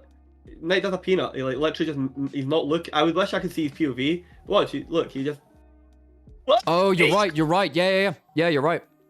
But anyway, it doesn't matter because he still gets the combo off. If Faker is a little quicker, they get the CC before the shockwave comes off. And I'm watching this and I'm just like, if Guma hits that arrow, they make it out. I'm watching this and I'm just like, oh my god, it's begun. They're giving me hope. I'm like, Kanavi's going to do it. It's going to be Ruler. It's going to be Kanavi with Ruler and a Zeri and an Orianna behind them. It's like basically like double ADC in the jungle. It's like it's going to be so toxic. This game is so won. But what I didn't know is that Kanavi is a Patriot. So common misconception: Faker wasn't benched for not playing Azir. It was just EasyHoon was an awesome Azir. It's not the same. He still played Azir. It's just it was Cassiopeia Azir. By the time the MSI finals happened in like obviously halfway through season 5, he was arguably even a better Azir than EasyHoon at that point. It was just in spring rather. EasyHoon was better. And if you look at that MSI finals, if Faker had played the whole series, they probably win that tournament, by the way. He was on so much better form than EasyHoon that day. So much better. T1 lost against a good Zeri all year. I mean, Pays was a good Zeri, you're absolutely right. Yeah, I think the identity of Zeri is a very difficult one to deal with for a team which all-ins on plays so much. This is a really good play from Ruler. Again, Zeri just turns up on places on the map quicker than you think that she does. Because Zeri has effectively a semi-global on her E. She gets out of base. Actually, let me just check on the minimap. How does Zeri get By the here? way, can I just supply a little bit of context that like a lot of folk don't like mention? The reason Faker and the EasyHoon stuff was happened is that Faker implanted into EasyHoon's team. Remember, the rest it was of SKT T1S, not T1K. Yeah, because Impact left, Bengi and Faker went over, Piglet went to NA, Pumandu retired, right? And so EasyHoon, that team had learned to play League of Legends with EasyHoon as their mid laner and how he taught and played the game, and they found it hard to play the game when Faker was introduced. Yep. Because T1S were a much slower play. This is another thing. Once you get form on Bel'Veth, you get to cross walls with your Q, so you don't get to do that without it. Gets the form. Wait, did he have form? He must have got that from the assist, actually. I think he had it from assist anyway. Did he have it already? Okay, whatever. I thought he gets it from Herald. You get it when you have. Is it just your empowered form, or is it? No, I thought you get it from your regular one too. Yeah, he gets it from Herald. I was wondering if he had it from the assist he got beforehand. Alright, but by the way, and again, they get JDG once again. They're in like a massive winning situation here, and it's so frustrating to watch. So you have Cataclysm on Jarvan, that's kind of scary, but like Kanavi with an empowered form is pretty scary too. Faker's caught out in rotation because the warding's been really good. I think JDG have used the Zeri Lulu to. This is the first time they've like cleanly won bot lane and moved across the map to do something with it. The other time that they won the bot lane with the Varus, they kind of just stuck in lane most of the time. with the Zeri being able to move across the rift with early tier 2 boots and E so quickly, T1 are slow to a lot of these early gameplays. They really are. I think they have a lot of issues with how great flash volley as well.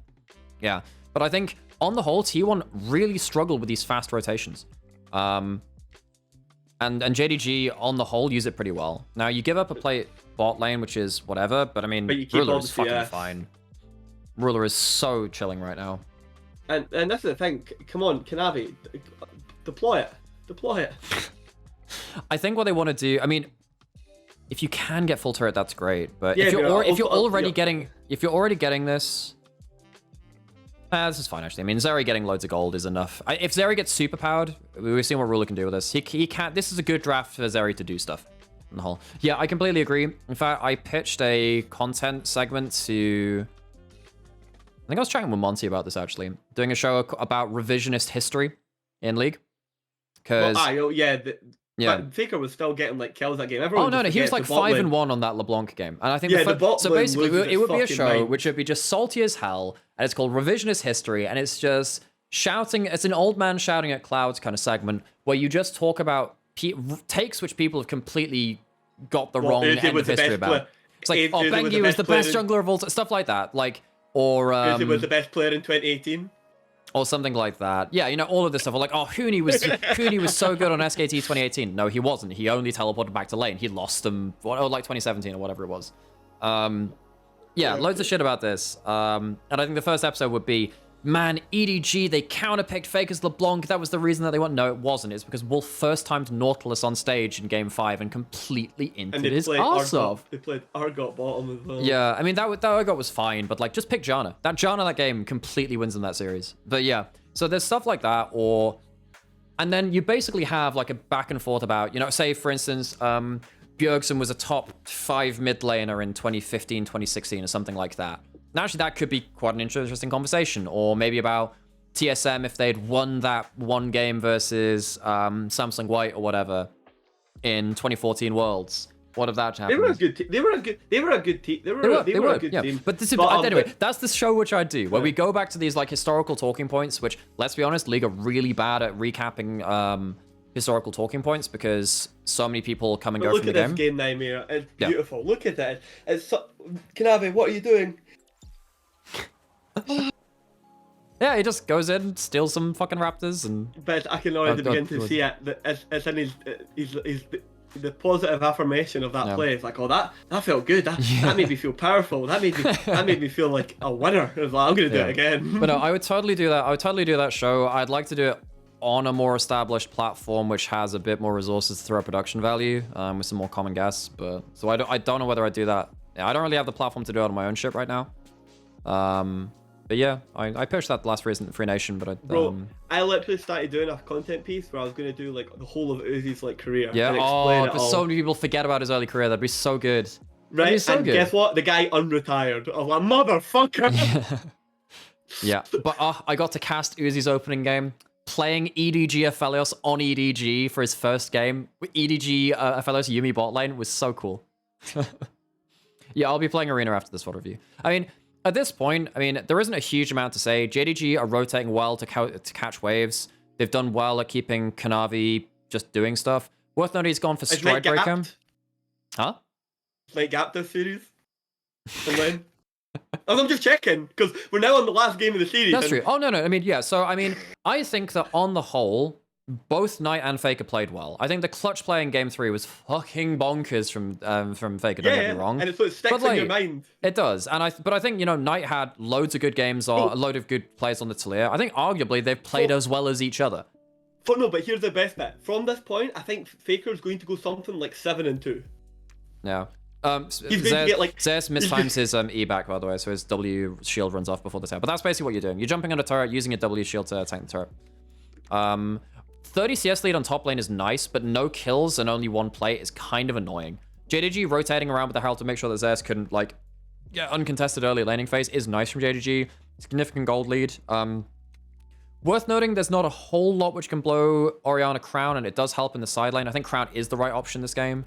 This is the thing which you do... Who was pointing this out? It was... Was this Eric? No, there was a dude... It was Adam. Adam was talking about this, where the easy way to get plates is you just run past the wave on top turret, so you can't get hit on the minion wave. So you just get turrets. You get turret plates from hitting the tower beyond the minion wave. Look how well this game's going, Nymaera, for JDG. Yeah, like, it is. Look at, like, if I showed you this, I told you this was LPL summer, right? Okay. Two kills, Zeri. You're like, game's over. Zeri Lulu, Ruler cleans up.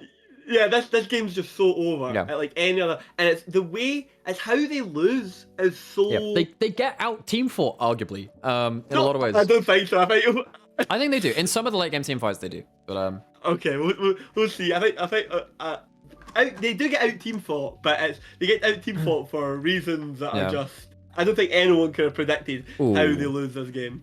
Best tournament of Faker was 2013 Winter. That was great. I would say 2015 Summer, just in general from Faker, is that. So a lot of people call out 2017 Faker as like the highest peak of any player ever. 2013 Winter? Do you not mean 2014 Winter? 2014 was the one which I believe that they're referencing. Yes, because that would have been the season, the split after season 3 Worlds. After Worlds, yeah. I would say 2015 Summer is the highest peak of any player ever. He was playing shit like Master Yi mid, and like. I'm winning with it. Okay, here we go. This is a big moment. So this is the second Herald, huge. Keirire's going through his moves. We've got a decent shape here. Yes, This is in a good wee pocket, and they get it. Yeah, and this is really good positioning from Knight. Knight does a really good job here. That is an awesome shockwave. Like, it forces Keire into an awkward spot. Guma doesn't get to auto his on-hit Varus as well, so he gets one auto this entire fight. Zeus does okay. But no pop from Ruler. Ruler doesn't pop his oh, so he's not chaining. What happens here? What's Ruler's positioning like? So let's have a look. Have I missed it, or am I let's have a look. So Ruler is not in range right now. He wants to get away from so he's getting away from Varus ult, has to E out from the from Keirire's ult as well. Not had any time to do so yet. Out of range because he's. Does it have to hit someone for it has to hit someone? Yes, it has to hit an enemy like champion. Here? Yeah. Go back. So it's out of range, worried about Keire, worried about Zeus. But you can press it here, I think, no? Let's have a look. See, let's slow this down. Let's slow this way down.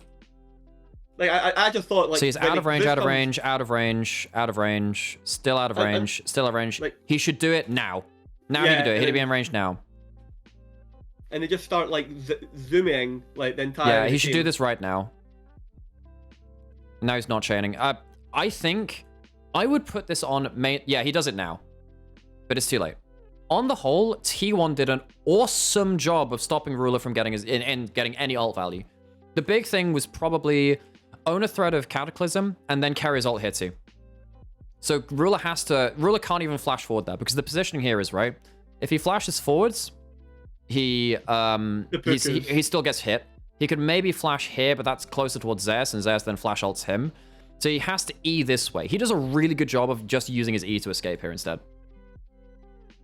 Yeah, he uses just his E. That's actually incredible from Ruler. He should be probably popping Ghost and looking for this now, though. Maybe he's worried about Faker ult too. Yeah, I think that's the fact he also just doesn't have like Ghost on as well. Like, I'm really surprised about it. Like, I feel like there's... It is very surprising that Ruler of all players can't find a window to do damage.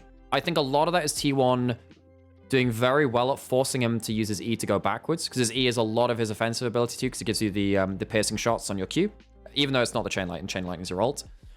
A 2-kill Zeri at level 6, well, post level 6, with a Lulu supporting you should clear that fight. Should absolutely clear that fight. That's not great from Ruler, actually. It's not great from Ruler. Hey, Sam, how's it going? I'm gonna come and ask about coffee. I've just finished streaming myself. I have a coffee, Sam. I've had so much fucking caffeine, dude. All right. Yeah. He's just to the max. Yeah. But I think Ruler of all people you expect to do damage there, and you know, let's watch this. I actually want to watch this game. Well, like, let's start a little conversation. Do you think Ruler's played that well this series? Caught mid again on Varus. Yeah. Poor like Zeri fight. I think his like laning execution's actually been the best part of his game. But his overall team fighting has probably been the worst it's been all year. Yes, but I think mitigating factors of T1 using resources very well to stop him from having clean team fights. I also think one of the big reasons why Ruler can't team fight so well is because 369 has had a pretty mess series. So, wait, Ruler flash forward with Lulu right here with Ghost on and Knight and everyone. I think if he flash, so he doesn't have E. If he flashes, he gets flash faker ulted. I think. I'm just saying, like, is that like with the Lulu on him to knock up? Like, I don't know, like, Ooh, is it's a that how clutch you flash from start it? Knavi. But it's still fine. Like JDG walk away with the Herald, and They walk away with no nobody died. kills. There's no kills either side. You save fine. flash on everyone but Knavi. And you don't die. Still, in any other game, Ruler walks away with a handful of kills there. You just gotta feel like given Ruler's year, you expect him to walk away with kills there. Side note here as well. Zeri's just been nerfed a lot as well, so she's just. Zeri's fine at this point. You're Zeri Lulu at level 9, so you've maxed out your Q. It's just it's not as potent as it once was. Yeah, no, but in that position, you have 2 kills. The point for me is Mooks, you have 2 kills, you're at 1.5 items with a Storm Razor, which is a strong arm, 1 item spike on 80 carries right now. And you've chunked the other ADC out of the fight. Yeah, Goomer is also completely chunked out, so it's not like you're going to have another full health 80 carry who's not been nerfed or whatever And he's hitting you not back. poke, he's got to go short range to commit to the fights. Yeah, it's on hit as well, it's just not poke. So yeah, you have the 80 carry diff at that point. I think actually the key thing in that fight is Faker holding his ult for so long, thinking about it. Yeah. So basically one of Zeus, Ona, Faker, Keire, okay, any one of the 5 members in T1, if they have ult, can threaten Ruler to a significant degree. So Ruler couldn't flash forward and ult because he was afraid of like a counter flash, I would imagine. Yeah. So now we kind of go through to the next phase of play. You have Herald, you can use that as counterweight. That's so annoying. By the way, this is what I really hate. Why does That's Knavi actually commit on this the here? frame he presses W on the E, by the way. E wouldn't allow him to do that. Sorry, no, I mean in terms of like, Keire presses Magical Journey as he's right-clicking for the auto. This is why you don't right-click for autos. You have another click bound to it. Like legit, that's just it. You just don't have a right-click bound to your auto attack. Basically, He no player survives do. here, but this is the He does survive because fucking. You have a Lulu and you have damage. Wait, what does he? Does he damage resist the turret shot? Yes. 1. Yeah, he clicks E. So if he doesn't have damage resist, he dies. And the thing is, and then they're gonna like. But if you're Knavi here, just take this Herald and run top. You can't contest the Drake anyway. I think using Herald top feels really bad here because I think what you want to do is use it mid. You want to use it mid because. Can you? Because if you use there without. You can never use it mid. You can never use it. That's a very good point because of Bard, you can never use it when Bard's nearby. You can never win this fight with Knavi's health, so Knavi should just seppuku, run top, and start pushing in top wave. You're actually not wrong. You're actually not wrong. Yeah, you just use split map. Here. And this is the worst possible situation. This is exactly what we're talking about. You're about to invalidate the Herald. Boom. Kreire's just too good at this game. And you have to blow flash afterwards. Who just blew flash? 369. Oh, no, 369. So 369 blue flash as well there to get out of the Verisalt on the return. Keire, oh my god, if Keire actually gets a 2-man Q there, that is so sick. The thing is, and then watch this. The fucking catch Lulu in the ult. Look at like. What is Keire doing, man? What is Knavi doing? What is Knavi doing? He's on Raptors. I know, mate. It's so frustrating. Because I mean, one of the things about this game, which I was I was worried about for T1 is if you catch Zeri in the engage, Lulu probably saves them in mid game because you don't have the damage at that point until like 3 items. But if you catch Lulu but not Zeri, Zeri still kills your team. And here we go. Look at that little impact. Fucking terrible player. That's a good shockwave. I know, and then Knavi, and then he goes and spoils it all. Keirire's used flash. Good knockup. Yeah, catches S as well after he's used his ult. Nice. Knavi feels the need to take this passive. Yeah. That's a greedy passive. That's a greedy passive from Knavi. Wait, did he have any Qs up? No. So he should just get the fuck out here, right? No, you just move backwards. Just don't queue in. Just don't queue in. Thank you. Are always a patriot to me. That's a bad play. It's a bad play. Knavi should never go for that coral. I want to see how much did Guma do here? Because I want to see how much Guma's autoing. Because around Herald, he couldn't. Oh, Guma just like goes full Gatling gun mode in about 2 seconds. Yeah. So, big thing as well, he's killed minions, so he has his passive up. So he's killed minion there, last hit it. 1. Okay, side steps, 2, 3, 4, 5. Short Q, gets a kill on champion, so he gets extra attack switch from that too. Yeah, he just a big thing. attacks Knavi to death. Varus gets a kill on a champion, like he gets like 60% attack speed. Yeah, he turns into the. He's effectively He's a mini Jinx at that point. Yeah. He just absolutely shits on you. He gets more attack speed from killing a champion than Jinx does, I'm pretty sure. In terms of like well, now that it stacks, it's different, but yeah. But that is such an unwise dive from JDG. And this is so sad. If Knight has some of these kills, he can start because of Guma's build, he can start threatening one-shot Oribals, but he just doesn't have the damage of this build. That is a good shockwave. That's a good shockwave. Ona's got a really good cataclysm there, though. I mean, yeah. Ona has a good game, honestly. Zeus gives no shits. He still has flash. He doesn't care. Loses top lane turret. Yeah. But that whole Herald sequence into that mid sequence, it could have been like a couple of thousand goals for like JDG, but instead it's like Kanavi dies. Yeah. They don't get Herald. Mid turret's still up, or is it dead? They did kill it because I think in the resets after they ended up killing it somehow. Yeah. In chat, how many supports play bard in the LPL this year? Basically none. You have Lamau PP God. was the last great. You have PP God who can play it. Lumao is pretty okay. Played it? No, Hong's not played it. Lamau's like the best bard from that region. Yeah, like I said, it's just we haven't seen LPL bard in forever. It's basically not been a thing. So I can't think of many from this year. Trying to think if we have a lot more Blitzcranks than bards, in terms of fun picks anyway. I don't think I remember a bard pick from this year. Not that I cast. There were a hell of a lot of games, I don't think LPL's played it this year at all. No, I don't think. Maybe I'm wrong though. No. Let's speed up to 1.5. So we have Dragon in 3 minutes, 2 early dragons from T1, which is now going to be a problem. Ocean Soul breaks this game, particularly because you have Zeus going Hullbreaker. But how did Hullbreaker, Ocean Soul. But this, and then you're gonna just get watch the descent into madness is so sad, and this is where T1 start setting up the top side with the wards and abusing. You know what? I'm gonna say it. I'm gonna say it. Ruler has a worse series than Knight. He does. Given how Ruler's laning phase is pretty good, but he does nothing in teamfights this entire series pretty much. Ruler had a good Kalista game. His Kalista game was great, but he has a worse series than Knight. Knight actually has a pretty okay series.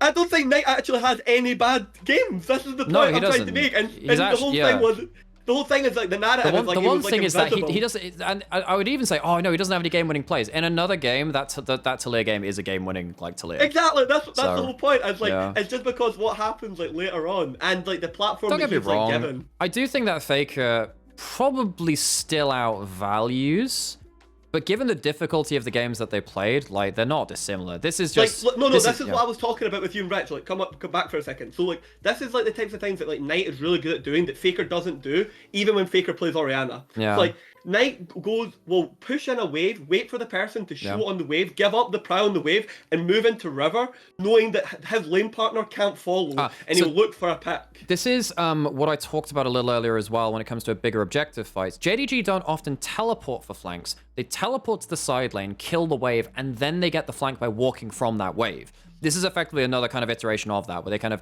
they make sure they're early to the wave, whether that costs a teleport or not, and then they use that to just take over Fog of War. What the fuck is this, man?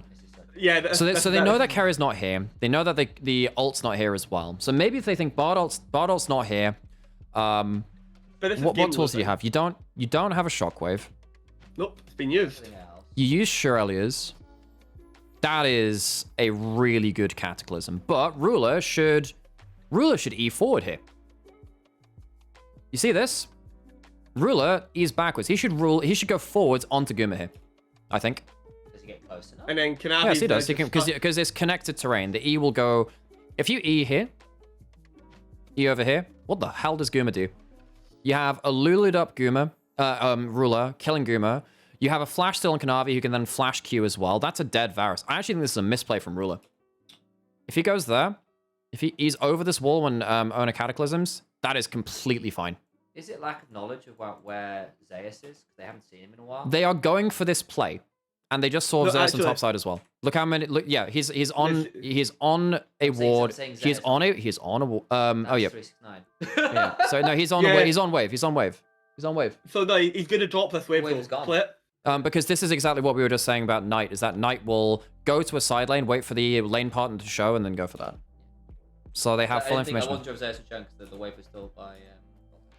But the thing is even if you commit to the say to your brother, even if you commit to this dive, it's always assuming that Zeus isn't going to be joining the play. So this is So you would always go Kira's saying deeper. this, and I completely agree. If they're already committing towards this dive, they either know or don't care that Zeus is going to be there. So All we are Yeah. is. So you'd go deeper regardless. So, and then because you've now backed off, so if you manage to follow forward ruler over this side, then you get to retreat through top jungle, as opposed to now, Kanavi has to go away from this play, flash over the wall, straight into Zeus, who's come from the side lane from up here.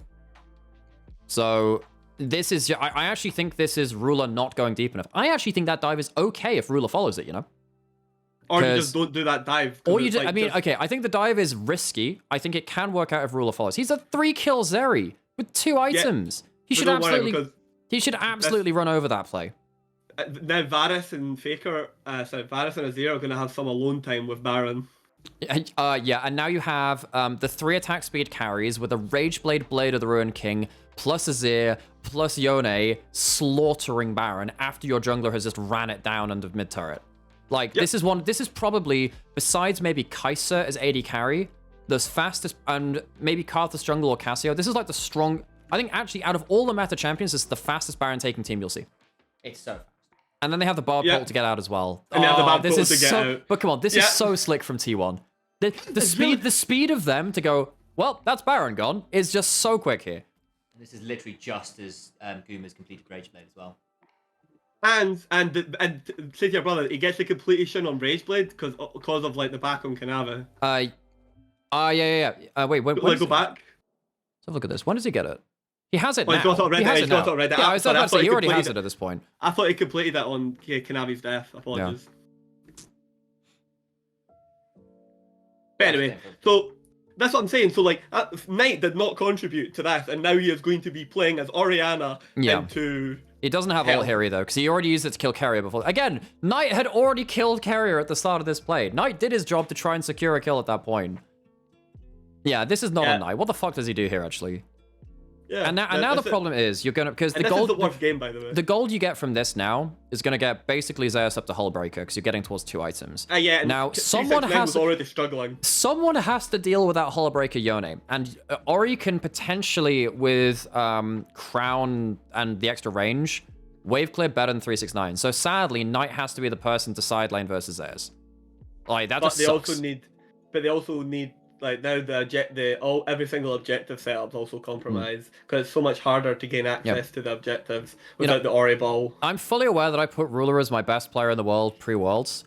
He's had a bad series. He's had a more non-impactful series than Knight has. And by the way, would you like this? Even we're talking about impact in the series. Everyone's talking about Faker being Nymaera, still a mid laner. My real home's true. Well. Yeah, they lose the smite fight here. It was empowered Varus Q, so they used that to help the smite. So he uses the W arrow. And then Kanavi looks for it anyway. Actually, how much damage does the Q go to? Blah, blah, blah. He can smite. It does like 800 damage to it, yeah. Like Kanavi can smite here. He can smite that, yeah. It wasn't actually that well timed. But now Kanavi is just completely out of this play. Really good play from Faker. Really good play. Yeah, but he gets it. Zonya! But Knight Zonya's not as sick because it just gets reset up on. The problem is the problem is that so I think Knight's positioning here is just really awkward because the team wants different things. You have 369 that's trying to disrupt the backline. You have Kanavi that's contesting the dragon, and Knight is not in position to really help with much of this. He has his crown gets broken by what does it get broken by? What does it get broken by? Luden's over the wall. Oh, is it? It's Luden's proc. Yeah. It's Luden's from Faker. So he loses his crown right up here. So now you have Kanavi that was going for the frontline play, 369 that's trying to disrupt, but they leave them alone with they're just not in position. Your frontline cannot protect your carries here. But the thing is Knight actually like gets the chunk out on Faker. Like if you watch it here, he does, but it's just not. It's after the important play has been made, which is missing, getting absolutely shragged. And they still almost make it, and then Knight's gonna flash this. Yep, and then chunk Faker, pull him away from the fight. Yep. Guma's untouched as on hit Varus. He gets to just run him down. Great snipe. No! Great snipe. I mean, I think so. I mean, I don't think Knight had the best team fight there. Like he gets a shockwave to What chunk pocket do you Faker. think he should be in? This is the problem. I don't think JDG know what pocket he should be in. And the problem is, I think it's more of a problem. Put it this way. I don't think Knight has a great team fight, but I don't necessarily think it's his fault. Do you think he should be north of 369, putting the ball into the Korea Guma choke? Yes. Because he should probably be maybe over this wall or some kind of like heading from this kind of direction here. He had the choice to head down there.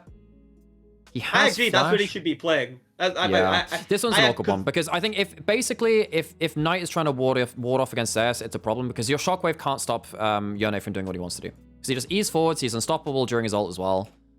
But the whole thing is that if Knight is to the north there, like the GDG clock handle can sweep like all the way around. Yes. But Zeus and Faker are going to kill backline, 100%. Like Missing actually survives because of like Knight being there. Apparently, Keire has a pretty good W as well to keep Owner alive with the move speed. Let's have a look. See. Yeah, I mean, Korea's bonkers when you just isolate his like individual little plays. Haven't seen. He takes the drink back there. That's a really good ult. And it's really good timing on the other side. By the way, Ruler caught by another big thing.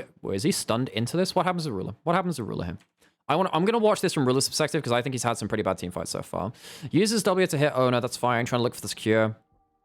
Doesn't pop his ult yet. Doesn't pop his ult yet. Not in range. Moves forward, out of range. Pops his ult. Pops his ult. Slowed. Doesn't flash out of the bottle. And then immediately gets comboed.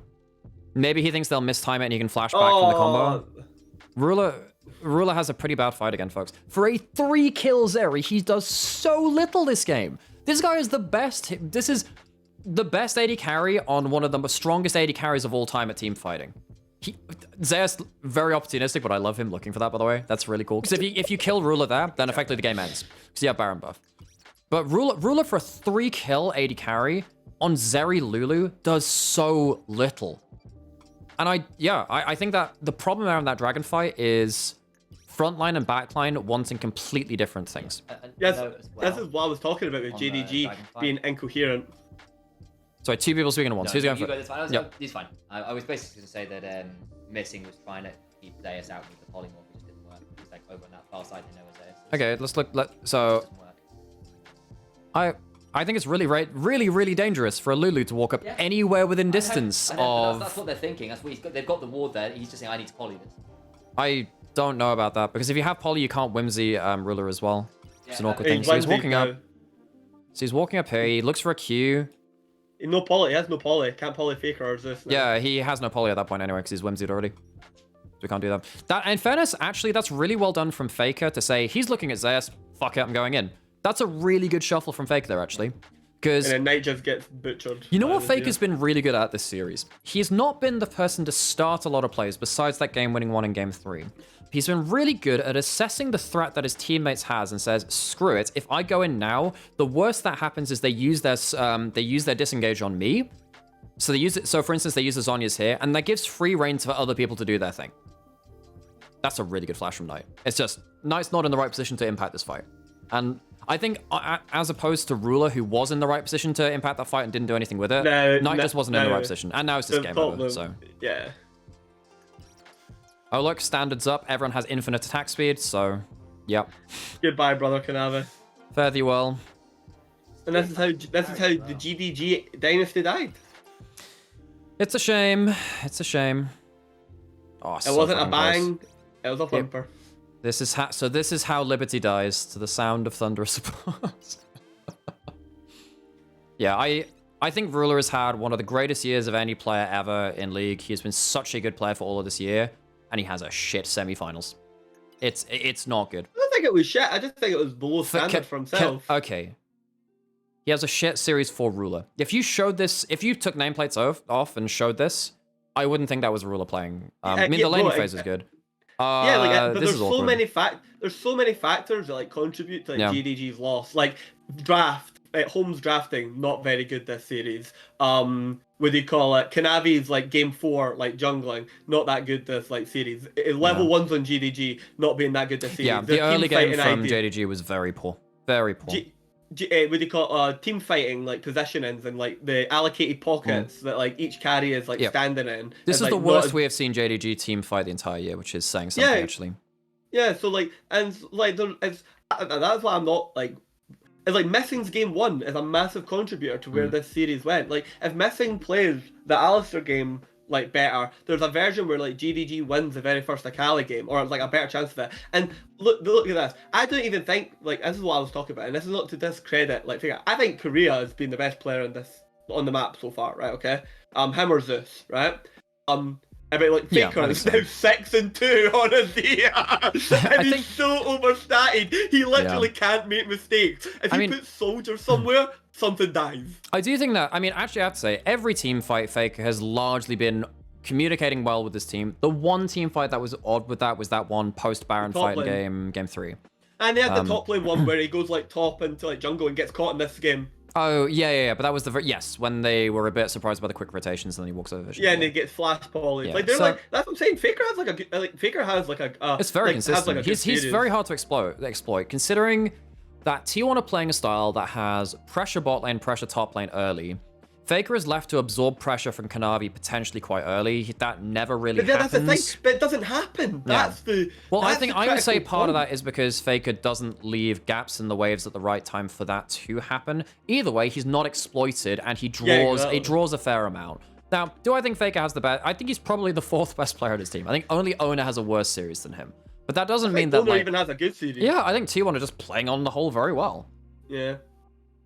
It's funny because when you look at his scoreline, he's 6-2. But I think Keire or like arguably Zeus so far have played the series at the best. But obviously, like, the kills. Zeus on Aatrox was actually really special to watch, and this Yone's been good too. And I think this is like a good example. And this is the thing: most people aren't like hyper focused or like as committed to like just rewatching as much games. But when the minute I watched this series and I seen like the scorelines, I had a feeling that this was going to be the narrative. But I would like display it to anyone. I would challenge them to like say that like some like there was like I'm definitely in the middle. I think the thing which really impresses me is like obviously what we saw from LCK Summer. Oh yeah, this is the horrible moment where you have level 16 Azir with like death cap. Yeah, he's saluting the Korean flag as he walks into the I want to see, does the standard go down from Owner here? It does, but that's out of... Yeah, so Faker's getting... You have... Are you worried about the flag drag combo? What is he doing? What is he doing? Bro, he's just there is no reason for this. There is... Faker is only good because Azir is a broken champion? Nah, you're completely on the wrong page there. He's kecking you, mate. He's kecked you. Holy and the thing moly. is, Knight protects his thing. We'll go back. He protects his shield. So look how much damage he tanks in this play. Watch Owner's combo go on him, and then watch the Varus combo go on him. So like, it's Owner combo, then Varus combo. He's still alive. Then he's on he doesn't actually hit him. Yeah, and then he's gonna take, and he misses the shockwave. Wait, where does the shockwave go? It misses. He sombreros it. He tries to leave it over the wall, but he brings it with him. Let's have a look. See. He tries to leave it over the wall, but he brings it with him and sombreros it.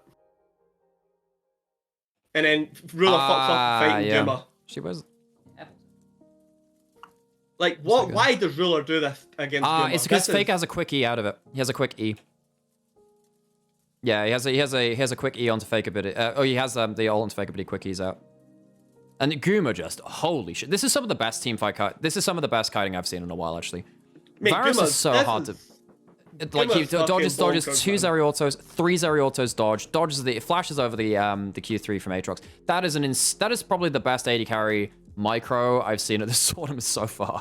Do you know how hard it is to dodge everything from that range? He has a ghost on, but like, so let's go like super slow-mo. So blah blah blah, we've seen most of this. Ruler has his ult running. So he misses one auto misses. Look at how daunting the situation is. Like, look at that. 2. 1. Flashes Q3, 3 autos dodged. 4 autos dodged, I think. Oh no, I think the last one hits. So that's 3 autos dodged. Like, imagine if another 2 of those autos hit, Guma dies. That's insane, actually. Also, again, shout out to Zeus, because increasingly it's becoming apparent JDG really rely on 369 to be a really disruptive threat on a flank And outside of the Cassante game, Zeus has made sure that 369 is really neutered. And Yep. as a result, Guma's far enough ahead against an Aatrox that's only on 2 items to just shred him in a 1v2. Like, that's very different if that Aatrox is 369 like is a hidden carry for JDG, for sure. His This team is fighting why I impact is had insane. problems saying that like It's not. 369 is better than Zeus. Because they Because do different everything that- roles. It's very different, but yeah. Yeah, but like what I'm saying is an actual person like resulting to like his team's like victories. Like Zeus has more individual games where rather than facilitating someone else, his own like play performance results to his like team winning. And like what is Kanavi doing? it's bad, mate. That's It's really okay. bad. I mean, if you catch him with a W, it's awesome. But then walking this way afterwards is unforgivable. Like just walk back left. Just walk left. That's a big mess And the up. thing is, if you actually look at the micro in this fight, right, from the position he's in, Knight plays this like pretty well. Yeah. Like Again, it's in terms of just pressing the buttons. wrong position to be in, really. Again. I don't think there's Actually, any is there a better position place to be in? Thinking about it. Is he just thinking, I've got to be in range? Hang on. Hang on. This is not Kanavi. This is Knight we're talking about. So Knight is in the pocket here. Where's the ball? He's got the here. ball in He's the got choke Lulu point. behind him. He's got Lulu. I think the problem. So this is a problem. He takes. So right here, good spot. Right here, fine. As soon as he starts walking down right here, that's a problem, I think. I think he walks. I think basically he tries to cover for Kanavi's fuck up, but he's walked too far here now.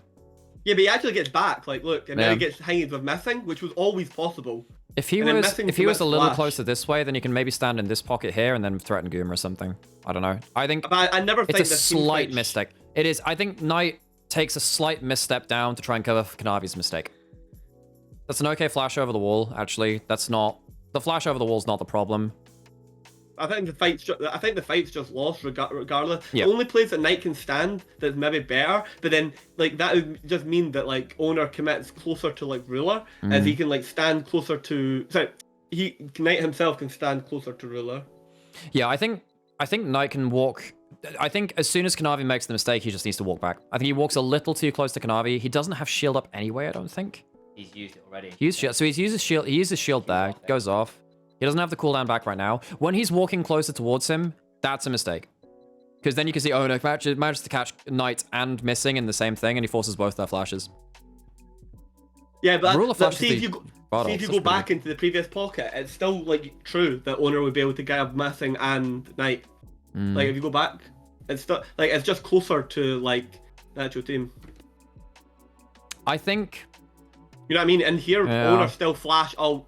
Like, he would flash ult Ruler and Knight instead of Yeah. Knight and Missing. But I still think it gives maybe some threat onto Guma. I don't know. It's hard. The fight's lost. I think Knight It's still lost here, probably. but I Guma think just go he still fucking probably did walk nuts. too close to Kanavi, but I don't think there's a way he can win that fight. Maybe if he flashes the initial Cataclysm and then doesn't have to Zonya's, maybe. I don't know. It's hard. The big mistake's Kanavi. Kanavi puts his team into the holder. Like there's nothing you can really do after your jungler has been completely blasted by that. Ocean Soul gets claimed midway through that fight as well. Rough. I will say that is 2 dragon fights in a row where there's been some questions about why Knight's ended up in a position. I don't know. I know you sort of said it's probably the JDG don't know where they want him, but even so, that's a bit frustrating for a guy on Orianna. Like, core part of that champion is being in the right position to zone control people. Yes, but what is the right position Well, versus yeah. Bardolt, Yoneol, Jarvan, Azir, It's super Varusol? hard, It's I know. so It's hard. so hard, I know. But And even this is so, the it's thing, like, and yeah, this is the game not that I picked, think it's the not most picked. is affected by draft. I think this game is the one that's the most affected Yeah. by draft because Ori is just so hard to play, and Ori and Aatrox are just so difficult to play in this game, in my opinion. Yeah, Because Aatrox just gets wrecked by terrain scaling on Yon, Jarvan, Bard, Yeah, I agree. and he also gets wrecked, and Ori gets wrecked by Jarvan, But Bard. you know who does have agency this game? It's Zeri Lulu, and they don't manage to execute after getting an early double kill. Like, if you say that Ruler had like, if Ruler was in that position at any other time this year, you would say he just clears this. And yeah, I know that Zeri isn't the champion she was before, but when you have the Zeri Lulu in a game where they can actually team fight and survive lane, they do well in lane, they get 2 early kills, you'd have to believe that Ruler carries this. So for Ruler's own standards, he has a bad series and a bad game. Shame we didn't get to see any Knight Silas at Worlds. Yeah, Knight Silas, Knight Ahri, I would have liked to see as well. But they didn't get a single game where they just fully pinch mid and send it. I think you can't play Ahri versus Orianna. Orianna chunks you with 1 QW and you can't play the game. That's quite hard. But you can play Ahri versus Azir. I think if you ban out the Ahri in some games, maybe you get an Ahri Vi into the Azir, and that would have been a fun game to have. And now you have just so many stats. There's nothing you can do at this point. Ocean Soul's too much, and they win. So yeah, I think honestly, big takeaways from me this series. I think Kanavi had an awful game 4, but largely outperformed Owner in the first 3 games. Maybe game 1. Yeah, it was closer than I think we'd considered. I think Ruler had a very non-impactful series for the position he's in. I think Knight was in a position where he couldn't impact that much, and he still played out the series pretty well. Zeus had an incredible series. Keire had an incredible series. I think JDG's approach to the series was really unfocused compared to T1's. They didn't have an idea about contesting Faker's champion pool in mid, or contesting Faker 2v2 or 2v1, and their team fight shape and standards flipped really badly. For everyone, by the way, that's everyone on JDG. Every single person in this team had big moments where you're just like, why are you standing there? Yeah. Why are you like? And that was like, they were questions. Well, we let's not forget about the random Bard portals being taken as well. Ruler in game 1, Kanavi in game 4. I feel like there was some key, very uncharacteristic, like just bad clicks. But yeah, if I was gonna say who are the best players on JDG, Knight was actually probably the best player on JDG. Probably. Yeah. I think it's probably Knight, and probably then Kanavi, but it's like the game 4 leads Kanavi such a bad... 369 were okay. Ruler. Then missing. I think it's compared to absolute value. I think Ruler was still good in laning phase. And I think, you know, if you took nameplates off, you'd still say he's a good AD carry. You just don't think he's the best in the world. So. And he was also resisting like big draft focus from T1, which I respect, and like dealing with them in like a very like consistent like manner. It's just you know, it's right. Oh, Weibo T1 predictions. I would say 3-1 T1 as it stands. I think Weibo have the caliber to flip games versus T1. I think that they also have a lot of champion pool unexpected picks. You know, Chris played stuff like the Heimerdinger. Maybe that comes out at some point if we get some weird stuff coming out. I think the Milio as well. The Milio or Felios lanes or something. I don't think the Quinn's as relevant. I think that Zez. Random pocket picks. Yeah, sure. And the Shy has some stuff. The big thing, I think the only way Weibo win, I think I can see bot lane going toe to toe on a good day. I think actually Light and Crisp are very good when they're on form. Crisp is in fucking weird. I think mid jungle from Weibo, if they're on form, then we have a good series. Imagine Shanji was right all year long that Rumble's just broke him. Sam, your stream's still on. All right. Oh, I thought you said you just got done streaming. I did. I put it on the end screen. I was going to come say hello and go get a copy and then turn it off. Okay. Just running a couple hours at the end of the stream. MVP for JDG is 369 Rumble. Absolutely, yeah. Tier 1 Kanavi, yep. That's exactly how it goes. But yeah, I think as it stands... So here's like interesting one. Across the series, who do you think the best T1 player was?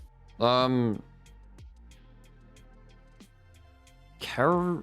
I think it was Guma or Keire. I think the amount of CC, like if you look at the amount of like combos and stuff that like Guma flashed from like Night. But Keire's bard ults were fucking great, man. Yeah. Keire was the 4-man, the 3 inside, the one that.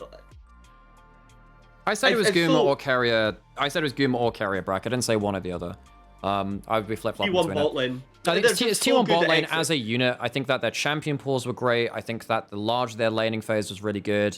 There was the one Herald fight where the Renata roll just didn't come through, which I was like, what the fuck? That was a bit weird. I think I would say Keire. I'd say Keire. I think that his bard in game 4 was absolutely insane as well. The amount of bard ults he just absolutely nailed. His Ashe ults were not great, but his bard ults were excellent. So yeah, I mean, honestly, watching that series again, very enlightening. I think actually Knight was actually very good on the whole, given his situation. I think that there were problems with draft giving him positions to do much, and then some of the early games also not giving him positions to do much. But yeah, I think Knight, given the situation, the difficulty modifier on it, had a pretty good series. So yeah, I guess that was it. Yeah. Thank you very much. It was enjoyable. Yeah, it was good to get your thoughts and stuff. Right.